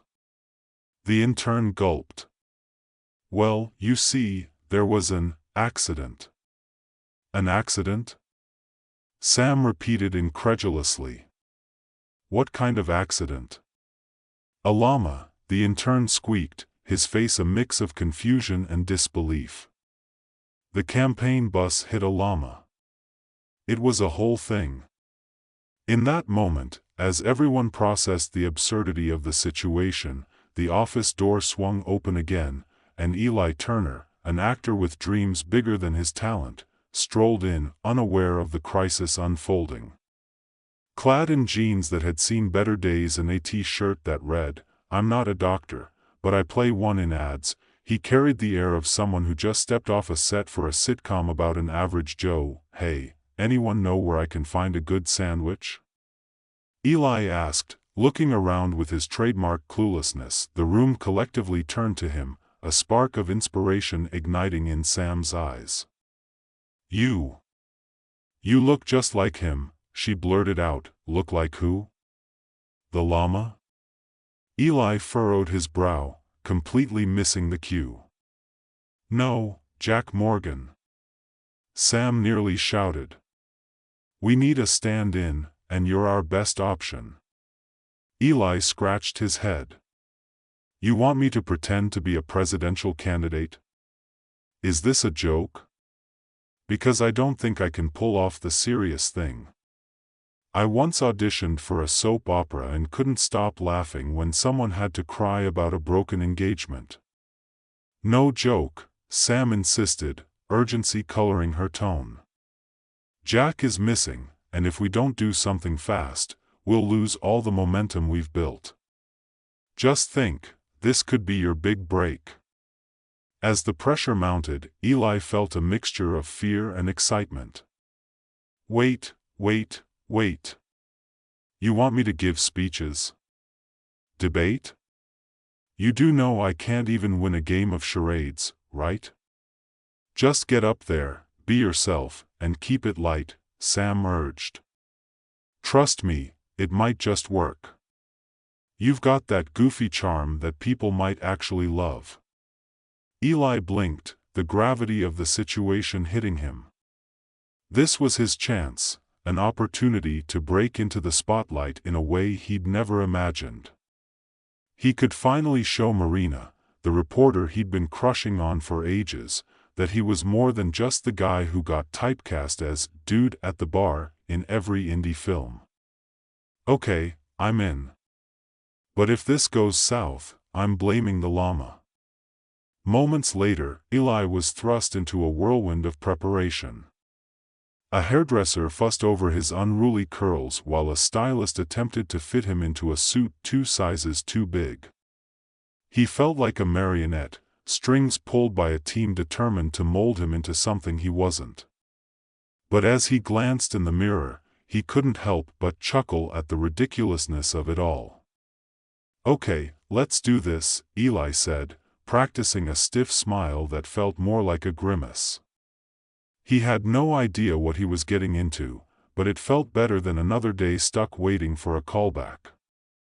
The debate hall was a sprawling arena filled with eager supporters, journalists, and curious onlookers, all buzzing with anticipation. Eli stepped onto the stage, the bright lights blinding him momentarily. He could see the podium set up in the middle, waiting like a stage for a one-man show, and he was the unwitting star. Ladies and gentlemen, the moderator announced, please welcome Jack Morgan.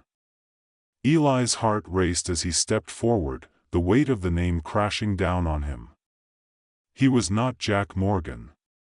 He was Eli Turner, the actor who couldn't land a role if it was written for him. But as he looked out at the crowd, their expectant faces pushing him to perform, something clicked. He threw caution to the wind and decided to channel every ounce of his personality into the moment. Thank you, thank you. I'm thrilled to be here. Eli began, grinning like an over-caffeinated puppy. I'd like to start by addressing the very serious issues we're facing today, like why are there so many awkward pauses in political speeches?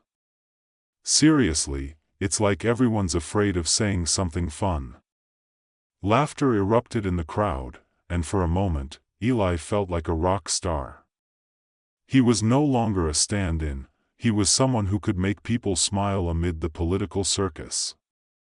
He launched into a rambling story about his grandmother's pet parrot that could only say polka dots, but still managed to bring joy to everyone around.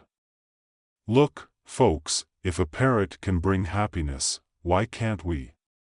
We need to focus on what really matters: healthcare, education, and yes, maybe even giving the llamas a little more respect. The audience roared with laughter, and Eli basked in the moment, realizing that he was actually connecting with them, not as a candidate, but as a human being. He wrapped up his speech with a cheeky grin, leaving everyone wanting more. As he walked off stage, breathless and exhilarated, Sam met him with wide eyes. You did it. That was incredible. Are you kidding? I was just winging it. Eli replied, still riding the high of performance. Exactly. You were relatable. People loved you, she said, clapping him on the back. We need to keep this going. You might actually be able to pull this off. Eli couldn't believe it. He was just an actor pretending to be a politician, and yet here he was, standing at the crossroads of a path he never dreamed of taking. In the days that followed, Eli found himself thrust deeper into the campaign, attending rallies, doing interviews, and even crafting social media posts that reflected his unique style. He discovered that voters responded to his authenticity and humor. He wasn't trying to fit into a mold, he was just being himself. But with popularity came challenges. Sam was both impressed and terrified by Eli's newfound fame. You need to stick to the script more, Eli. You can't just joke about everything, she insisted after a particularly wild rally where Eli compared the state of the economy to a broken piñata. What's wrong with being relatable? Eli countered. People want to laugh. They're tired of the same old political song and dance. But we need to maintain a professional image. Sam retorted, her eyes wild with the pressure. Eli couldn't help but chuckle at the absurdity. Here he was, a guy who once couldn't even land a role in a community theater production, and now he was being groomed to be a potential presidential candidate. As the campaign rolled on, Eli's bond with Marina deepened. She followed his journey closely, finding herself drawn to his carefree spirit and the way he navigated the world with genuine curiosity. They spent long hours discussing everything from politics to the best pizza toppings, and Eli's heart raced every time she laughed at his terrible jokes. "Why do you even want to be a politician?" she asked one evening, a curious gleam in her eyes. Eli paused, considering her question. "Honestly, I never thought I'd be here. I just wanted to act. But now, I think it's about making a difference. It's about being a voice for people who feel unheard. And if I can do that while making them laugh, then why not?" Marina smiled, her admiration for him growing. "I think you're onto something, Eli. Just remember to stay true to yourself." And that's exactly what Eli intended to do. The more he embraced his quirky style, the more support he garnered. Voters began to see him as a refreshing alternative to the polished politicians who had dominated the landscape for too long, but the clock was ticking. The election was just around the corner, and the tension was palpable. Jack's unexpected reappearance loomed like a thunderstorm on the horizon, threatening to upend everything Eli had built. As the days marched toward the election, the campaign office buzzed with activity, but an undercurrent of tension simmered beneath the surface. Eli had become the face of the Morgan campaign, and while he relished the newfound attention, he couldn't shake the feeling that a storm was brewing. The mysterious reappearance of Jack Morgan loomed like a dark cloud, casting doubt over the exhilarating whirlwind Eli had found himself in. It was during a strategy meeting that the moment everyone had been dreading arrived. Sam stood at the front of the room, her expression unusually grim as she cleared her throat. "We need to talk about Jack." Eli's stomach sank. "Is he back? I mean, officially?" He could feel the weight of the room's collective gaze pressing down on him. "Yeah, he just walked through the door," Sam replied, frustration lacing her tone. "He's ready to take back his campaign." A murmur rippled through the room, and Eli felt the air thicken with uncertainty. This was the moment he had both dreaded and anticipated. Jack was the real candidate, the polished politician, the man with the plan. Eli had been living in a dream, and now it was time to wake up. "What happens to me?" Eli asked, his voice barely above a whisper. The reality of his fleeting stardom hit hard. "Eli, you've done an incredible job. You've connected with people in ways we didn't think possible. But Jack has the experience and the infrastructure to really win this," Sam said, her eyes softening with sympathy. "I don't want you to think that your contribution was for nothing. I just started to believe I could actually make a difference," Eli replied, his voice thick with emotion. "I mean, I was just pretending to be him. Now I feel like I'm losing something I just found." "You have a place in this campaign," Sam reassured him. "But it'll be different now."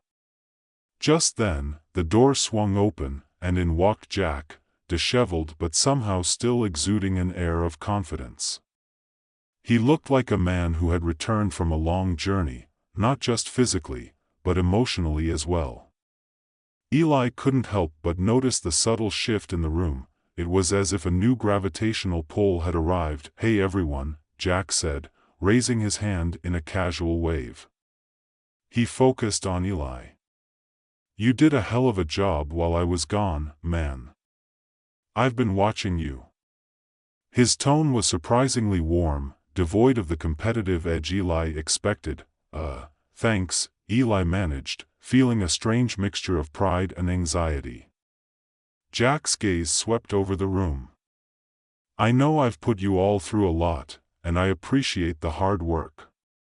I want to get back to the issues and let's focus on what really matters." As Jack launched into a discussion about policies and strategies, Eli felt a growing sense of displacement. Here was Jack, the man who had inspired him to step into the spotlight, and yet he couldn't help but feel like a character in someone else's story. The next few days felt surreal as the campaign began to pivot back to its original direction. Eli was still invited to events, but it felt like a side show rather than the main act. The excitement he once felt was replaced by a creeping sense of insecurity.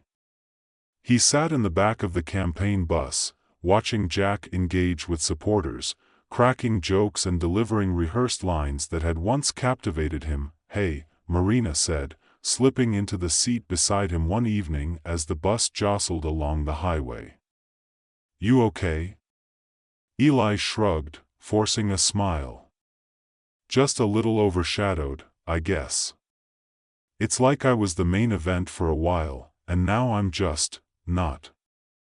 "Don't let it get to you," she said softly. "You've made an impact. People are still talking about you. And Jack seems different now. Like he's learned something from watching you." "Yeah, well, I don't know if it's enough," Eli replied, staring out the window as trees whizzed by. "I mean, he's got the experience. He's the real candidate. But you're the real deal too, Eli. You connected with people. You made them laugh. That matters," she insisted, her eyes shining with sincerity. "You've got something special, and I think Jack knows it. He might need you more than he lets on." Eli turned to look at her, the sincerity in her voice giving him a flicker of hope. "You really think so?" "Absolutely," she said, a smile breaking through his gloom. "Just stay true to yourself. That's what got you here." The following week, with the election just days away, the campaign entered its final stretch. There was a palpable energy in the air, a mix of nerves and excitement. Sam organized a rally in a park, and as Eli watched Jack step onto the stage, he felt a strange sense of loss and liberation, but then something unexpected happened. As Jack began his speech, he paused and looked out at the crowd, his expression shifting as he seemed to read the room. "You know, I've been out there, listening to what people want, and I realize that it's not just about what I want to say. It's about what you want to hear." Eli's heart raced as Jack continued. "I've seen someone come into this campaign and show us all what it means to be authentic. Eli Turner reminded us that politics doesn't have to be stuffy and rehearsed. It can be fun and relatable." The crowd erupted into applause, and Eli felt a rush of emotions. He had expected Jack to reclaim his position with a rigid formality, but here he was, acknowledging Eli's contribution in a genuine way. It was a moment of unexpected unity. Jack waved Eli up onto the stage, and the crowd cheered louder. Eli's legs felt like jelly as he stepped into the spotlight, suddenly back in the game. Hey everyone," he stammered, trying to channel the same energy he had on his first day. "I'm not running for president, but if I were, my first act would be to declare every Friday a National Pizza Day." Laughter rippled through the audience, and Eli could feel the warmth of their connection. "But seriously, we all want to make this country a better place, and it's going to take all of us working together. Jack and I might seem like opposites, but we both want the same thing, your voices to be heard." As he spoke, Eli realized that he didn't have to compete with Jack. They could complement each other. This was no longer just about the presidency, it was about representing the voices of the people, however unconventional that representation might be. The rally ended on a high note, and as Eli stepped down from the stage, Jack pulled him into a hug. "You're not just a stand-in anymore, Eli. You're part of this team. We need you." Eli's heart swelled with gratitude. In that moment, he felt like he belonged. As the days rolled on, the campaign continued to evolve, blending Jack's experience with Eli's humor and relatability. They found a rhythm, each bringing their strengths to the table, and for the first time, Eli felt like he was truly part of something bigger than himself. When election night arrived, the atmosphere in the headquarters was electric. Supporters packed the room, eyes glued to the screens as results trickled in. Eli stood beside Jack, feeling the palpable tension in the air. Sam paced nervously, her clipboard clutched tightly to her chest. "Look, no matter what happens tonight," Eli said to Jack, his voice steady, "I want you to know that we've already made a difference. We've connected with people, and that's what matters." Jack nodded, his expression thoughtful. "You're right. This campaign has been about more than just winning. It's about change, about inspiring people to engage with their government." As the results started coming in, the room erupted with cheers and gasps. Eli could hardly keep up with the numbers flashing across the screens. "Look at that!" Sam shouted, pointing. "We're ahead in key states." The excitement reached a fever pitch, and Eli couldn't help but feel swept away by the energy. They were a team, a strange but effective duo, making waves in a political landscape that often felt stagnant. As the night wore on, the final results were tallied. Eli stood hand in hand with Jack as the announcer declared them the winners. The room erupted in joy, confetti raining down like a celebratory storm. Eli turned to Jack, a smile breaking across his face. "We did it."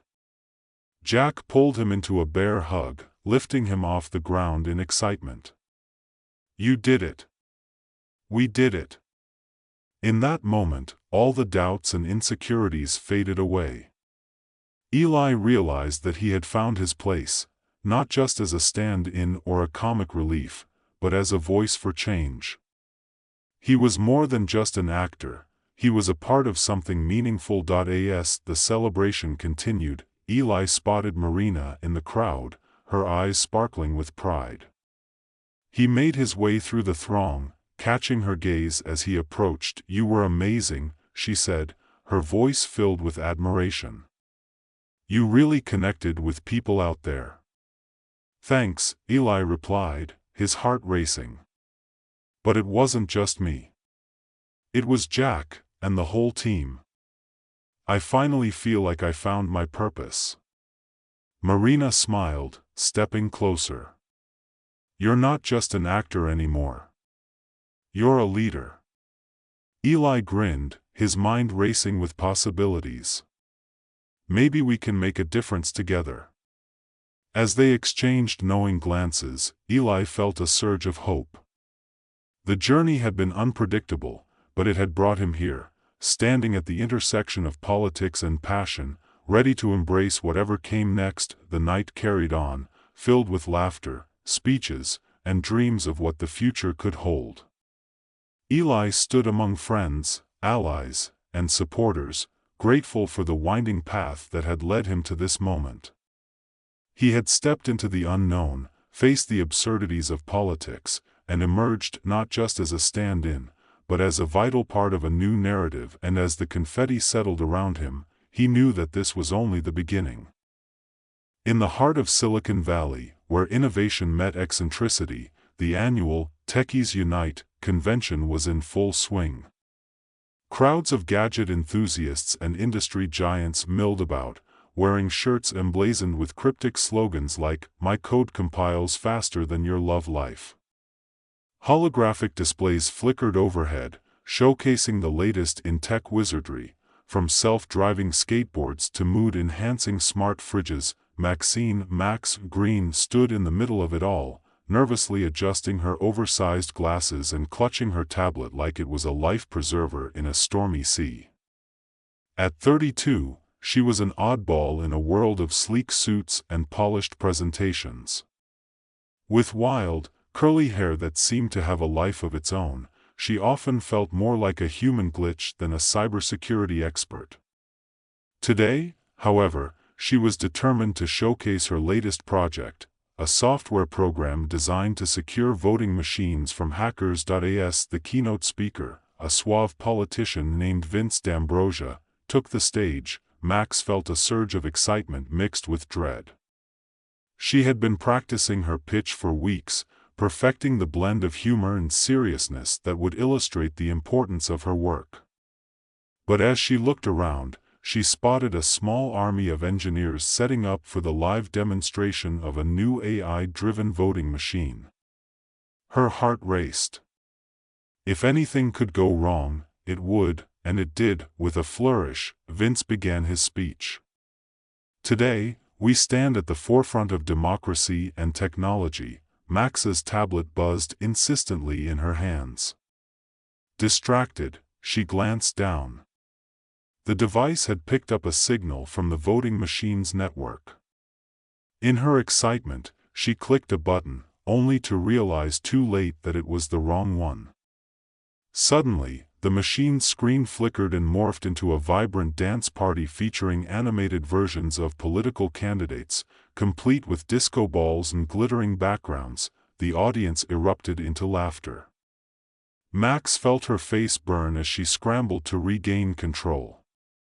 "No, no, that's not," she stammered, frantically tapping at her tablet. But it was too late.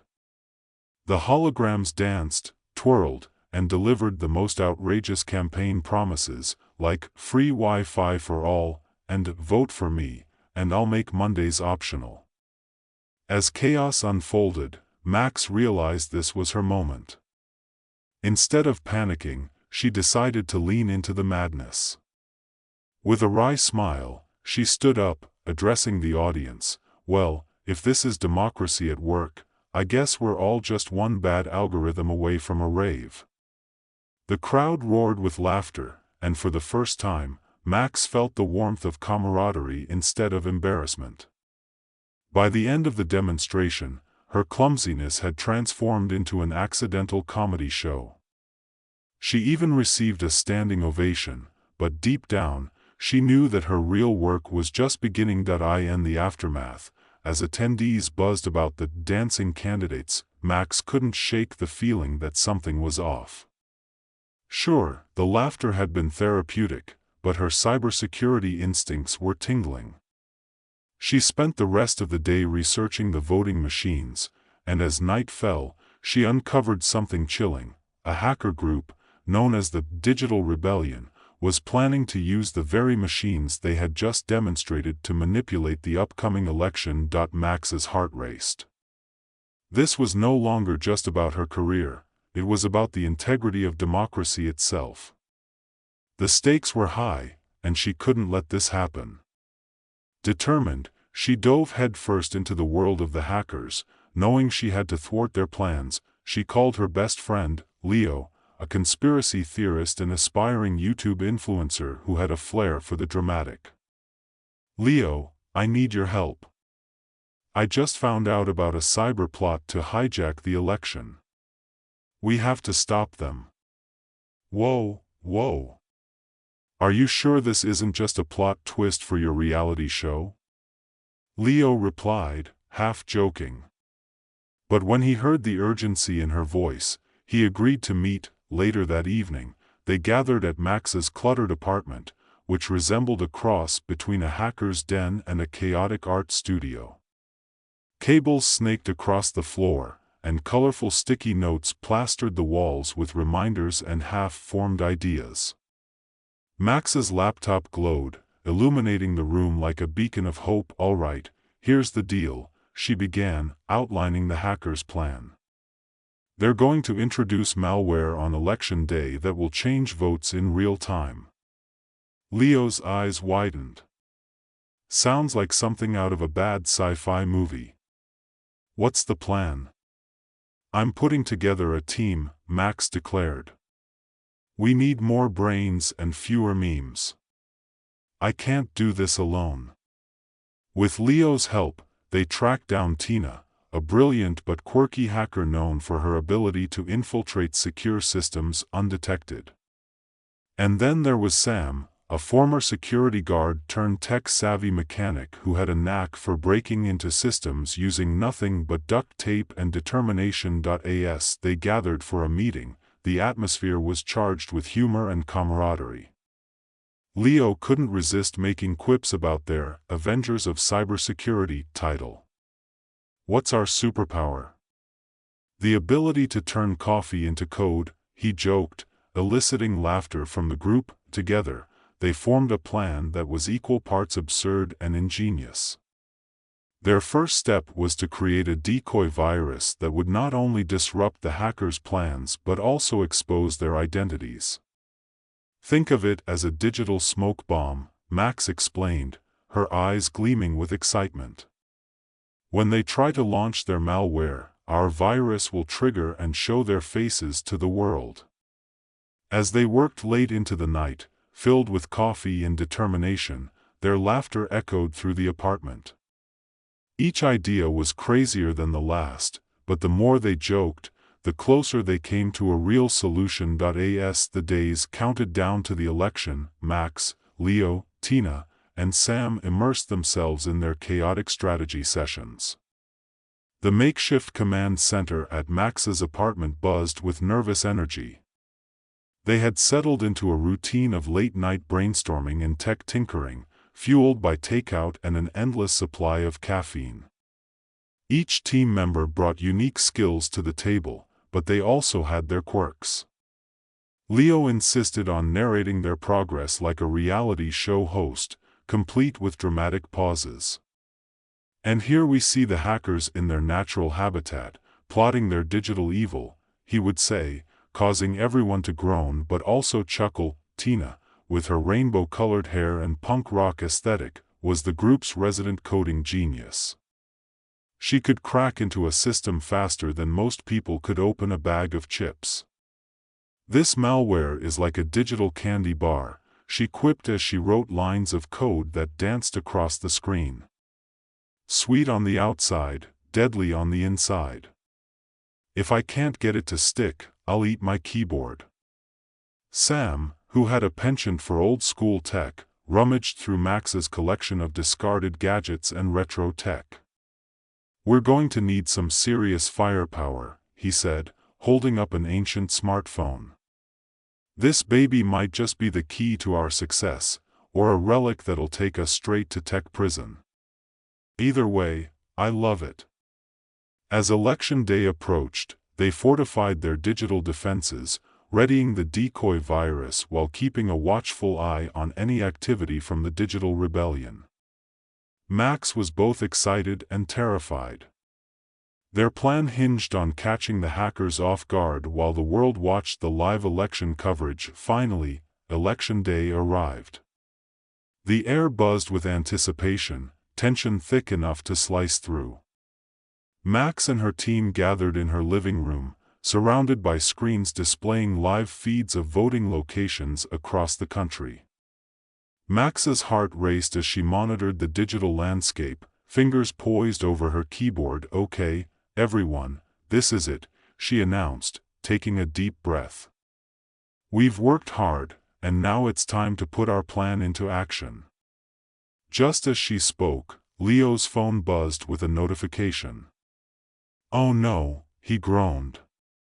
They're at it already. The digital rebellion is going live with their malware.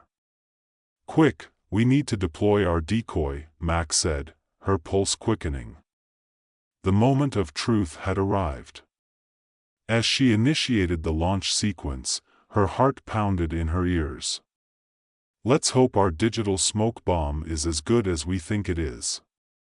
Moments later, chaos erupted on the voting feeds. The voting machines started malfunctioning, displaying bizarre messages and glitches. Instead of tallying votes, they now showed images of dancing cats and quotes from classic movies. Max's heart sank momentarily, but then she noticed the hackers' faces appearing on the screens, revealed for the world to see. Look. We did it. Tina shouted, her eyes wide with disbelief and excitement.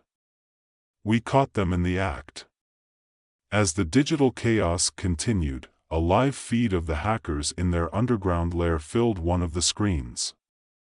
Max couldn't help but laugh. The hackers were scrambling, frantically typing, trying to regain control while clearly panicking. The leader, the architect, glared into the camera, his expression a mix of disbelief and fury. "Who did this?" he shouted, his voice echoing through the stream, a ridiculous juxtaposition to the havoc unfolding around him. Max and her team cheered, caught up in the moment. "We should start a betting pool on how long it takes them to realize they've been outsmarted by a bunch of misfits." Leo joked, high-fiving Sam, but then, a shift occurred. Max's smile faded as she noticed the flicker of fear in the hacker's eyes. "Wait a second," she said, suddenly serious. "They're regrouping. They're not done yet." Sure enough, the chaos on the voting feeds began to stabilize. The digital rebellion had started to counteract their decoy virus, and Max felt a chill creep up her spine. "They're going to launch their malware for real," she said, her voice shaking with urgency. "Can we stop it?" Sam asked, worry etched across his face. "We have to," Max replied, determination flooding her system. "We need to create a firewall, something to stop them before they can do any real damage." They dove into action, fingers flying over keyboards as they raced against time.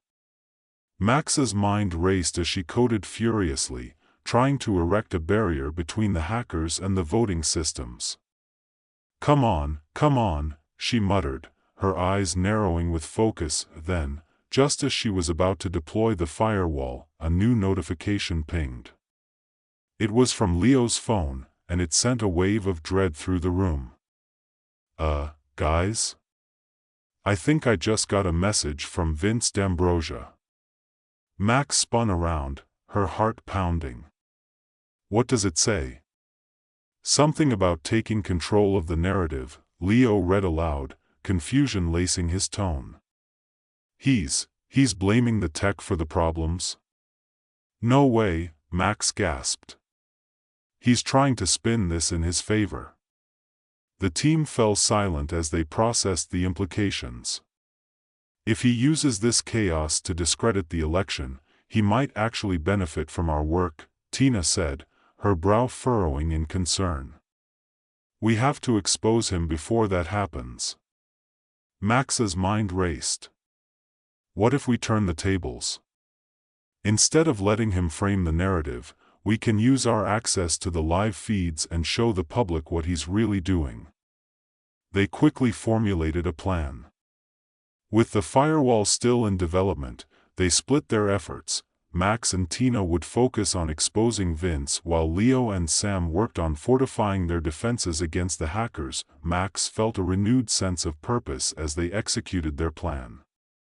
With a few deft keystrokes, she hacked into the election coverage, overlaying the footage with a live stream of Vince's desperate attempts to regain control of the narrative.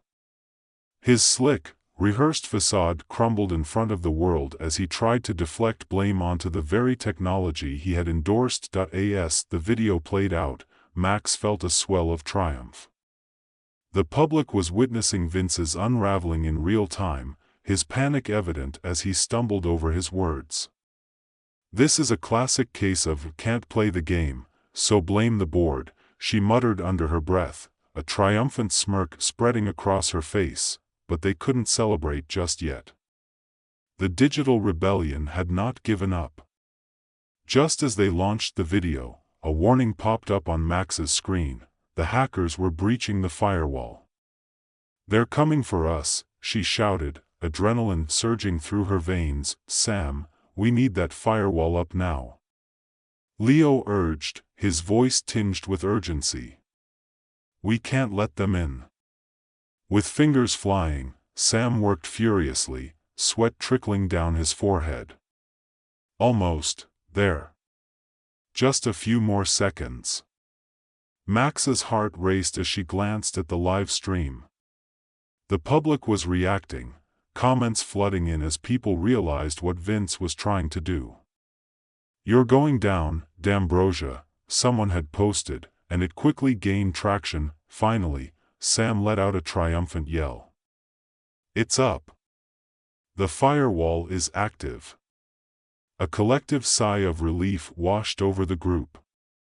They had managed to block the hackers just in time. The Digital Rebellion's attempts fizzled as they tried to breach the walls of Max's code. In the background, Vince continued to flounder on camera, desperately trying to shift blame and maintain his composure. With the public in an uproar, the momentum shifted. Max felt a rush of elation. They had turned the tide. The power of technology, once a tool for deception, was now being wielded for transparency. As the night wore on, the final votes were cast, and the election concluded amidst the turmoil. Max and her team watched the results roll in, feeling the tension lift as the people spoke with their votes. The crowd had rallied against corruption, embracing the truth laid bare by Max's team. Hours later, as dawn broke and the city awoke to the aftermath, Max and her friends gathered in her living room, exhaustion settling in. They were a ragtag team of underdogs who had taken on a formidable enemy and won, their laughter ringing through the space once more. "Can you believe we pulled it off?" Leo asked, grinning from ear to ear.